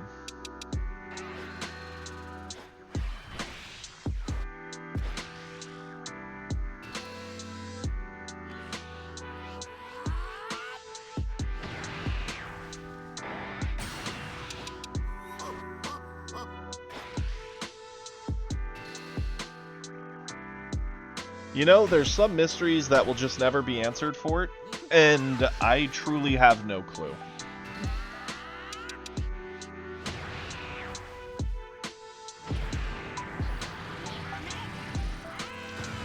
So, I'm a fan of buffing your attacks to make them reach plateaus to prevent certain things. I don't think you need to add 10 to put them from 4 to 3. I think that can bite you in the butt in a long game.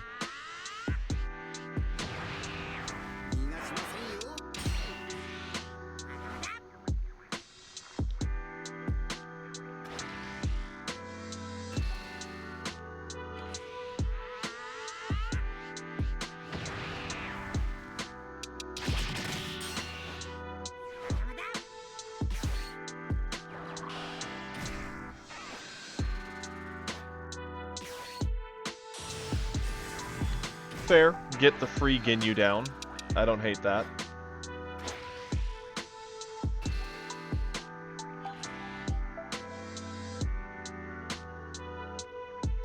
And I can't help but assume we're just going to go into cooler here, because, you know, why wouldn't you?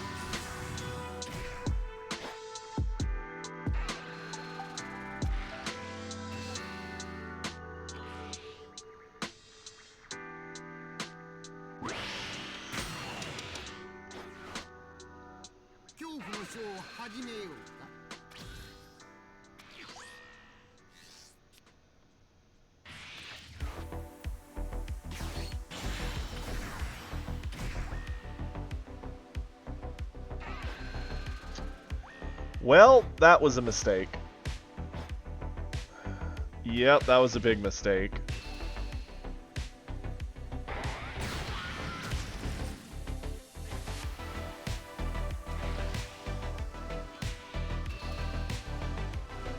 Why would you aggressively combo there? I have so many questions.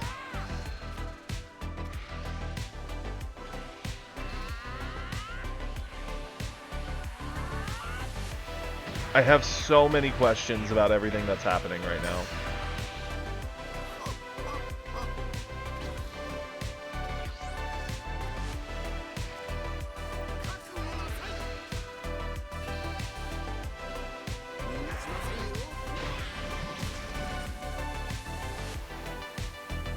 Well, we get a push for the game, and know that there's no world he can stop us, because that last turn was weird.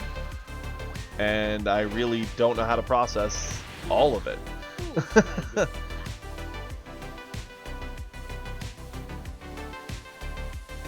Yeah. Mm-hmm.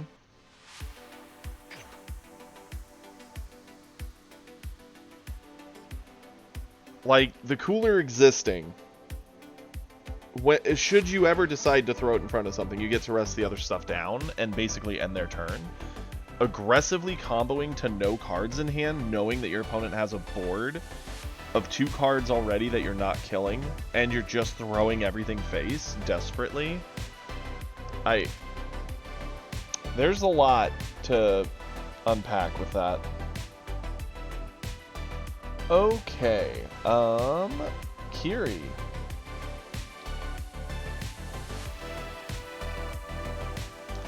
Live in the moment. It's rare that Kiri, of all people, gives us a replay, so let's see it. I don't know if anyone wants to give their opinions on that last one, but boy howdy, that was chaotic. Thank you, Spectre, for sharing it, because...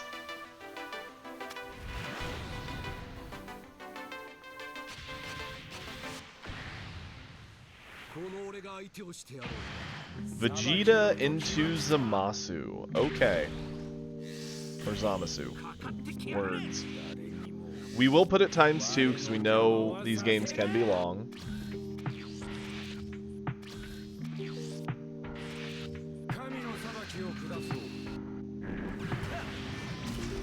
That's fair. I mean, to be fair, Aggro Blue was a thing in set 1.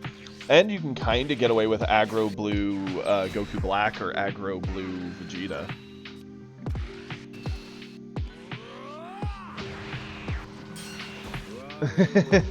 That's true. That's why I'm a fan of the Aggro Blue list, Vegeta. It can be quite fun. Ooh, they have the really pretty and cool looking 4-drop.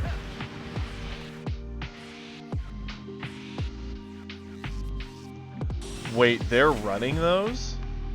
That's a wild choice.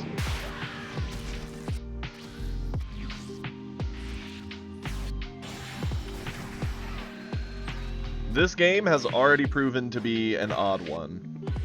And the fact that you kick their thing back... I don't know if you needed to aggressively combo there, Kiri, but...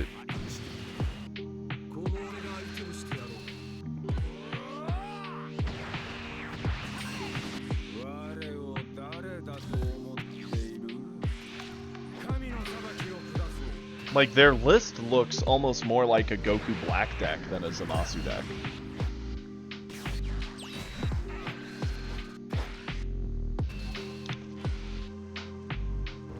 Oh, I hear my cat scratching at the door. Give me 1 second. She must have gotten locked in the bedroom.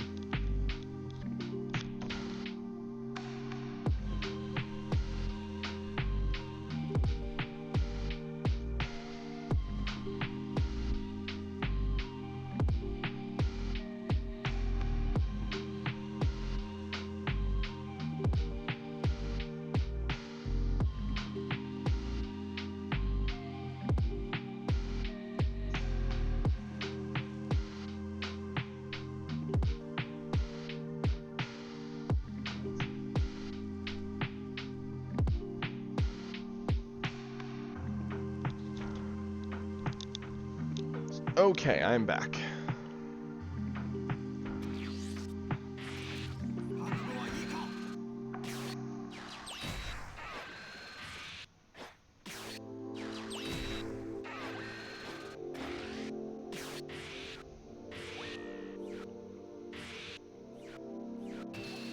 Oh wait, no, Kiri.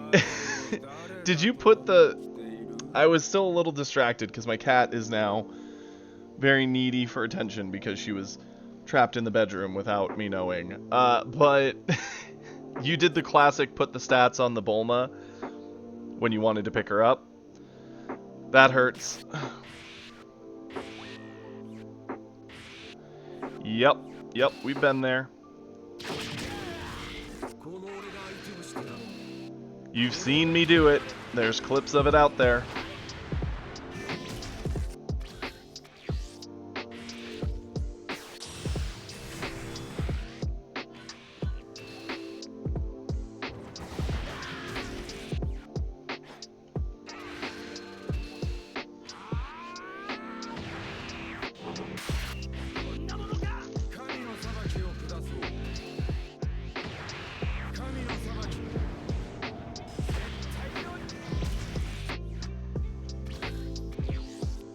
Yeah, the fact that you still pull this win out is absolutely bonkers.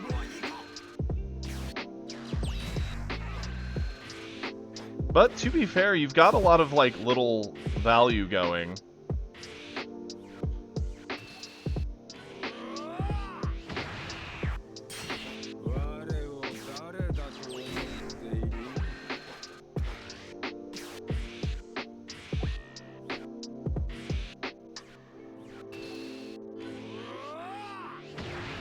It is funny to see the 1-drops pressuring.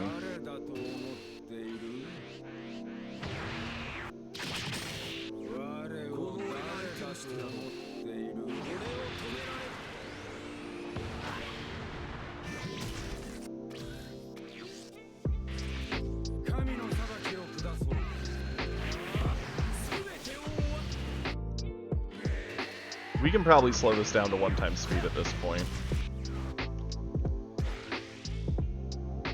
I feel that's probably a safe bet. He might be thinking he has game, which might bait him into overspending.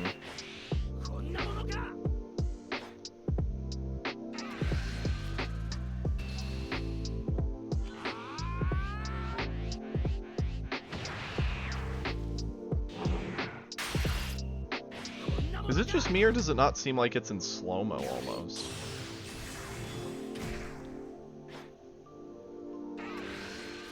Yeah, his hand has very little defense. He has 10k on the Zeno and a Gallic gun. That's it. Everything else in his hand is just bricks.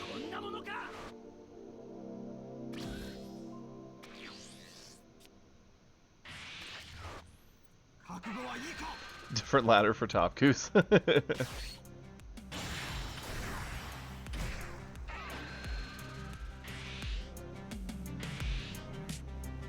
Okay, yep, get the extra value. A free Gallic gun, which is hard to argue with.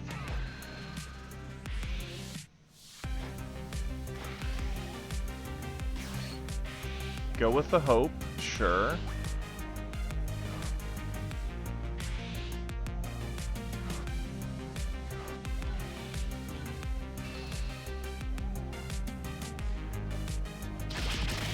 Is it just me, or is it like weirdly slow? It's like, it's running at like 75% the speed rather than 1x speed.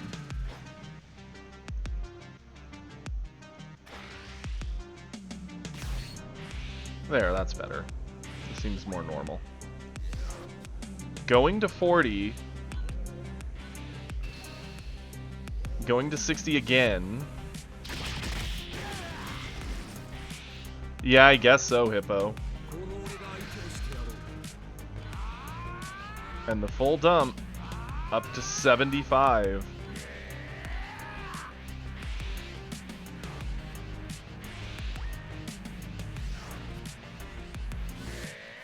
You could get to 70, but with that hand of bricks, he can't get. That is crazy that you still won this. This was a very risky push. There were so many things his hand could have had that would have punished you, but the man kept bricks. Ugh. Yeah, I mean... yeah, that's crazy. There was a lot more in that hand other than just sickles killing him there. It was like multiple Goku Blacks, a sickle, a 5-drop. Hoo-wee. Well done, Kiri. Congrats. We still need to get you some set 2 there, bud. You're running basically Vegeta starter to this day, which I respect, but you could certainly be doing more. Okay, and now we have this one.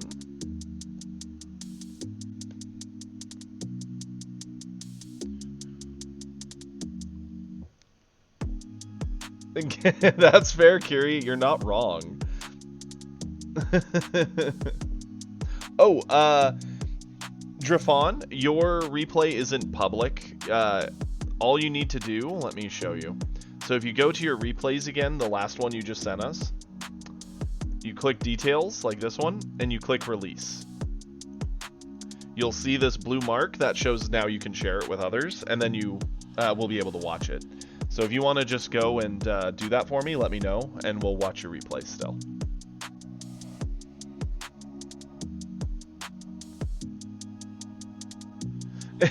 I got beat by starter Vegeta. Yeah, that's a painful one. Losing to any of the starter decks when you have a crafted deck of any kind is a hard pill to swallow.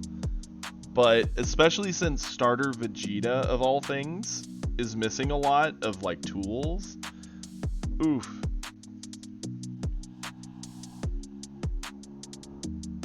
Yeah, pretty much. It was terrible into green, but it was great into yellow and red. Like, I still ran a sickle or two in set 1 near the end, and I was pretty happy with it. Well, while we wait for that to get fixed, we will scroll back up and do some extras of other people. Let's go for it. Domo, with your first gold match. Let's see it. Assuming I know how to, you know, copy a thing.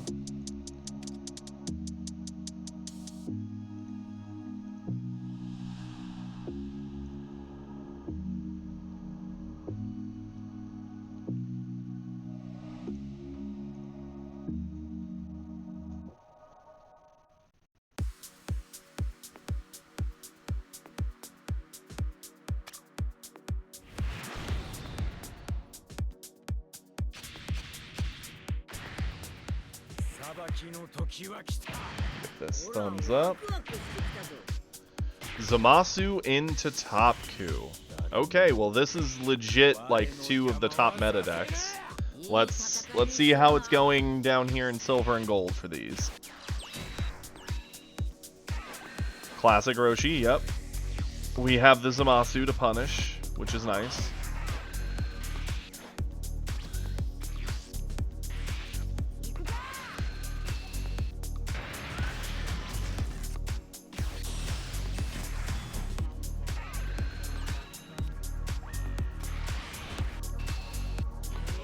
It is. It really is.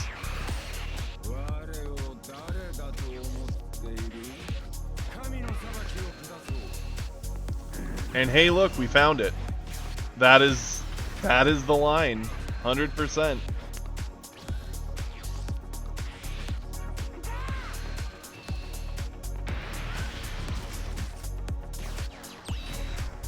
Must be nice to see what you want when you want it.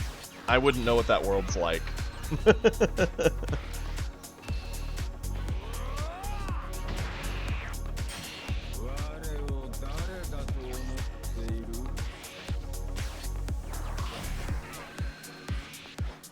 Interesting you ditch Sickle here. I probably would have kept Sickle just because, one, we have the Vegito already reducing the cost of things, and 2, it would have been a very useful card should they set up like a Kefla here.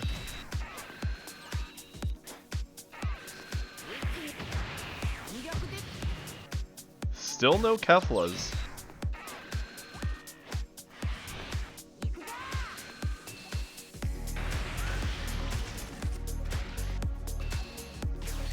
Yep, this is the one you avoid. It's a crit.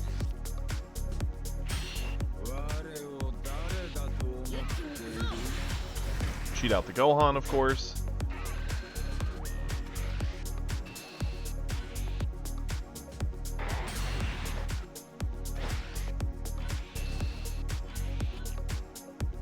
Oh, math. Oh no, Domo.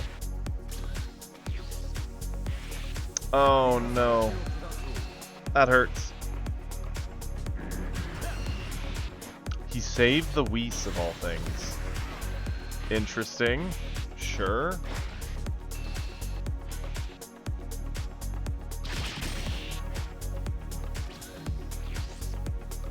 I mean, the man hasn't seen a Kefla. Yeah, and odd defensive choices, right? Like, why would you save the Whis? I don't get it.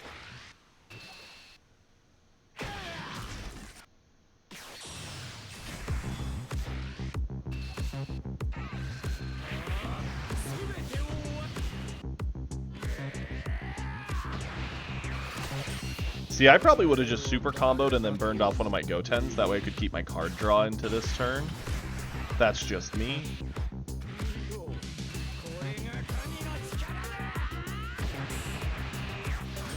I mean, he's out of a hand. Pretty safe bet to clear the Beerus out of here. He may not have them. Oh, no, he has them. He just didn't see them.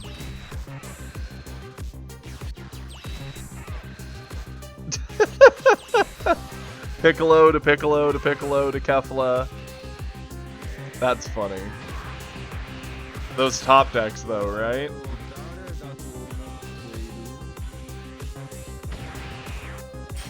I mean, he is ignoring the double striker.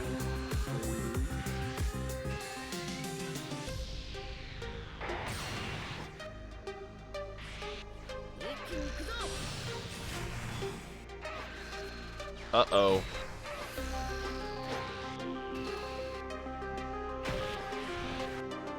Left himself pretty wide open.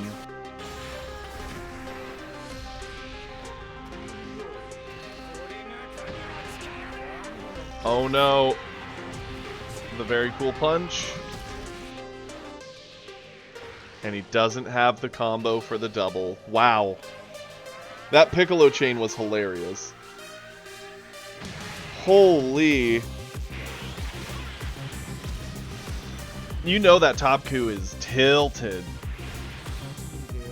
And we even, like, had a math slip up, right? Like, we didn't properly combo earlier. We take those, yeah, that's wild. How many Kefla did he have? Did he have the full 4 of and just had that bad of luck? Or... that was a crazy brick. I mean, even with the brick, had he played the matchup well, I think he might have been, like, okay, but, like, that last turn, the way he played it and the options that happened felt pretty bad.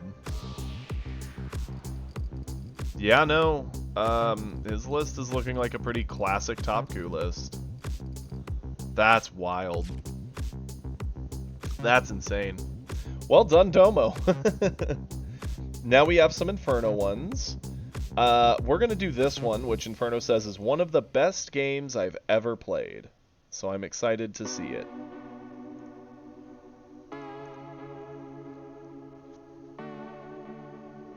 Yeah, it really did. It bricked real hard. Getting the triple Piccolo in a row, and then turboing out the Kefla into the 3-drop. Yeah, they give you card draws, but then he drew into a brick. So he didn't have combo power for defense while at 3 life. That's super spooky.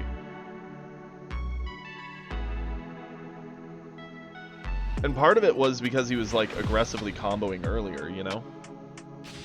So it's partially on him a little bit.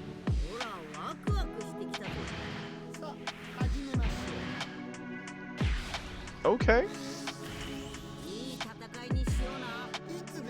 So this would be U7 into Frieza.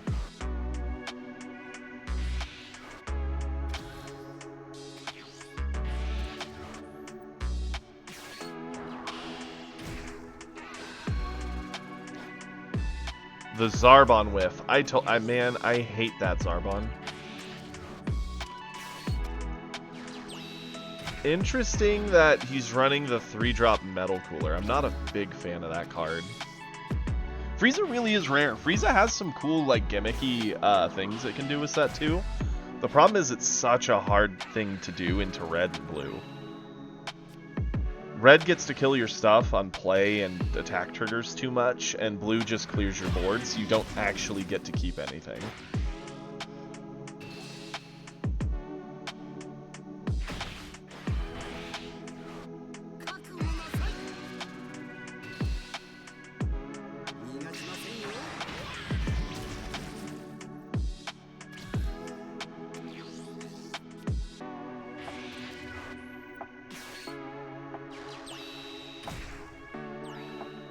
The life pickup, yep.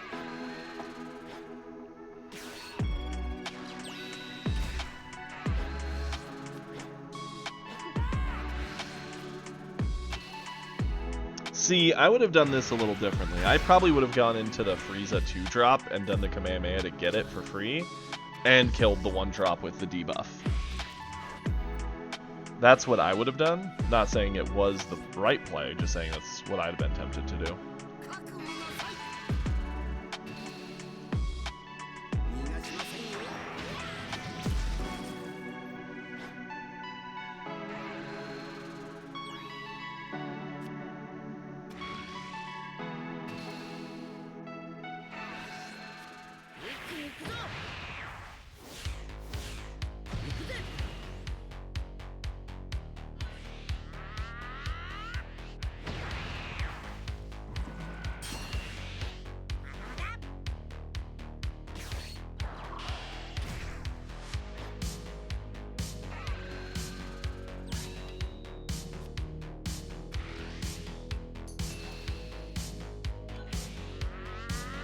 I can't help but think we're probably going to go into the 3-drop 17.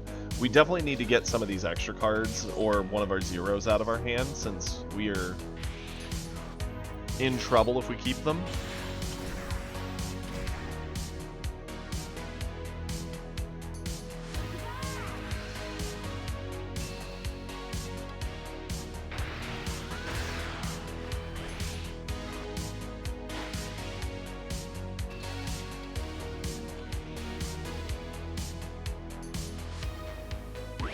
Comboing to keep the Frieza alive makes sense. They want the life pickup.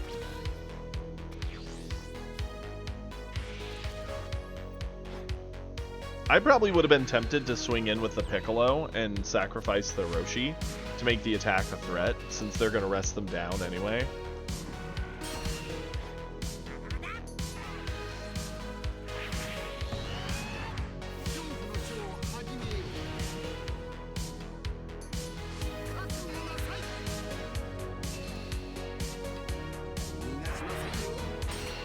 Okay, they didn't buff any of these.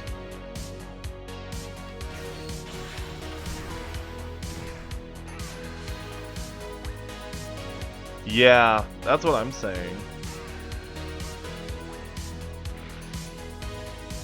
The hand is just loaded with bricks that, while strong when you have the energy to use them, you have to play like way behind curve to have all of these as options.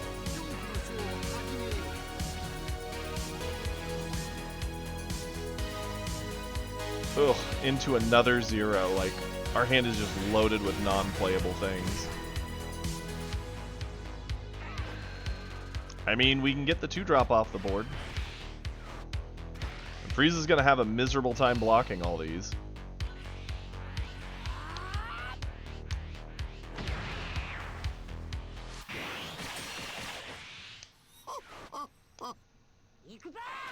Go in with the Goku.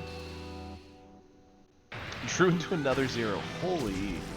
I don't know if your deck is just bricking Inferno with all the zeros it's giving you, or if you just run that many cards that can be bricks. It's a little spooky.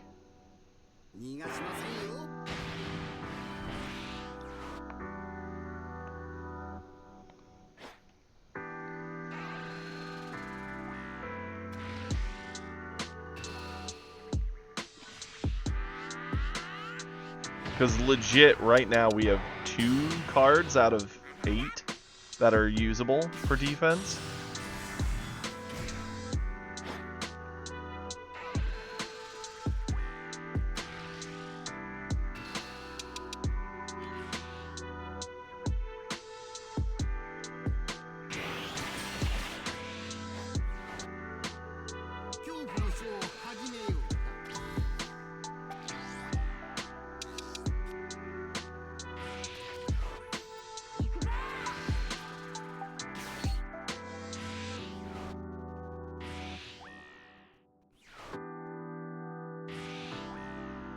Interesting.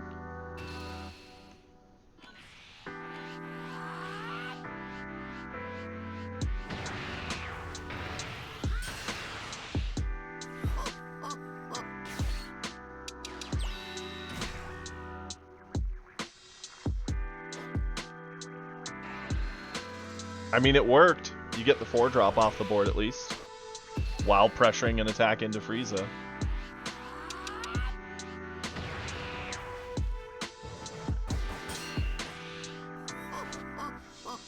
The scary thing here is with the double striker down, they just need 2 other hits, which they have the Frieza swing. If they knew how bricky your hand was, you'd be so dead here. Not that their hand's particularly wonderful either. It's got a lot of things that don't work.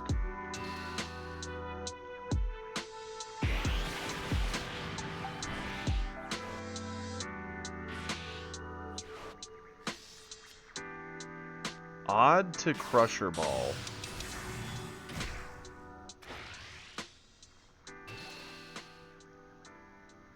Yeah, it's not. It's loaded with, again, 3 bricks. They have 1 card, that's it, and the 4 drop on board.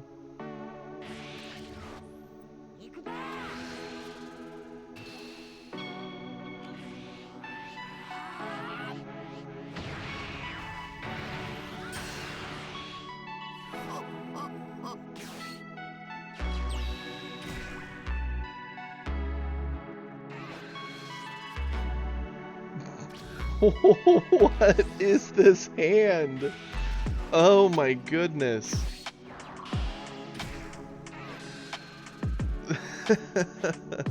This is crazy.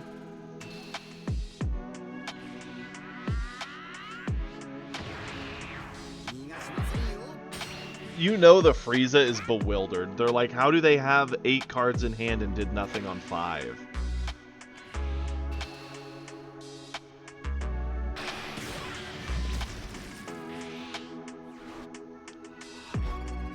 Oh my.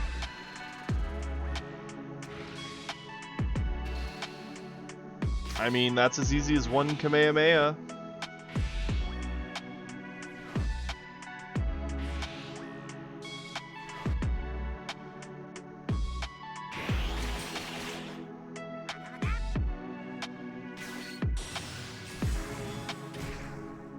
Sure.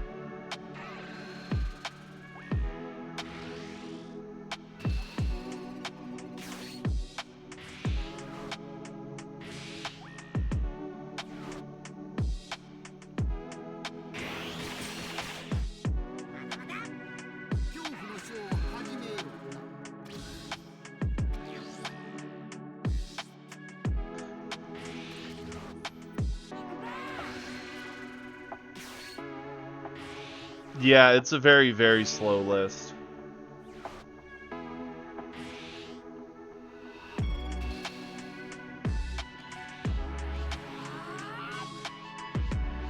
They avoid the hit, sure.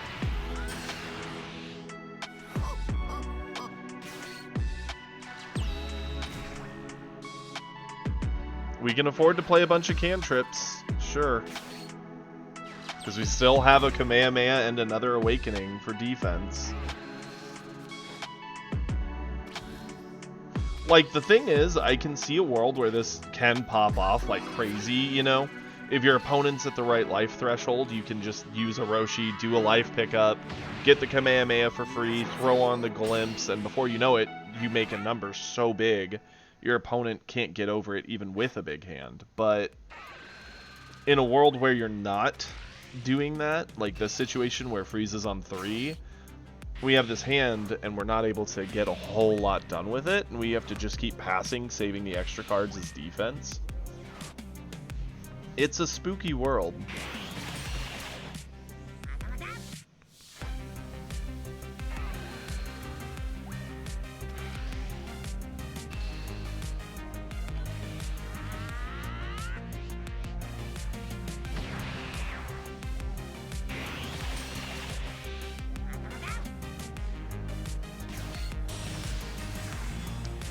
And this is probably where Frieza loses, right? They go into the double striker. They're smart enough not to dump, but doesn't matter.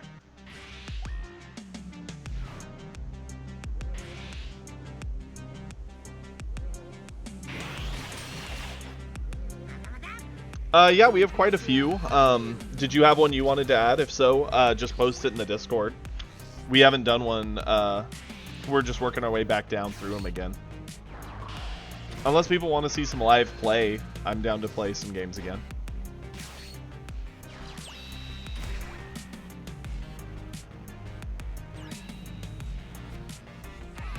Yeah, this is the turn you pull the trigger for sure.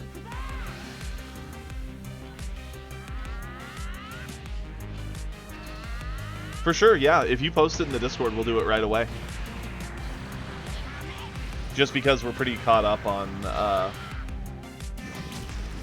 videos at this point, we're just doing extras of people who've posted multiples.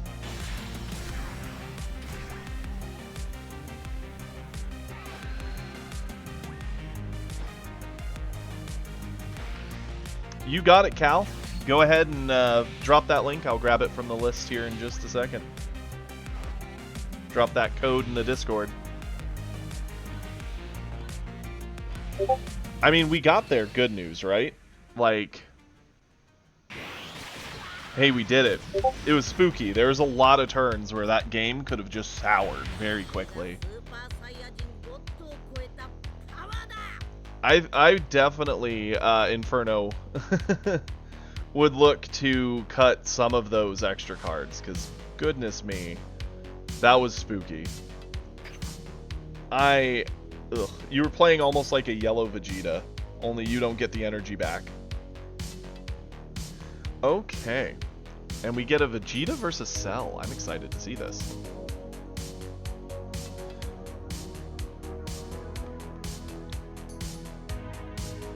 Hey, I'm excited to see it.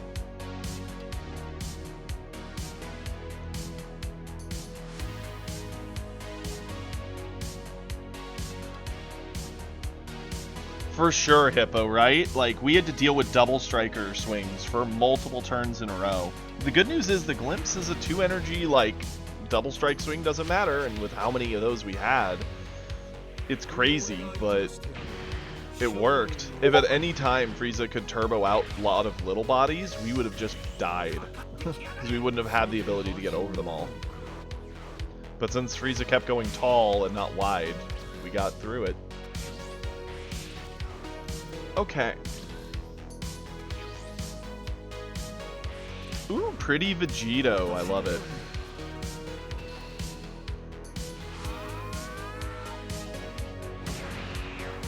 Okay.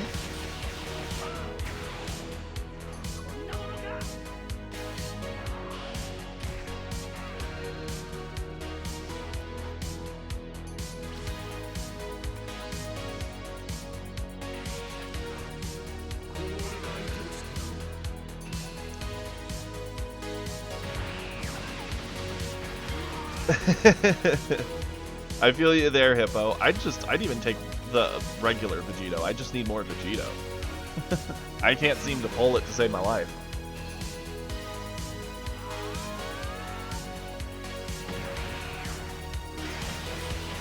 Very interesting, avoiding the early swings, playing for the long game, I can assume.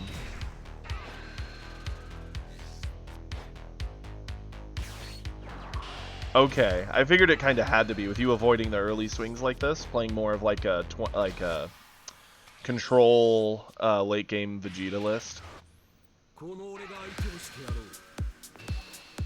Hey, we've got a good hand leading into the late game. It's going to be interesting to see how it does into the cells.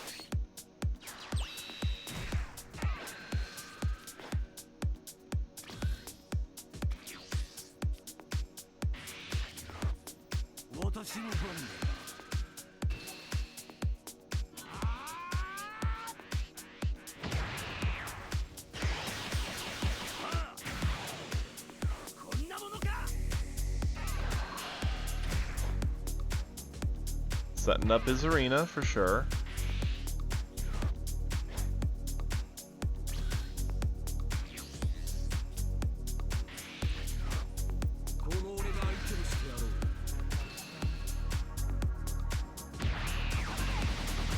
I can almost guarantee you what his turn is looking at his hand. He's probably going to charge to 5, play the Pargus, take the life pickup, so he can ramp to 6, use the arena ramp to 7, and he's already at his endgame options.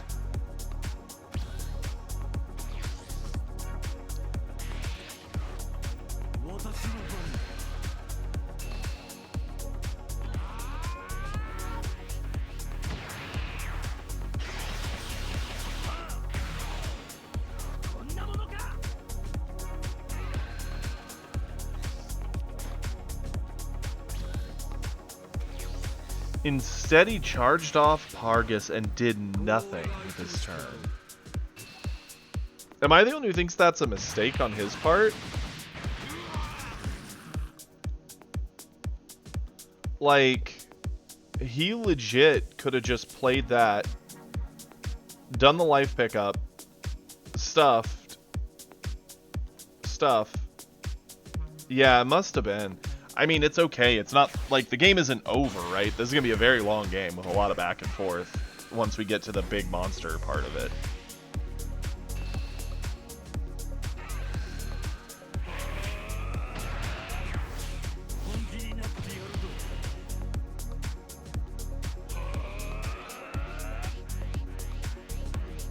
Okay.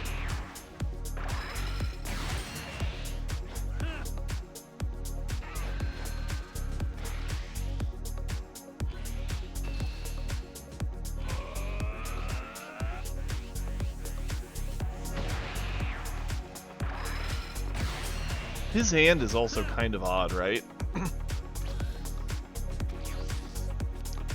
Like, he has a lot of non-combo. Okay, now he's stuffing with his effect.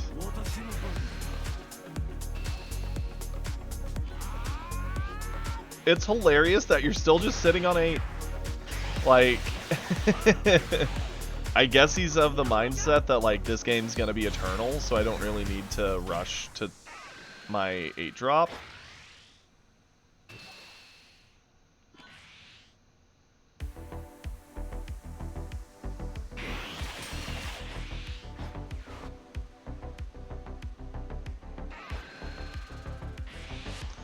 Yeah, he's frightened of the Vegeta. It's gonna keep asking him for cards, and he's gonna end up maybe needing to use those instant transmissions here in a moment.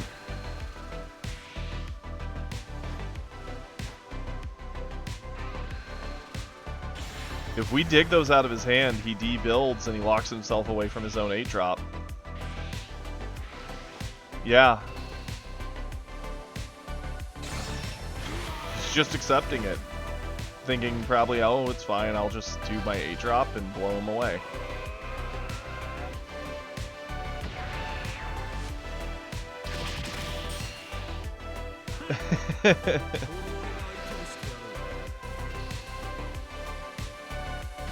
Uda over there is just like biting his lip with rage. He was a top 6 god? What? What in the world, Cal? That's a... Well, thank you for sharing this with us. This is a wild one. And he goes to 2. He's such a huge hand, and so much of it is bricks. Ow, there goes my knee. Didn't need it.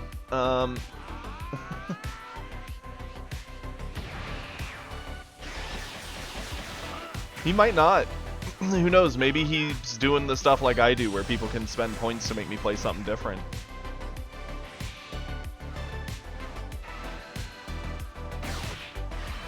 That too.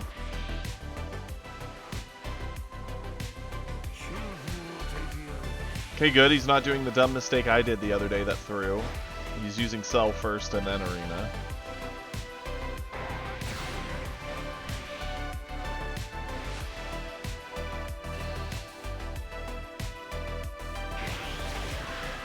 It's funny that we're at 8, right? Like, we have all the life in the world to play with.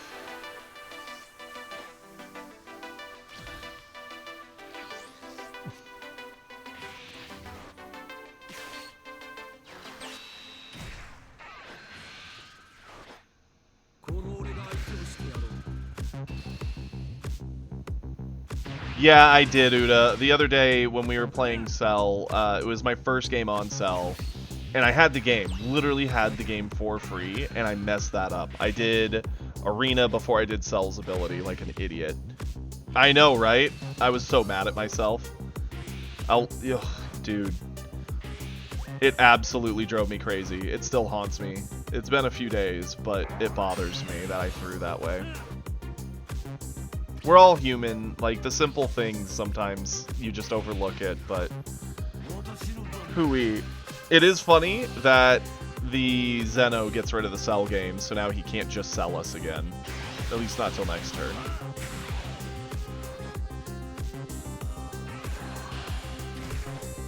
Oh, hey, there it is.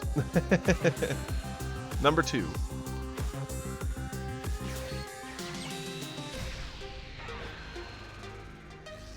Yeah, he has to reset Arena. He has to take the turn off. We can keep some pressure here.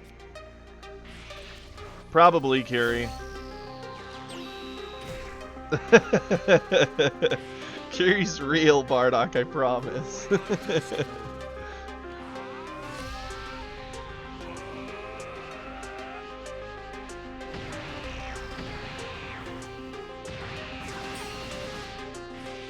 He's also super close to decking. He's at 14 cards.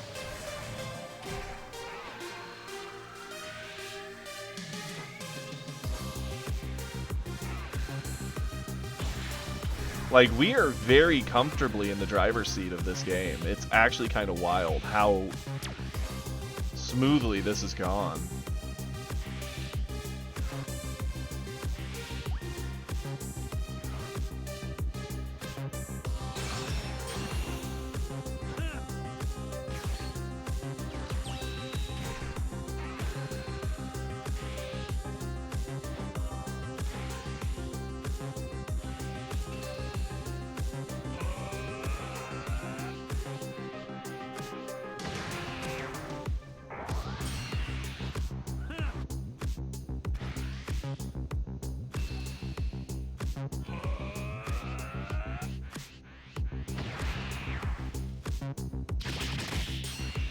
Yeah, no, that's really smart, Cal. I mean, you've got the deck advantage right now. You've got 20 cards left in deck, and you're doing a good job of recycling your value where you can. He's only got 12, and when he plays Cell to blow up the board, it's gonna chip away another card off the top down to 11.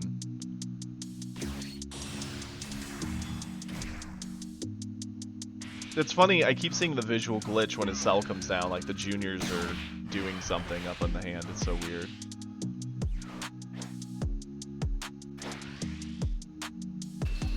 It can get difficult, right? Because you are going to be giving them pieces back to the bottom. But so long as you do it at the right intervals, and make sure you're also hitting a few of your own, it can kind of work out. Because, like, let's see.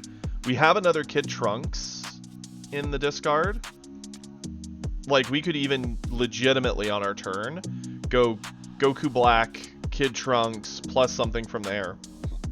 And know that we still have other targets for another Gotenks.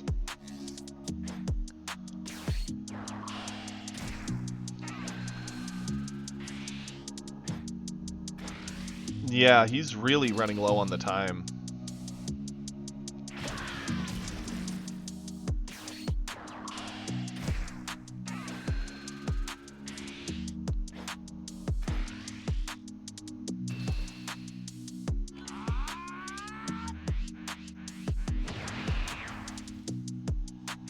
And you have some really cool options for next turn, right?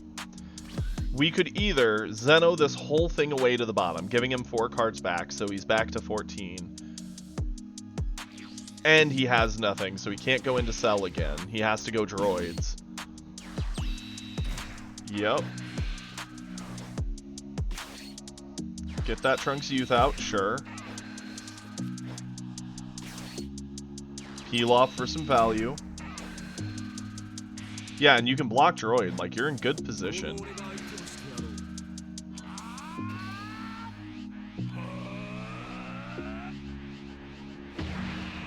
He's out of Cell games in hand.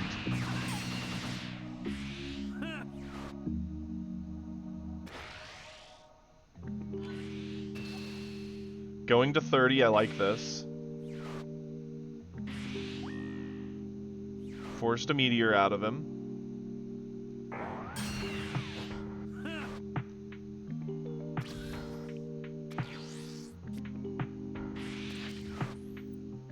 He has to charge, eating away at his hand a bit more.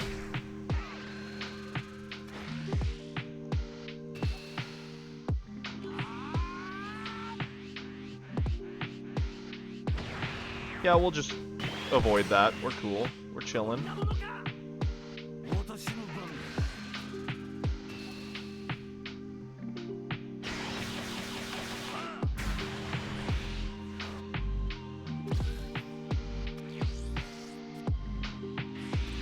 Yep, no reason not to.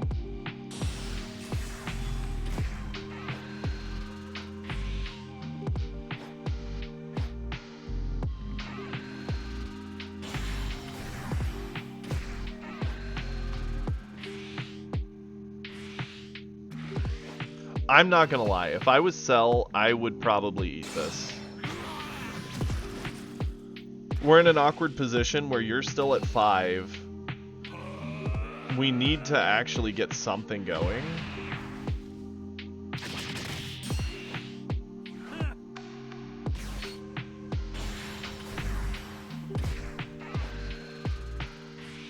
More value.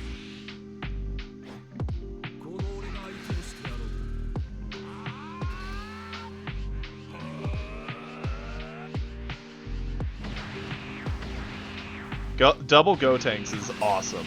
That is a sick turn. And you still have kill pressure. It's not like he can completely ignore you, you know?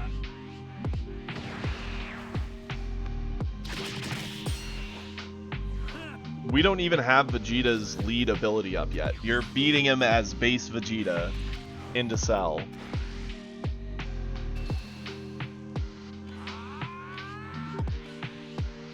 Yep, and we're over it. And as soon as he does get a touch, we're going to get a ton of life pickup, so we make him work for it. Cell comes down. Oh, I'm certain. I bet every moment of this game you are on edge, because the game can easily break into his favor if anything goes wrong. We really would love a Zeno off the top here.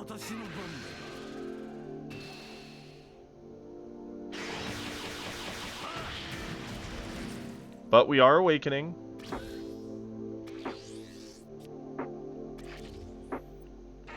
Yeah, you have to do a lot of the work because you have to have the right pieces at the right time. He sort of just gets to sit back.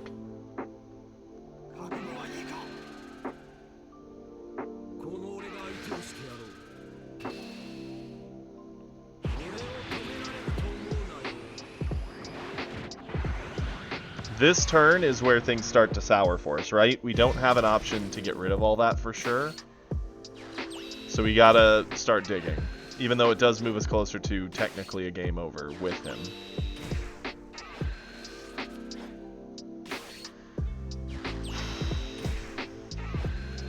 We get, what, one more card draw?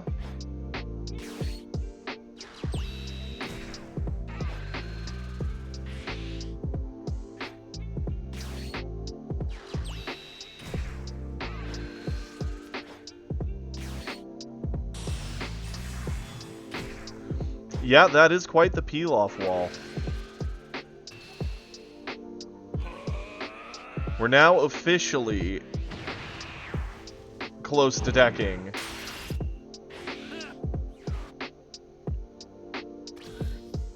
You can block both. The droids here makes us big sad.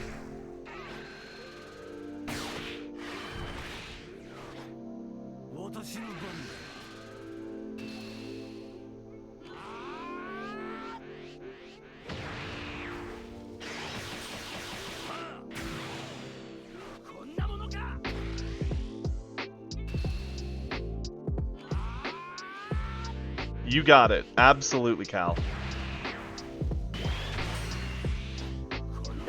Yours is probably going to be better than mine, but I'm excited to see it and give you my opinion.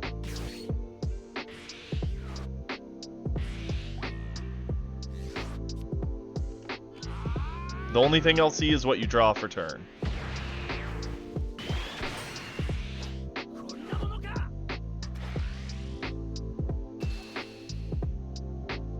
Yeah, this one we kind of have to eat at this point. Yo, we found it. Okay. Oh, and we've got options. Okay, so we're going to pause. I'm going to look, and I'm going to think on what I would do. Given that he has the double striker droids, 2 of them, that's a lot of pressure on us. He does have the cell. We have the Zamasu to swing. Might land a hit. Granted, we can see his hands, so we know he has ways around it. The Goku Black can obviously pick us up any 4-drop or less. So we can get another Gotenks back. That's giving us a lot of value long term. We'd have 4 energy left, so we could Goku Black, Gotenks, and have Vegeta swing and have our Zamasu swing. That's a lot of combo power. It might be lethal. It'd be pretty close. He has double supers, he has an energy up so he gets his meteor, and he has the instance, which is something you wouldn't have known in this situation. But the Zeno bottom decks 3 cards for him, putting him back to 10. Bottom decks 3 cards for us, putting us to 9. Resets tempo. We can still punch at him with the Zeno, asking for a card. Punch at him with Vegeta, asking for more cards there. And we would still have 4 energy up, so we could theoretically keep an energy up for Gallic Gun, should he go into another cell or a droid. Yeah, I'm thinking Zeno. What my favorite play here would be, given what we see, I would Zeno away the board after swinging with our 4-drop, and I don't know, would I combo off the Kid Trunkses? I kind of appreciate them fattening the deck so we don't just deck ourselves. But another 10 makes it 35, forces the super out or the meteor. Either way, we're happy. Yeah, I would Zeno after the swing for sure. Whether or not I'd sack, I'm unsure. I'd have to think more. I would then probably loop Pilafs and keep an energy up for the Gallic Gun. And then obviously pressure in with the Vegeta and the Zeno.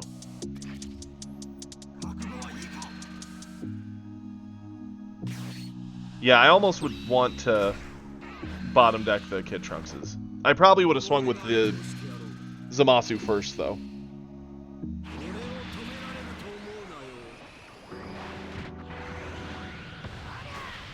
Swing in, yep.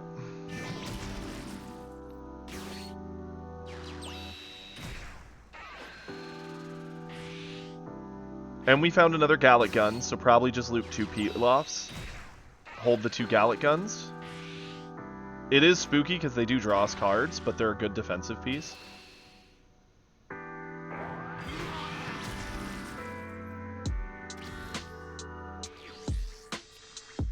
Yep, Cell Games Arena's a brick at this point. He can go into his cell if he wants, but the droids is the better play. He'll blow up the 2 Pilafs for sure.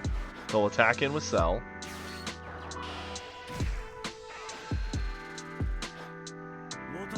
Why would you... Ooh. Aggressive Meteor to 45. Yeah, it looks like Cell's just going heavy aggro in on this. Good news is we got the double Gallic Guns. That's 30, so we're up to 50. Yeah, we get over this for sure. The spooky thing is how close we move ourselves to deck out, but we should be fine.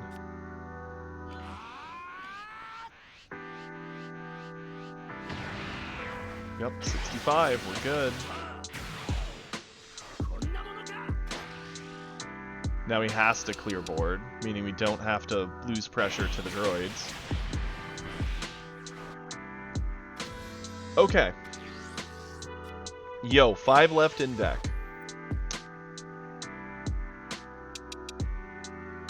Yeah, the cards on the bottom were all Zeno'd away, so he's got like a bunch of cells, a couple droids, and some Cell Games Arenas.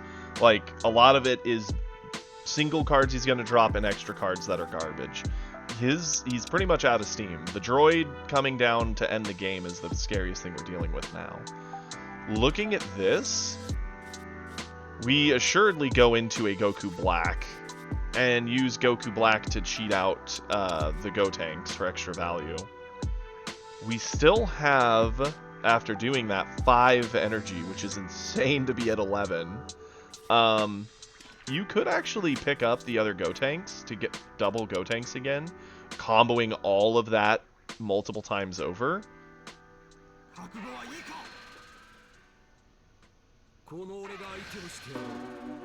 Yeah, I don't know why he did the Moa. This forces a super. Down to 4 cards. You're going to go down to exactly 1 and win it. I'm calling it now. Because, yeah, the Goku Black for sure. I'm assuming you pick up the Gotenks. He gives up. Oh, wow. Because, yeah, we would have done this. We would have picked up the Gotenks, played the Gotenks, swung with Goku Black, asked him for another Super Combo Plus, swung with the Gotenks, full comboed into it from what we got from the Gotenks. He would have had to spend more. We'd have played another Gotenks and gotten a Gallic Gun and just dumped everything, and that would have done it. That's wild. That was a very good game, Cal. That was sick. And honestly, that game should have been different. Like, had he, in the early game, have done that line I pointed out, that we all agreed was, like, the play for him, it would have ramped him up earlier. He'd have gotten an earlier big boss monster. And he could have used that bit of tempo to pressure you quicker, right? And that might have changed where that game ended. But that was awesome. That was a good game. Yeah, the Cell did some weird things, and he got punished for it. That's awesome. That was a really cool one. Thank you so much for sharing that. Please share more like that in the future. That's one of those high-end ones where it gets very spooky very quickly. No, and that's kind of the thing, right? Most of the time, especially with, like, the Vegeta list, you could build a green or a blue aggro that would stomp a green deck, but you have to build to beat Topku. And if you're building to beat Topku, your weakness is green. If you build to beat green, your weakness is Topku, and let's be real, what are you seeing more of on ladder? Topku. Yeah, building into green is something you may want to do, but you can't really afford to do it. Not if you want to actually win the majority of games. Yeah, poor Uda sees green constantly, apparently. Uda's cursed, because Uda's also playing blue Vegeta, but sees non-stop green. Yep. When you lean into control, your weakness is endgame strength. If you lean into aggro to beat the endgame, you lose to the better aggro lists.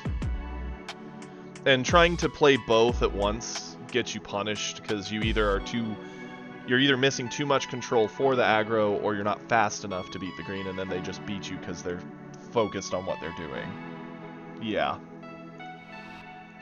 Trying to do both at once loses you the game. It's awkward, right? So now we have another Domo one coming up. That was a good game, though. I really liked it. Missing the Zeno that first turn was spooky, but we got it on the next turn, and that's what mattered. And I mean, that's the difference, right? If Blue could do that and play into both, they'd be the tier 0 list that everyone's afraid of, but they're not. Instead, it's Topku.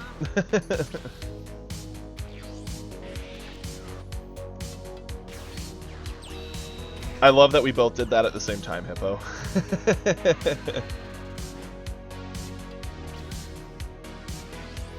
And I mean, even if that is the case, it sort of creates that awkward triangle, right? Like, green beats control blue, but control blue beats red, and then red beats green for sure. And that creates that nice little triangle, unless you're the awkward middle child that is yellow and you just cry no matter what you see on the other side of the table. Pretty much, yeah. Like, yeah, don't get me wrong, yellow has pieces that work well into all three, but those pieces don't give it winning odds into any of the three, in my opinion. Like, yellow has its best shot on green, but I still think green has a pretty strong shot at winning that matchup.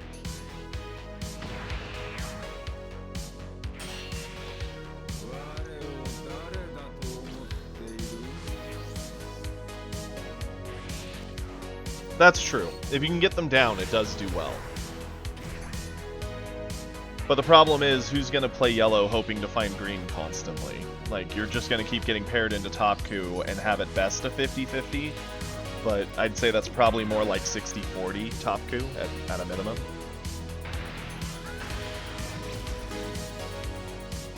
Yep.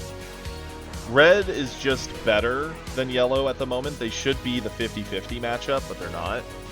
And blue should be the counter to yellow, but unfortunately, and it is. It just rolls yellow.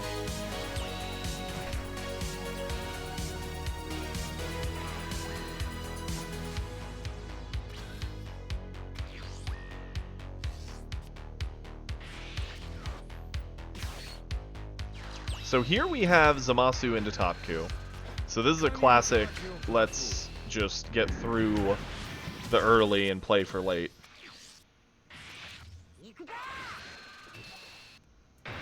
The thing that I think mostly changed it is that, yeah, the odds for yellow to play into red, like, yellow hates Beerus. The stat control Beerus does is brutal, and top coup is just so fast and so turbo-y that it can be a bit much.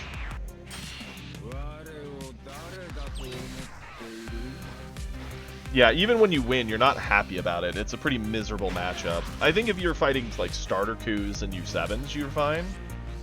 Oh, well, I appreciate the follow, Cal. Thank you so much.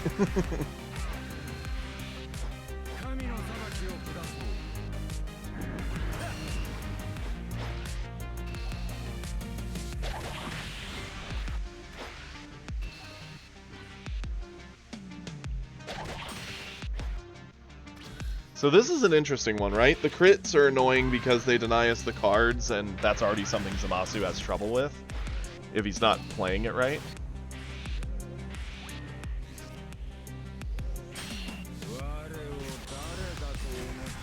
Getting down 2 Vegetos is insane, and then watching Beerus blow them up makes you cry. Especially eating that crit.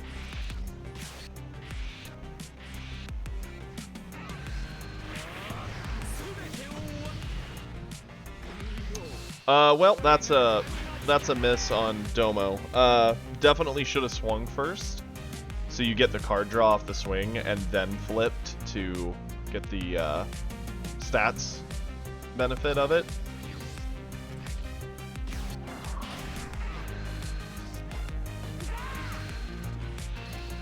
Yeah, we're 1 card down. Hopefully it doesn't punish us. I didn't see if this was a win or a loss.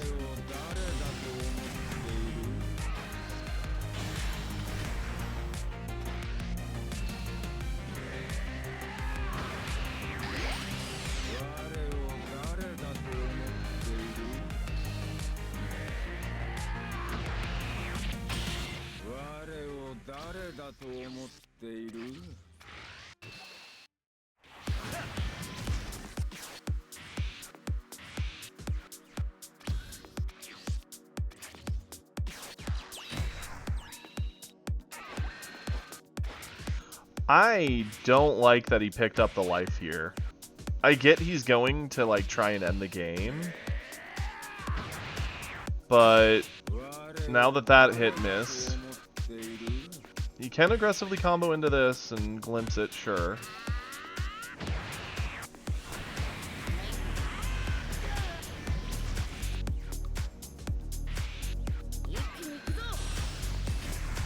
Wait, what? No way. He tossed Ribrianne.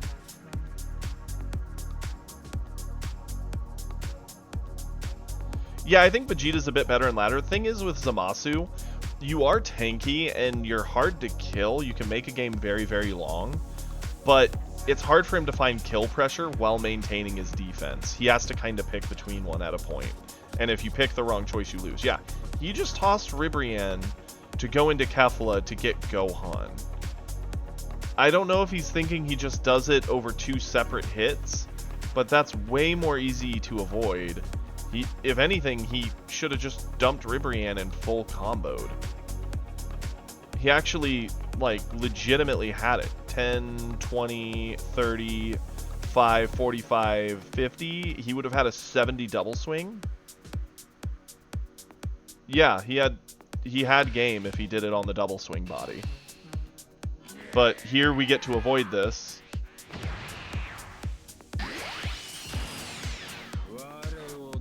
What in the world?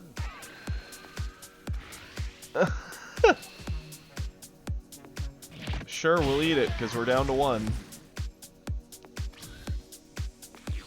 Maybe he was thinking, like, keep my hand and I'll defend next turn, but...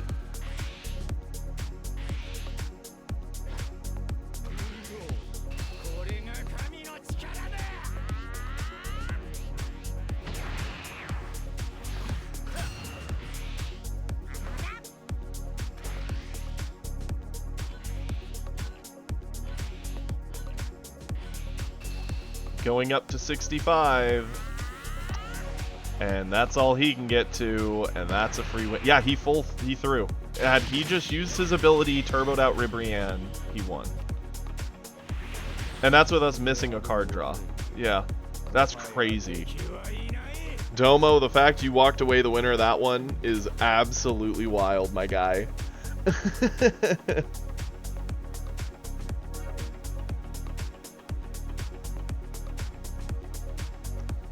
See, I can see a world where if you're going to a big tournament, you might like playing Zamasu.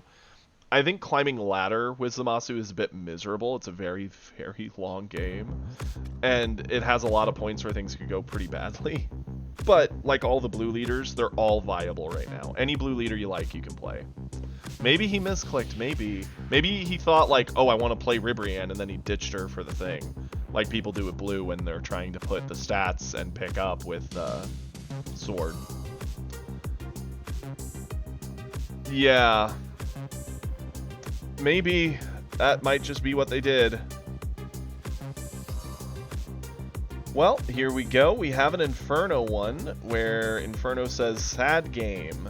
Okay, what makes this sad? Yeah.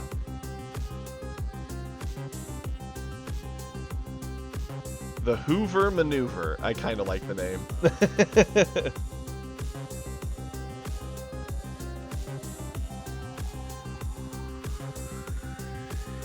Okay, give a nice little thumbs up there. Look at this. We're actually getting the replays all nicely caught up. It's awesome. And we're all kind of vibing and chatting. I love it.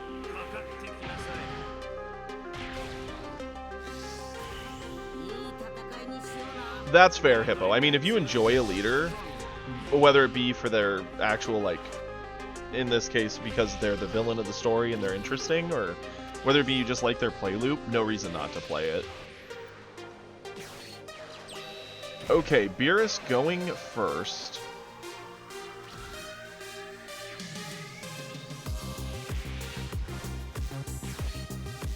That's fair, Cal.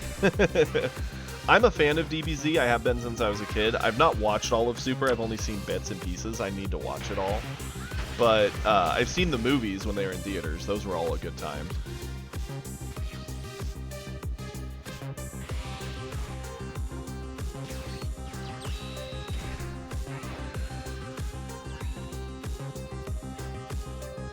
I tend to like to play decks that aren't the top of the meta, but are close enough that they're competitive, but also just a little different.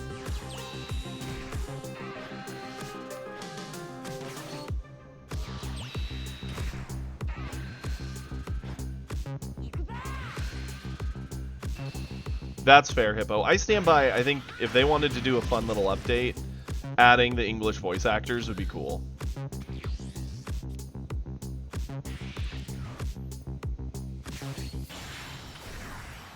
See, it's funny, Cal. I'm a dinosaur. I get the ability to say, like, when I was a kid, Pokemon was brand new. Like, that was the card game that started my journey. Although Yu-Gi-Oh! Is the one I was more into of the two. 35. Gonna be 36 later this year.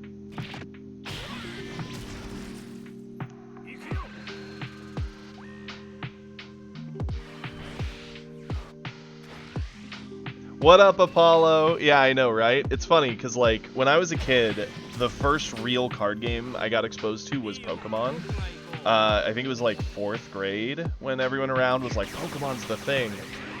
And here's a small story that I don't know if I've ever told on stream or anywhere, really. I saw people with cards, and I was like, oh, what are these? Cards? Pokemon? I love the video games. Let's do it. And we were at Blockbuster, because that was still a thing, me and my grandmother. My grandmother's the one who raised me. And at the register, they had a box with Pokemon cards there. And I was like, oh, these are Pokemon cards. I want Pokemon cards. And my grandmother's like, yeah, sure thing. And she bought me, like, just a couple packs. They were really cheap.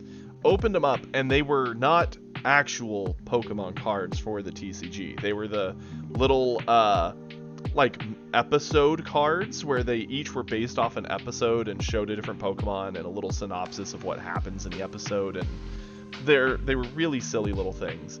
And I got these, yeah, the holo cards, basically. And I was just like, I don't know if these are the right ones, but I'm happy to have them. I love Pokemon. And so, sure enough, I went to school the next day, and someone's like, man, I really, really need a Primeape. And I'm like, oh, I have a Primeape card.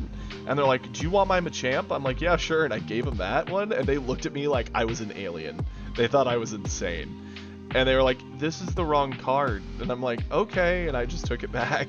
Finally, like, I think it was a week later, we found the starter decks and all that kind of stuff. But yeah, that was a whole adventure.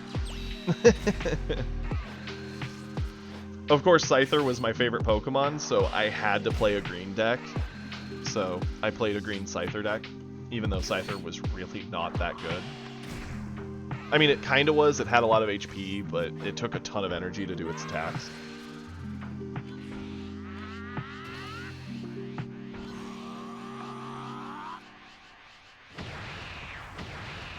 Oh, guaranteed. I'll be playing card games till I die. Card games and video games, both.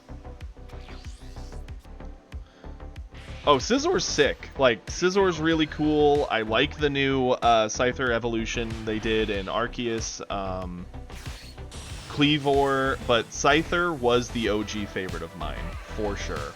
My top 3 Pokemon, odd thing to talk about while we're watching a replay, but Umbreon is my favorite evolution.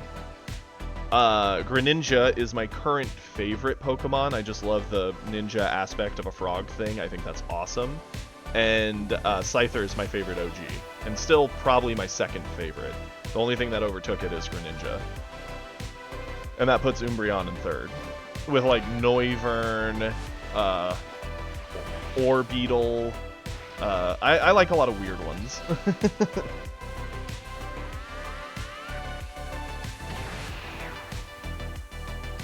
See, I've been doing a lot of breeding in my Pokemon games and whatnot. I think I have like 6 or 7 boxes of level 100, fully trained and statted and ready to go Pokemon to battle friends with. And I used to have a bunch of friends who did like a battle league together just for fun. And sadly, the friendship circle kind of fell apart when me and my ex split, in a way. So now I don't see any of them, really, except for one of them. So I don't really get to use any of them anymore, so... yeah, it's like 6 boxes, maybe 7. Actually, I'm probably underestimating it. It's probably more like 10. But it's a lot of boxes of maxed out, fully statted, trained things. Not the card game, no. The video game I have plenty of battle teams made for, but I've not played the card game in years. Last time I touched that was like 2015, 2016, I think. So it's been a minute, but I could probably pick it up pretty quickly. The only card games I'm like hardcore playing right now are this, and I play Universus as my physical card game. I do have a bunch of starter decks for Digimon, because my partner likes Digimon, which is really fun. Okay, that's fair. I've been hearing that the recent meta for the game has not been the best.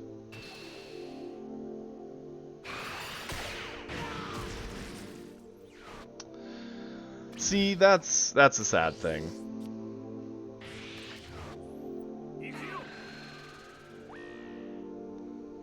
That's hilarious, Bardock.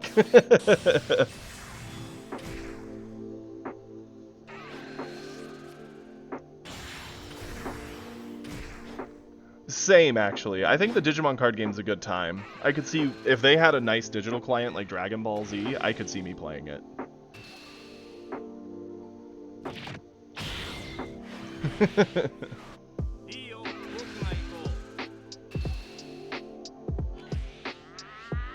Interesting. Well, it's always nice when there's multiple decks that can play. It's a shame that the meta isn't in a, like, really fun place, considering there's diversity, but...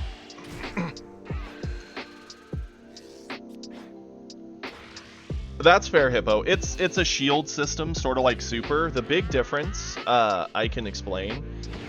Obviously, in Digimon, you use the Digimon to fight the other player. You have, like, a little training area to the side where you keep your little, like, egg that you hatch into a trainee, and you can evolve it over there and keep it safe. But it's not allowed to fight or do anything from there. You just kind of keep it tucked away safely.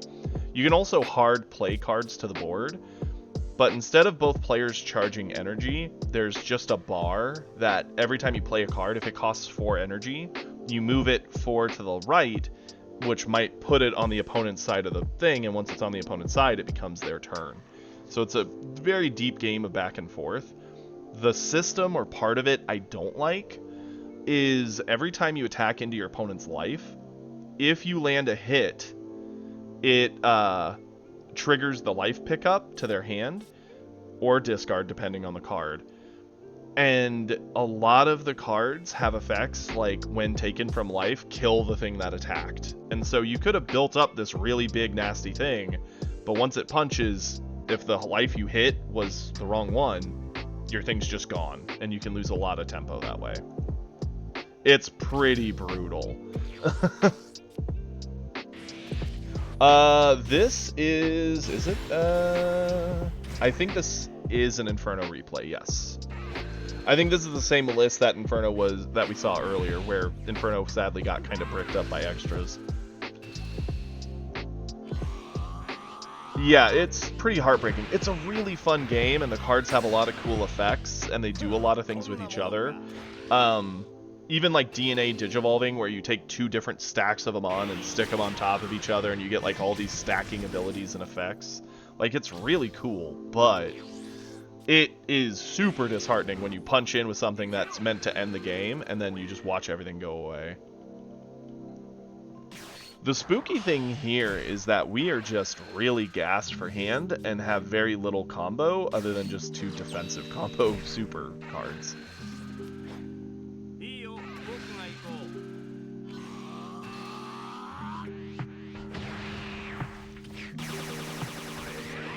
I mean, if they don't get your double striker out of here, you can glimpse into Kamehameha and make this a very scary situation for them.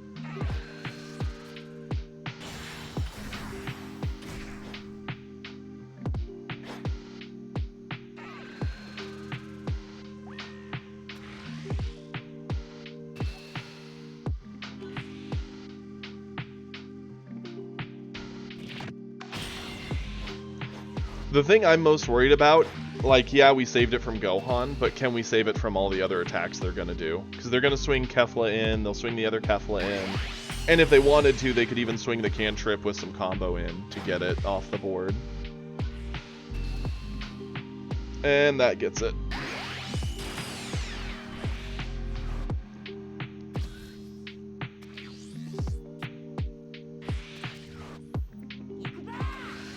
I mean,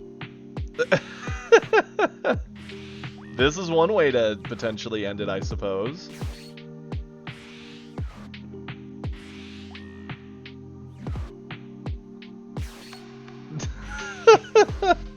Ain't no way they are prepared for what you're doing.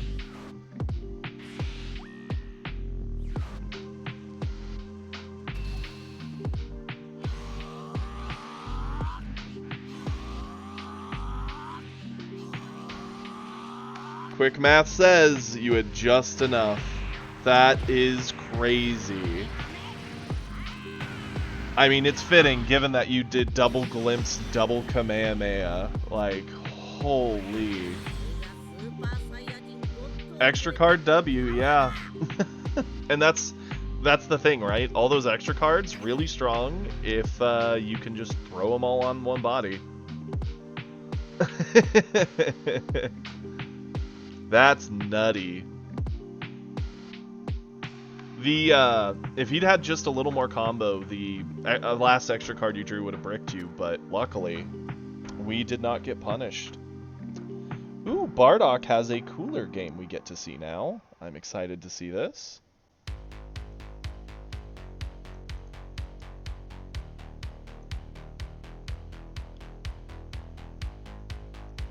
Yeah, if I got killed that way, I would actually probably have been a little tilted. Speaking of which, Super Saiyajin 420 Yoshi apparently loses this to Cooler, so that's kind of cool. Yeah, that would have damaged my mental too. I would have been very sad. Especially since, like, the last turn, they could have full sended into you, comboing correctly, and you wouldn't have been able to stop them. They had no idea you had all those extra cards, which were just dead in the hand. So, there's, like, multiple levels where you just get tilted there.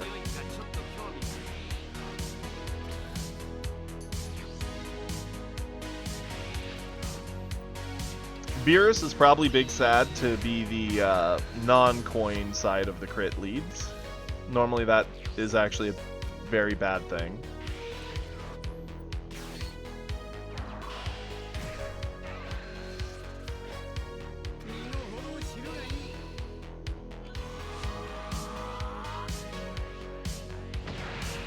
Odd that he's avoiding this crit. I feel like that's a mistake. Like, right out the gate. Because you yourself are a crit lead, right? Every turn you have to give up the card you draw, essentially, to get your ramp. And then to burn multiple cards to avoid a crit. That's true. That is true.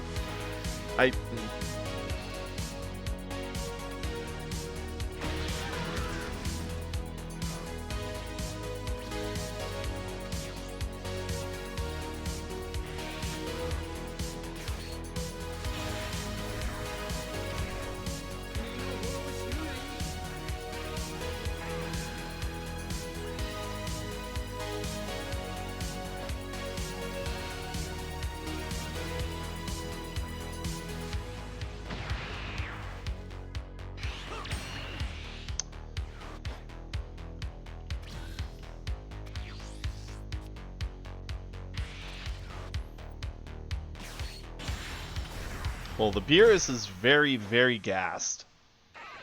Yeah, he gets a life pickup here, sure. I really would have swung with the crit first.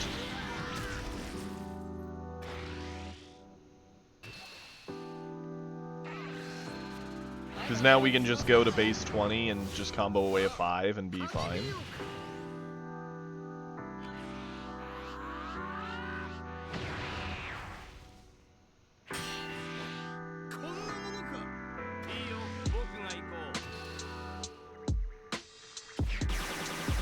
And the funny thing is, with us on coin, we can actually just go straight into Cooler, kill the Gohan, blow up the 2-drop, and live a very comfortable life knowing he's really in a bad spot.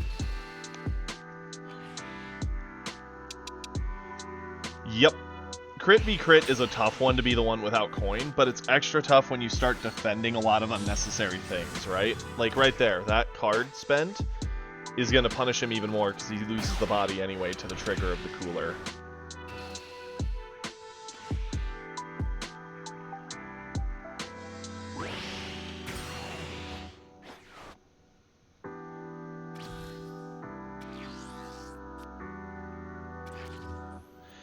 Ew, the double Gohan.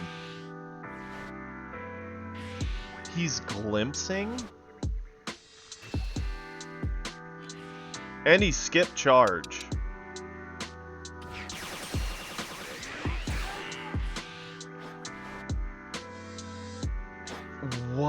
the... Okay, there's no world that was the right play. There's literally none. You charge the Glimpse. Yeah, you're sad you're not going to have a hand, but that's kind of the world we're in already. You swing the Gohan, dropping the stats, and then you play the other Gohan, drop the stats, pick up your life, you get to awaken, you refill your hand by 1, 2, 3 cards, and you're in the game. But... like, you're in the game, but you're on the back foot. What he did means he only gets 1 pickup.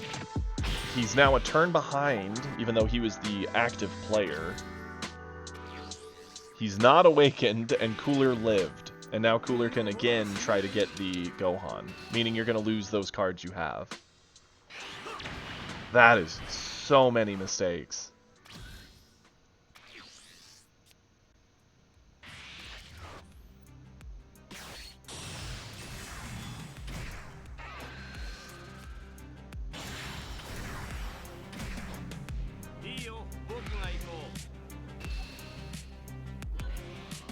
Yup.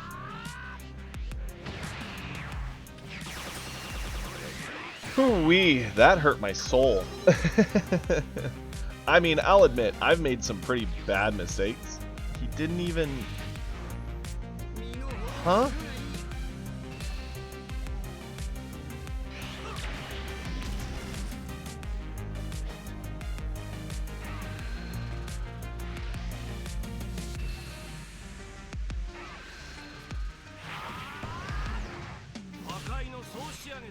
I mean, he could have awakened on his turn, gotten Gohan's effect and Beerus's effect.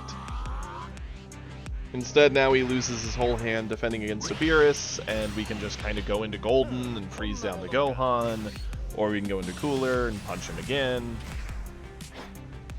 It's a pretty comfortable state to be in. Tag on the Nova, so now Gohan's gone, 4 drops frozen. Beerus does get to kill off one of the Coolers, but it's not really going to matter all that much because we have Golden and the 6-drop to go into.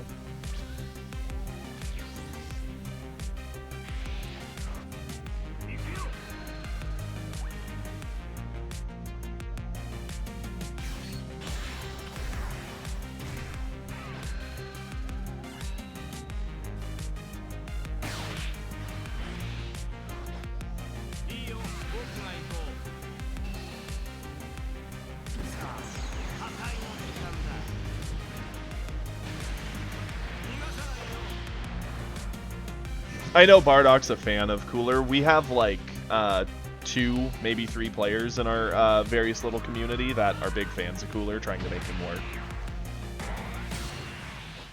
I will say, Frieza would also make this list work arguably better in some ways. For sure, because Cooler, other than the re-readying, doesn't really do a whole lot.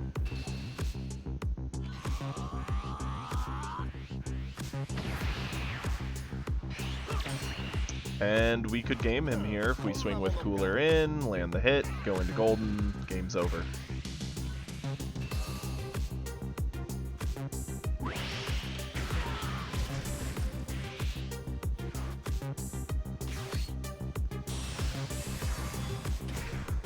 This was a painful game for Beerus. He didn't really play it all that well, but that's sort of on him. Yellow Vegeta is a pretty cool leader. He's in a rough spot. He can do some pretty cool things. The big trick of it, you can essentially play the normal turn on your turn every turn. Fighting on the board, pushing in on the enemy, doing whatever you want to do, and then you just get 2 energy back to use extra cards as defensive options. So it's a neat gimmick, and some of the extra cards can be quite good. Obviously, you can run Death Ball, which rests down something. That's great. You can run Time Rewound, which is a big stat buff and readies something. And you have the Awakening of Blue, which gives a huge stat buff, or blows up something if you use it on your turn. So he gets some really good defensive pieces.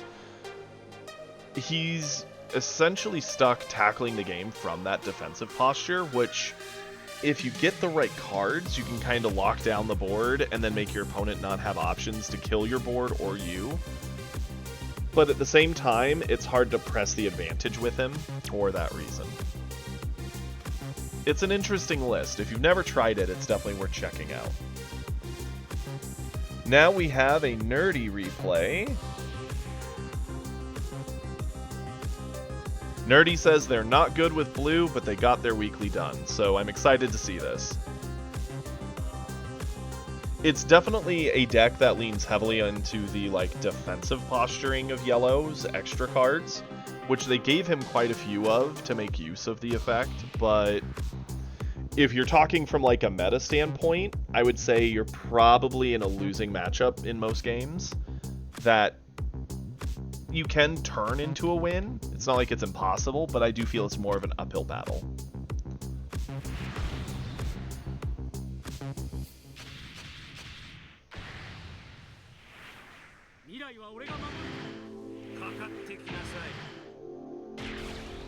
Pretty much, yeah. I think if you're looking for a yellow that will do the best into the current meta, you're probably looking at Frieza or probably Vegeta. I think Ginyu's the high rolly list. Man, we've seen a lot of people fighting into Beerus today.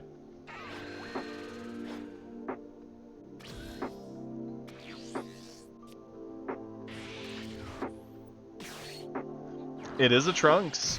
We're excited to see more Trunks, and we do have the counter to the 1-drop. That's always great. Get wrecked, Beerus.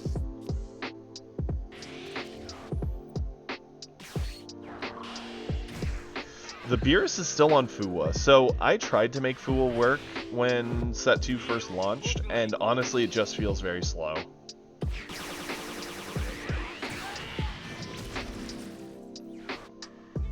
It feels bad to spend 2 energy just to clear something off the board or get the stats down, when a lot of the times the Gohan on 3 does it just for free.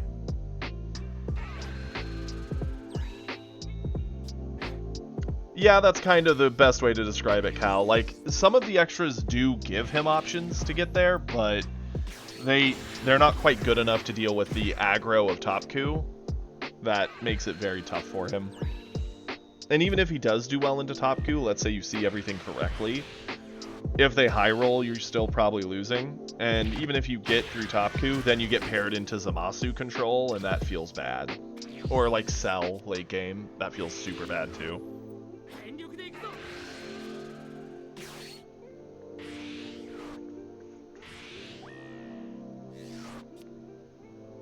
It just feels like yellow is in the position blue was from set 1, where they're working twice as hard as every other color to do what the other colors do.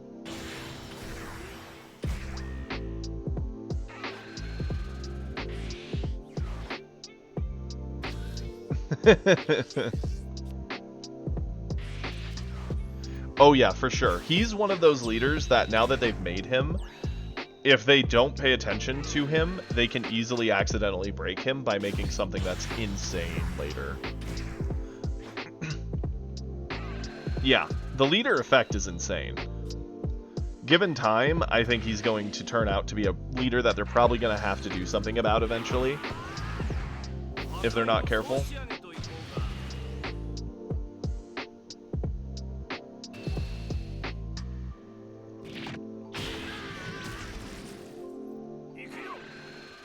So we're in a pretty decent position here. It's sad to see the 3-drop go, but both of us are awakened.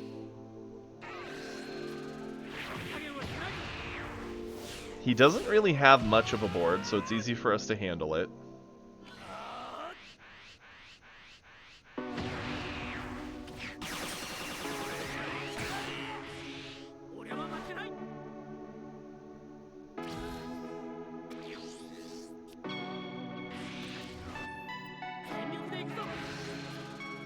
Interesting that you charged off the Gotenks.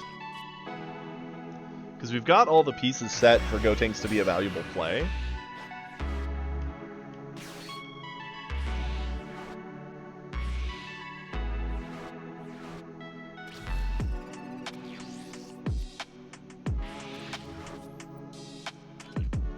With that one energy, I do feel you missed out on an opportunity here. Figure I'll just use this as a good teaching moment.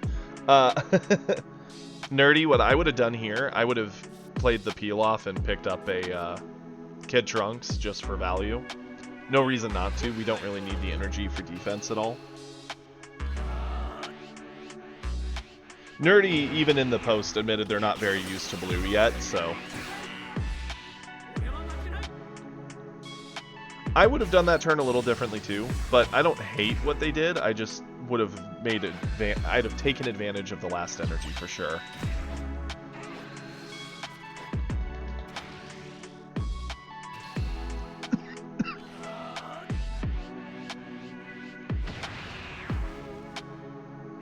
Oh yeah, that's like a really sick line, Cal. And the fun thing is, like, the 3-drop Vegeta works well into that kind of stuff too, because it gives it that protection from blow-ups, which is annoying.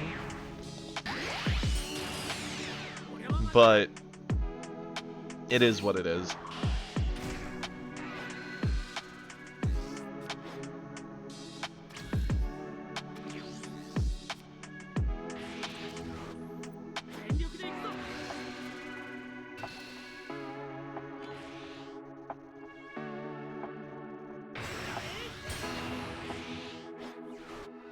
Pretty much, you definitely play Trunks more than me, although I love Trunks and would happily play it more often. Between people wanting to see other lists and me being unable to focus on one thing, I tend to bounce between. Variety is the spice of life, as they say.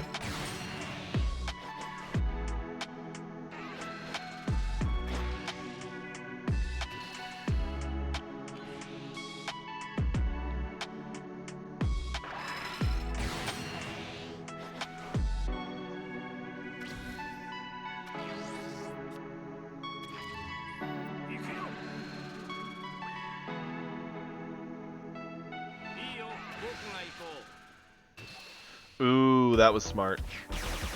The attack trigger draw gives them options, right? They could do 3-drop Godku, clear the Vegito for sure, and still get a body down like the crit body to keep pressure high without giving us life pickup options.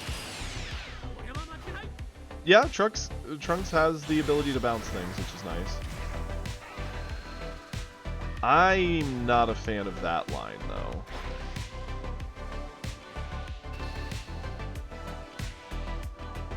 Because it's a body he can still very much save.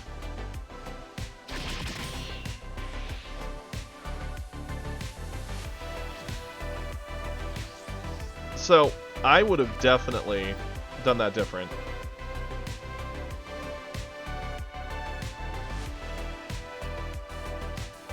I'm a fan of the bounce, using it mostly to return your own things.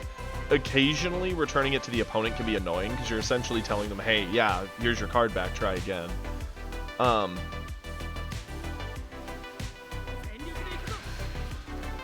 man, the fact he didn't actually get the Vegito is going to matter.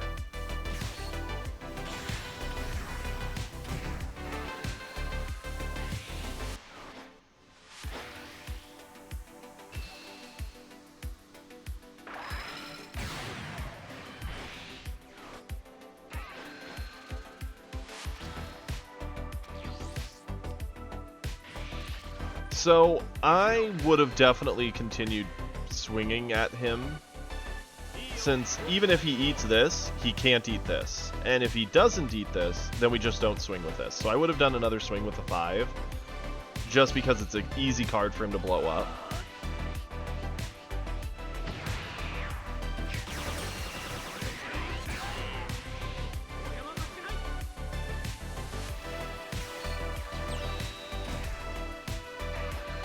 Yeah.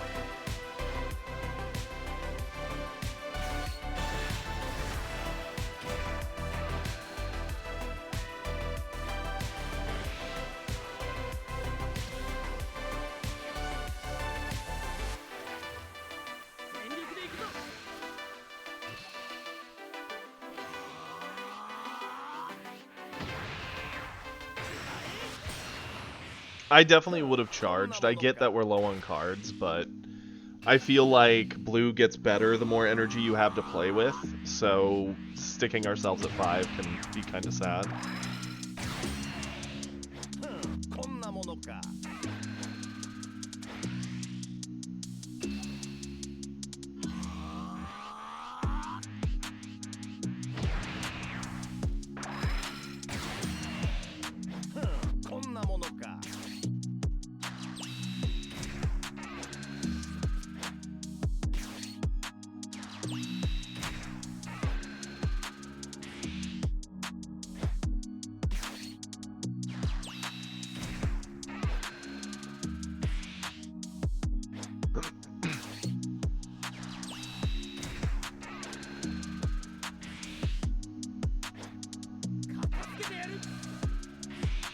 Yep, I like that.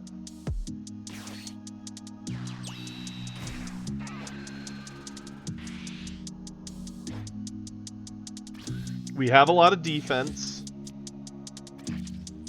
Yeah, it was very smart to keep your information hidden. Swing in, pressure, make him think you have the double striker, and then once he defends everything, go wide with your value. That was very smart. Sadly, the best play for Beerus here would have been having an actual Beerus play. The Beerus blowout would have gone hard, but he didn't have it.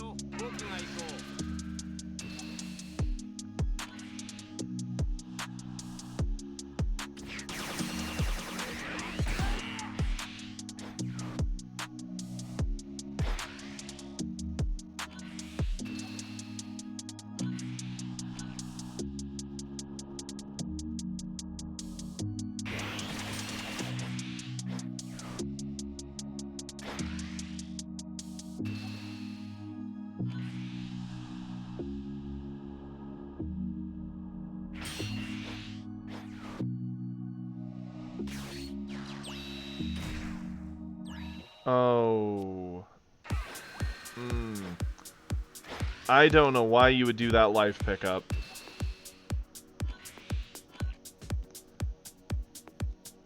Given that you know we had so many 10Ks we picked up.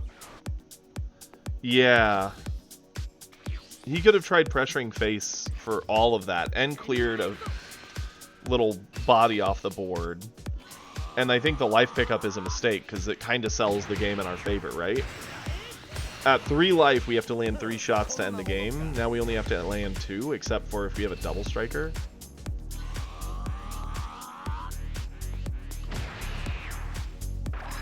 Yep.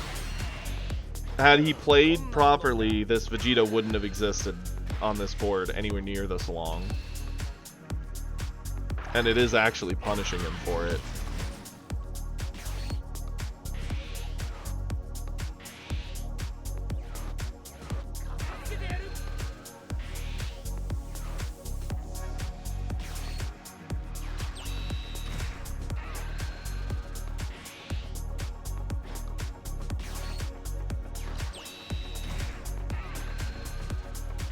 Actually, yours is up next, Schmacky.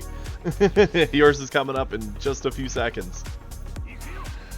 This game went surprisingly long.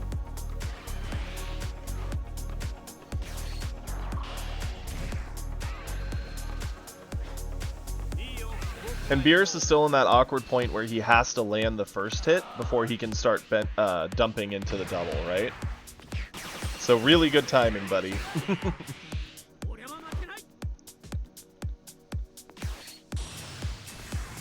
Yeah, this just makes sense. Kefla into the 3-drop, keeping your hand size up, which is insane. No, going Gohan. Well, Gohan does get the peel off the board. I don't mind that.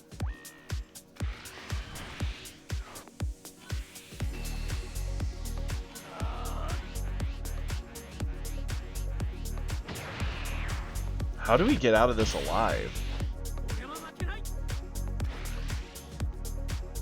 He didn't combo. Man, this Beerus was determined to sell this game.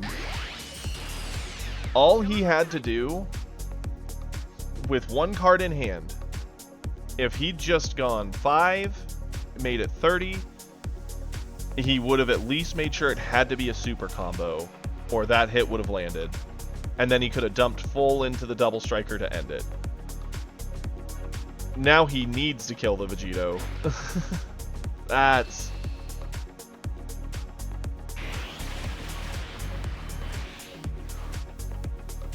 Well, Trunks...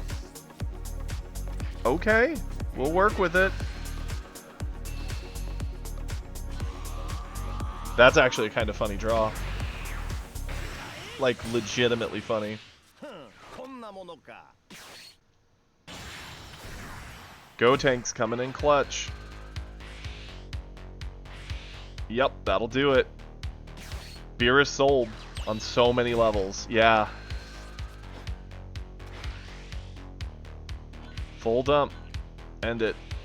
Sweet victory. Oh, wow.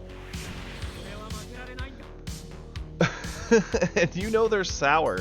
And the sad thing is they have no one to blame but themselves. They probably left and were like, oh man, of course they top deck the Gotenks and make it work. When in reality, they should have ended that game like forever ago. The Beerus was in the driver's seat. They just sold. That's sad.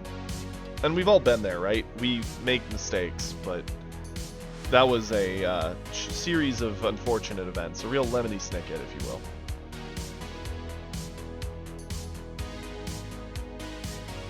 Okay, Schmacky, you are up, my guy.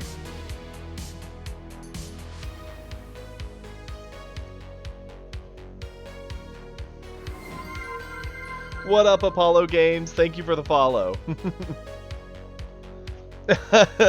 I know, right, Imodium? Like, there are those players who absolutely sell it off as the game just dumping on them, but, like, the man dug his own grave, and pretty commonly, you should always check to see if you are the one creating your problem. If you watch that replay back, he should see a plethora of things. Had he done a little better, the game would have ended way sooner and not played that way. Even just killing that Vegito forever ago with the 3-drop would have ended that game. But it stuck around for an eternity, because he didn't go for the for sure thing, he kept taking risks.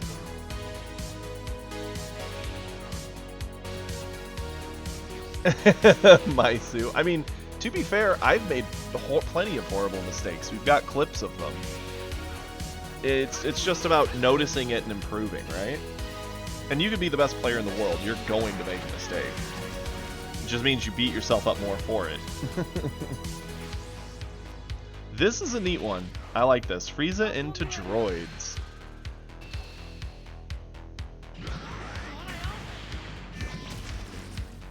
Ooh, Versul. Yeah, that'll get you in the butt every time.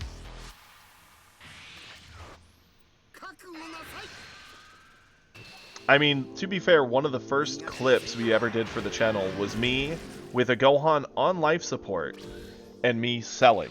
I absolutely sold the game. I just had to swing at him, but instead I BM'd and swung at his board to get my card draw and laugh, and because of it, he beat my combo by 5. If I'd swung at his face and forced him to combo one card away, we'd have won.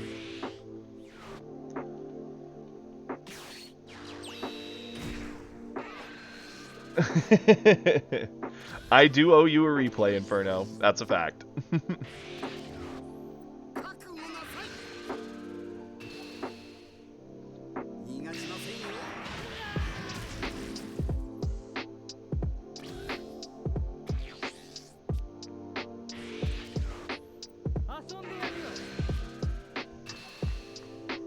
To be fair, we have already done 2, but yes, we will do a 3rd.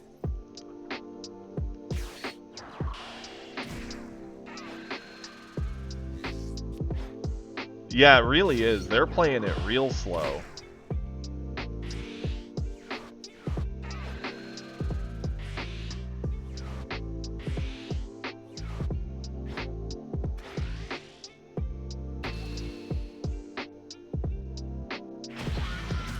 I mean, we're awakened, sure. It's a little spooky, though, because we're already at the point where endgame's becoming a real thing.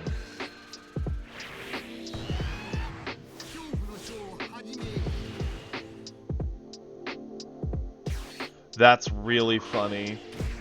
They missed the droid requirement.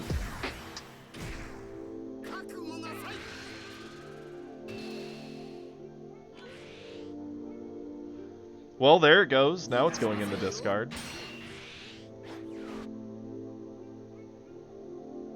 Yeah, he needed to blow it up in his attack line and then go into the 4-drop so he could stuff it.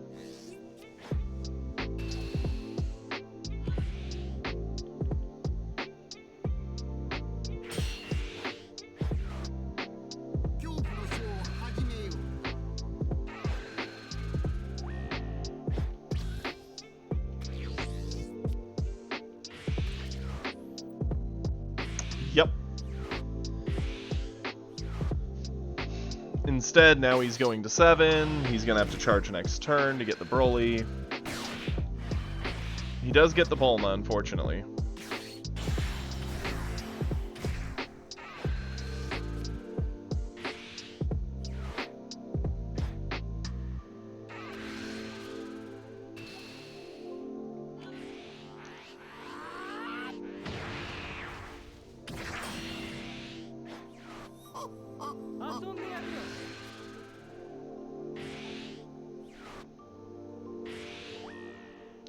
I don't know how I feel about that meteor.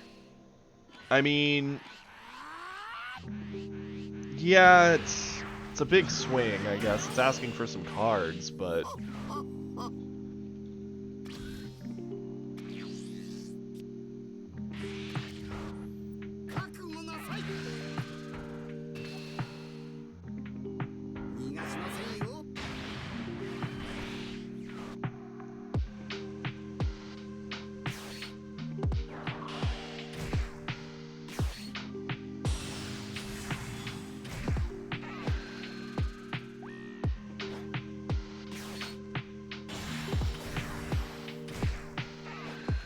hey, got the 3-drop down, get an additional 1-drop. I like this. We got a board out of nowhere.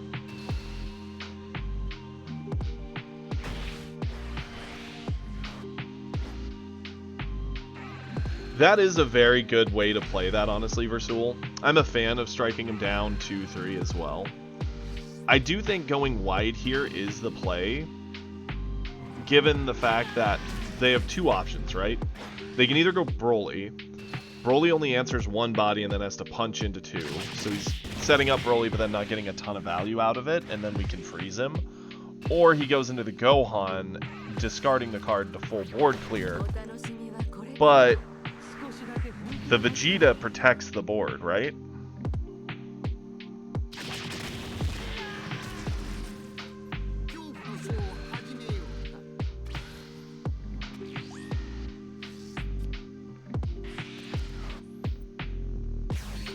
Oh no, he doesn't know.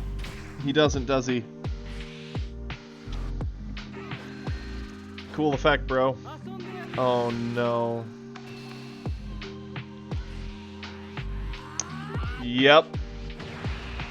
Played into it, and the droid player walked into it like a fool. Oh no, they don't know what the Vegeta does. Yeah, you don't have to untap things, you may choose to. Yeah, that was really smart. And the droids player just got punished because they didn't read. Yep. Where's the sign-up sheet for the math and reading? They don't need math, but they do need reading. Ugh, it hurts the soul to see it. And now what do, right? They have to deal with 80 attacks coming at them. Well, to be honest, 1, 2, 3, 4, 5, 6 swings coming. Burn 6 cards, minimum. 7, because one of them's a 40k.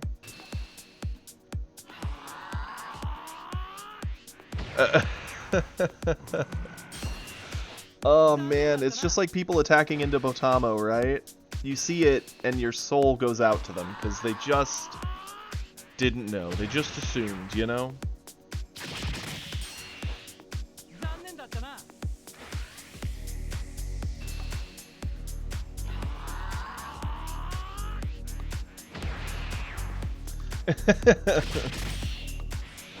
That's true. You could have definitely not telegraphed what you were doing and just kind of played the spooky game of what's gonna happen. Schmacky, but wait, there's more. I mean, I can't help but assume that they're gonna go into Broly next turn. And there is no getting this board under control. It's way gone. That part of the game is over. So now you have to find how to get the end game, you know? Find a win con somewhere. The only thing you stood back up is the 4-drop, for sure. We know what Broly should blow up is the 4-drop. He...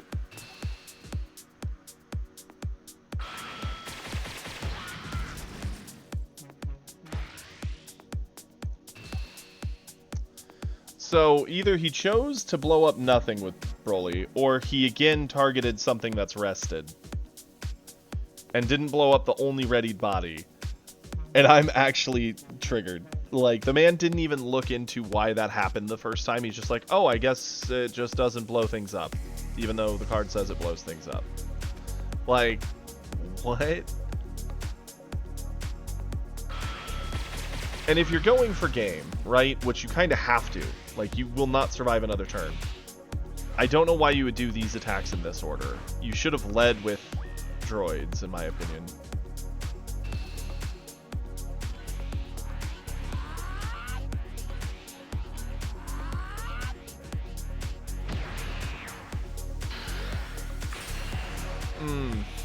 Yep, cool bug. What a game.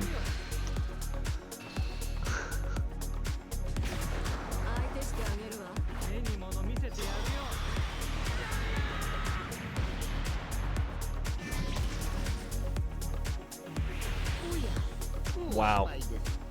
That is crazy.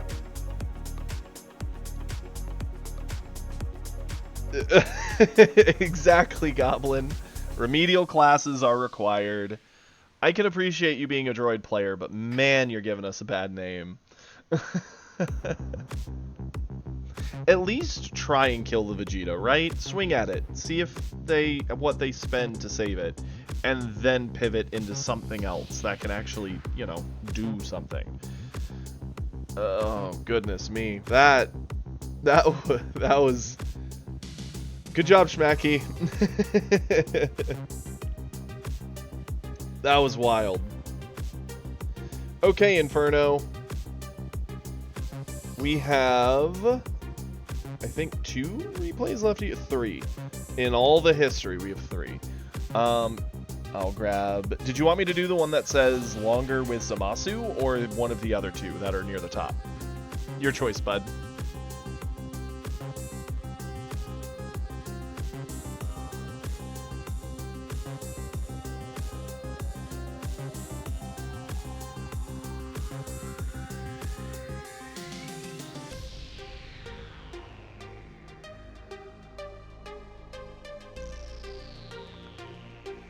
Seems like Inferno might have stepped away. Well then, we will just pick one of the 3. We'll go with this one, why not? Man, that... Dude, do you know how much, like, how triggered I would be if I ever played a card meant to blow up the board, blew up the board, and just didn't understand that something gave protection? I would be so upset. I would probably forfeit on the spot out of just sheer shame and being tilted. And it would be anger at myself, not them, because I'm the one who didn't read.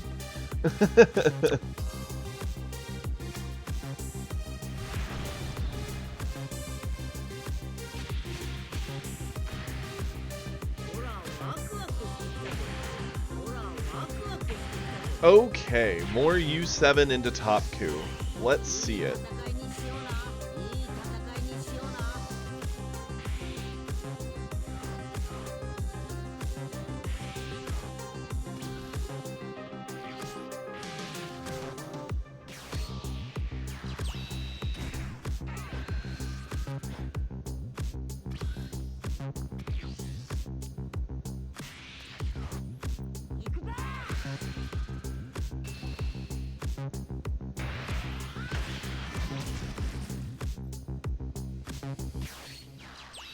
Roshi is what we'd expect, right? Do the life pickup. Start turboing the game forward, that's fair. Nothing too crazy.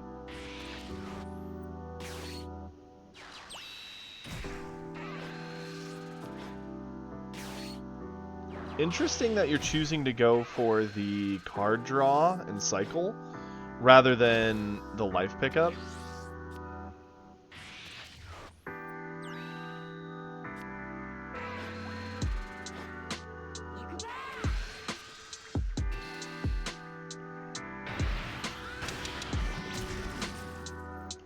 He's also running the U6 searcher. Interesting.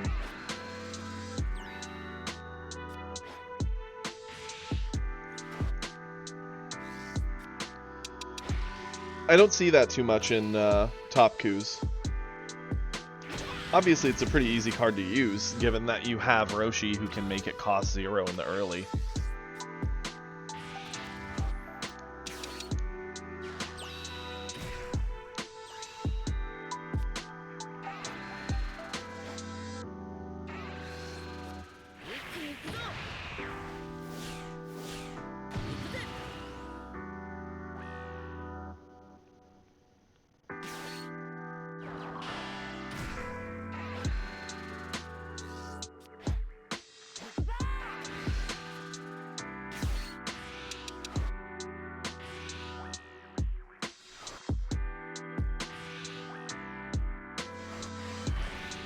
I can appreciate getting rid of the Roshi.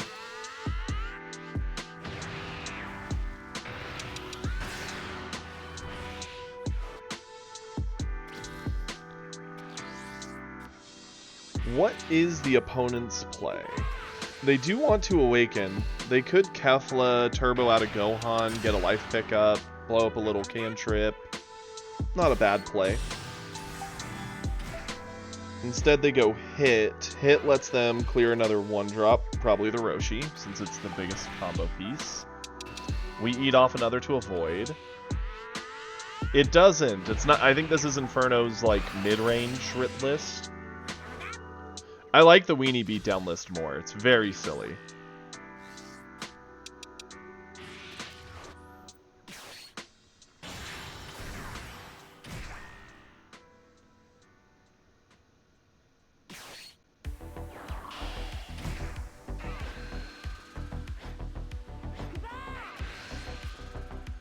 You know, I'm not entirely certain. That's a very good question for Inferno. I know Inferno is missing some cards, so they fill in with other stuff, and Inferno likes to experiment. So it could just be an experiment Inferno's trying, which I appreciate. Yeah.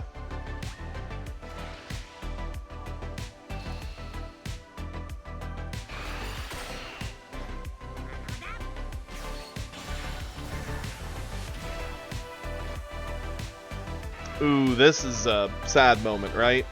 He gets to awaken, he gets to drop the Kefla and get another Gohan down and get the kill on the 17. Ugh. But the fun thing, we get a board clear.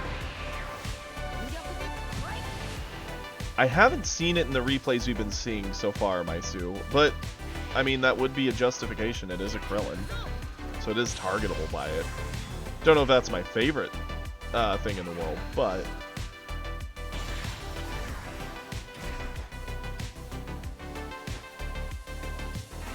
the Gohan goes pretty hard here.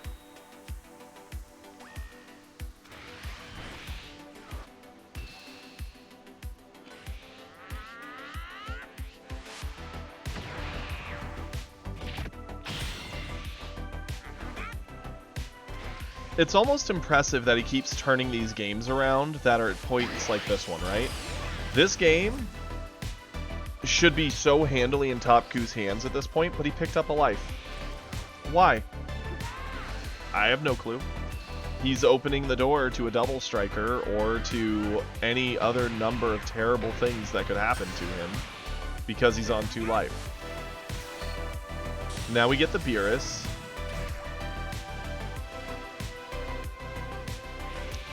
Yep. Ditch a glimpse, blow up the board, pressure in the crit.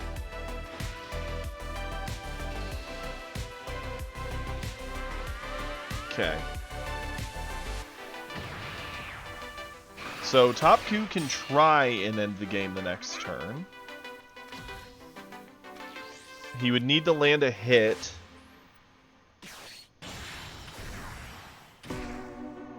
And then go into Ribrianne. Instead he goes for the Gohan to clear the Beerus. Okay. I don't hate that.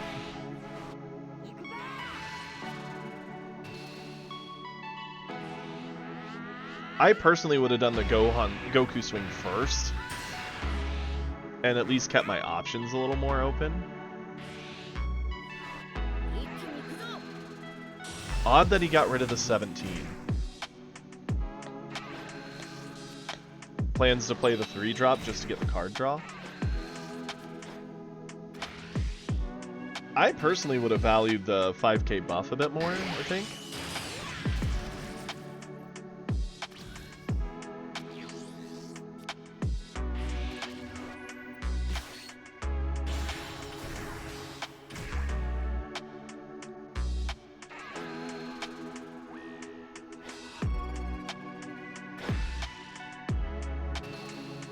So yeah, there's no saving this hit for sure.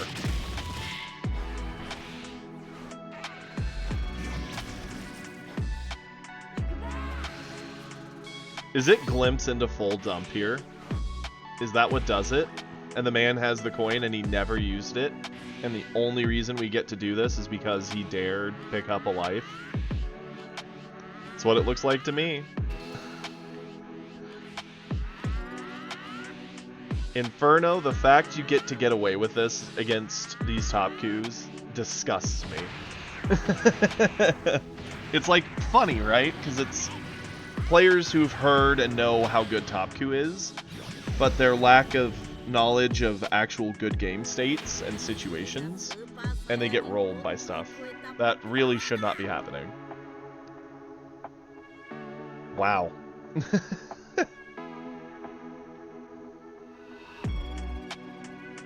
It really is. It's so funny. That is insane.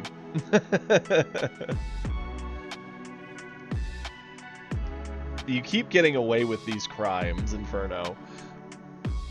If it was anything but a top Q, I'd be sad, but I'm just impressed that they're not punishing you for this. It's insane. And with that, we have one final replay that I was going to do, which was the last of Spectre's replays. And this will be the last replay of the day, and we'll finish out the stream after this. This also has us almost completely caught up on replays, which I'm scared to say since we were so far behind before. We have one more Domo and one Inferno one we didn't do, and that's it. And we'll just save those for tomorrow. So, let's see it. Against Seasball. This was also apparently a weird game, so I hope we're all ready for a fun one, because that's usually what this ends up being.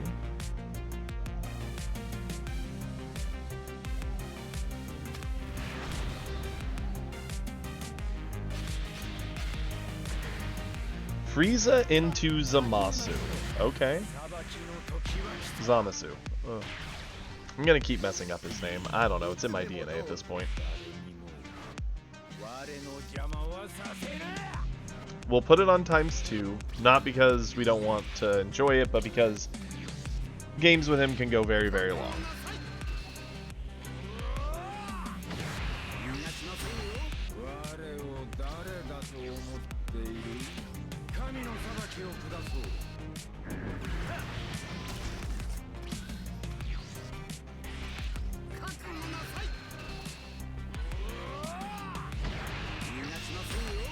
Okay, it's kind of funny, right? Turn 1 and 2 have just been mostly a small slap fight.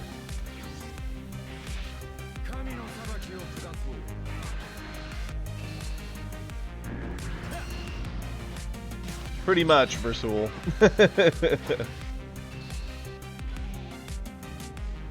And he's not actually been using peel-offs to do his blocks so far. He's been using his one-drop Zamasus, which, I mean, again, same difference, but...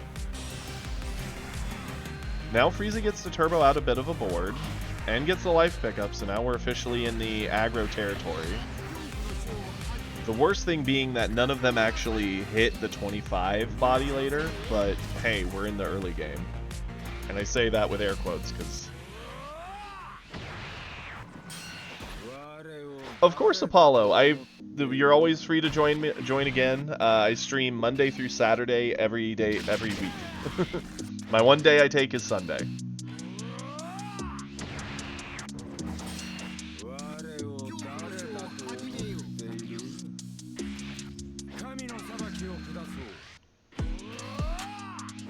We'd love to have new people join, and stick around for another moment. Once we go to wrap up, I'll do the usual spiel, and be sure to join the Discord. We'd love to have anyone who's new, who's enjoying their time with us all, become a part of the community. That way you can always link the replays and go over deck builds. It's a fun time.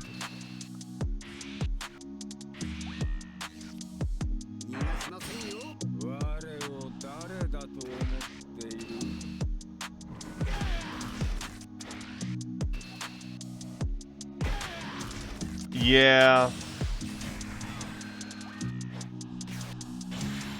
I do think they messed that up, because we get the Ginyu for free, get to expand more on our board.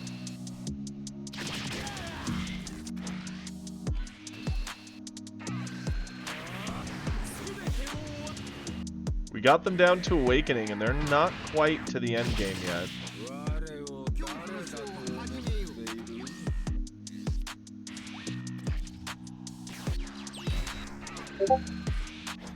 Goes for the peel-off.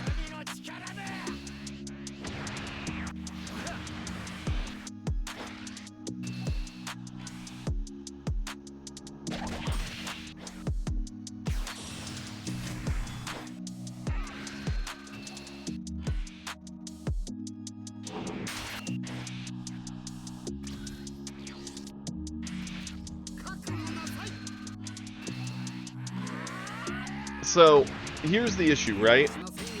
Now none of our bodies can really punch into him. We need the golden to try and actually start doing any real work at this point. We are actually burning a ways into his hand, which is nice.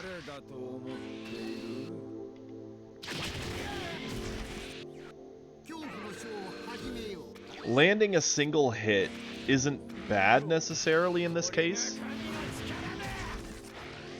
Because if you think about it, right? He's going into turn 6. Yeah, he could Zamasu. Or, not Zamasu, Zeno. But if he Zenos, he can't heal. So he'll have to sit at 2 if he wants to Zeno. So that's actually a well worth it swing. Normally I would caution against it, but since it makes him miss out on certain cards, it finds a way to be worth it.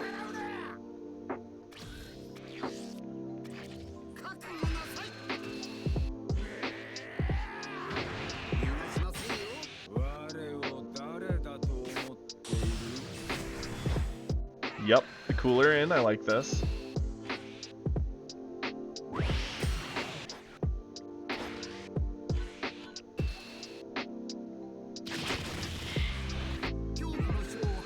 Yes, he did.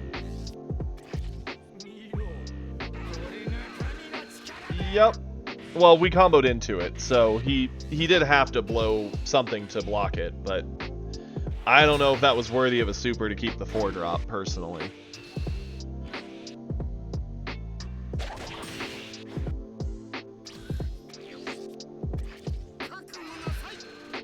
So this is getting real weird. Yeah, they are selling the game. He has no combo in hand. He drew a brick. This is where he loses, like, for sure. Interesting attack choices, right? Like, I would have done Frieza first, then I'd have done Vegeta with a buff, and then Cooler. The sickle. Always the sickle. Wait. Huh? Just not confident that we had the kill there. Oh, that's sad. We had the kill. He drew bricks. He gets another turn. No way.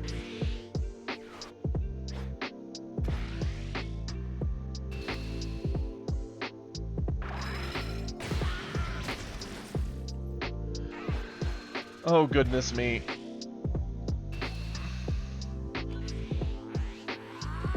Avoid this, yep.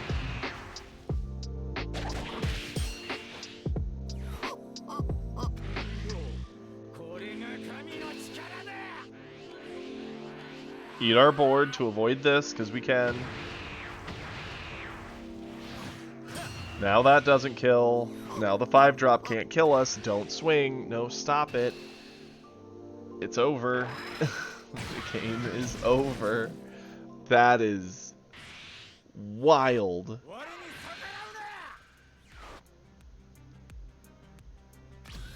It's the sickle. It is the sickle, right? Wow, it's funny that we have so many zeros in hand, we almost don't get to win it. Oh yeah, 100% his own fault. He dug his grave and now he gets to sit in it. And we'll just go into the 6-drop because it's the biggest body. He could have a super combo and it's the only thing that would get him out of it.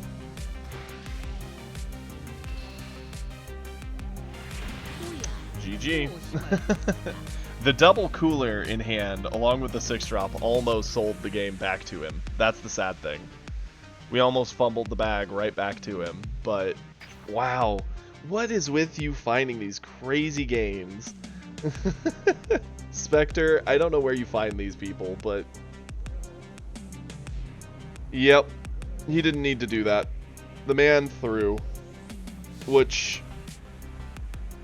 You know, that's how it be some days, I guess. That's why we do these replays. You'll see some crazy things. Legitimately, Versul, I don't think you were around at the time. This is definitely one of the best replays we've ever had given to us. It was very early on. One of our members, Wyatt, was brand new to the game and still learning, and they were playing Broly. And they got paired into a Broly mirror in set 1. And the funniest part about the replay is they push the enemy Broly down to 4 life, and the Broly doesn't flip to avoid a hit. So then we punch them, put them to 3, then we hit them down to 2, they still haven't flipped, we then hit them to 1, and we were aggressively comboing. Like, the game was over. That other Broly would have won. If he just flipped over to his backside, he'd have been fine. But he didn't. Until it was too late, and we were comboing everything into the attack. He could have just comboed his whole hand in and been fine, but he clicked the button to flip. And because Broly takes his last life and stuffs it in his energy, he lost. He killed himself. It was a free win. Wyatt overpowered attacks he didn't need to because Wyatt was still new and not fully understanding the combo system. And the man legit killed himself by just flipping his character. It was one of the craziest replays we've ever seen here. And that's saying something because we've seen a lot of crazy stuff. Anywho, on that note, I want to thank all of you for joining me today. It was a wonderful stream. I had a lot of fun. I hope you all did as well. I will be back here at 8 a.m. Central tomorrow. I do stream Monday through Saturday, 8 a.m. Central Time, till about noon or 2 p.m. Central, depending on the day. Thank you all for joining me. If you haven't already, please give a follow. It costs you nothing and means a whole lot to me. We're at 184 followers, which, again, the higher and higher that climbs, the more and more shocked I am, because I just would have never guessed that many people would want to watch me do this kind of stuff. Beyond that, if you haven't already, please join the Discord. We have one of the best communities out there and would love for you to become a member. We talk in there about deck builds, current games, the meta, anime, food. We just love chatting and would love for you to join us. And finally, if you're enjoying the content, you want to help support it, feel free to donate at the link down below, or just sub and avoid those pesky ads, but no pressure either way. Thank you all for being here with me, and I'll see you all tomorrow. Peace. Assuming I actually find the button. And don't minimize my OBS. Now peace.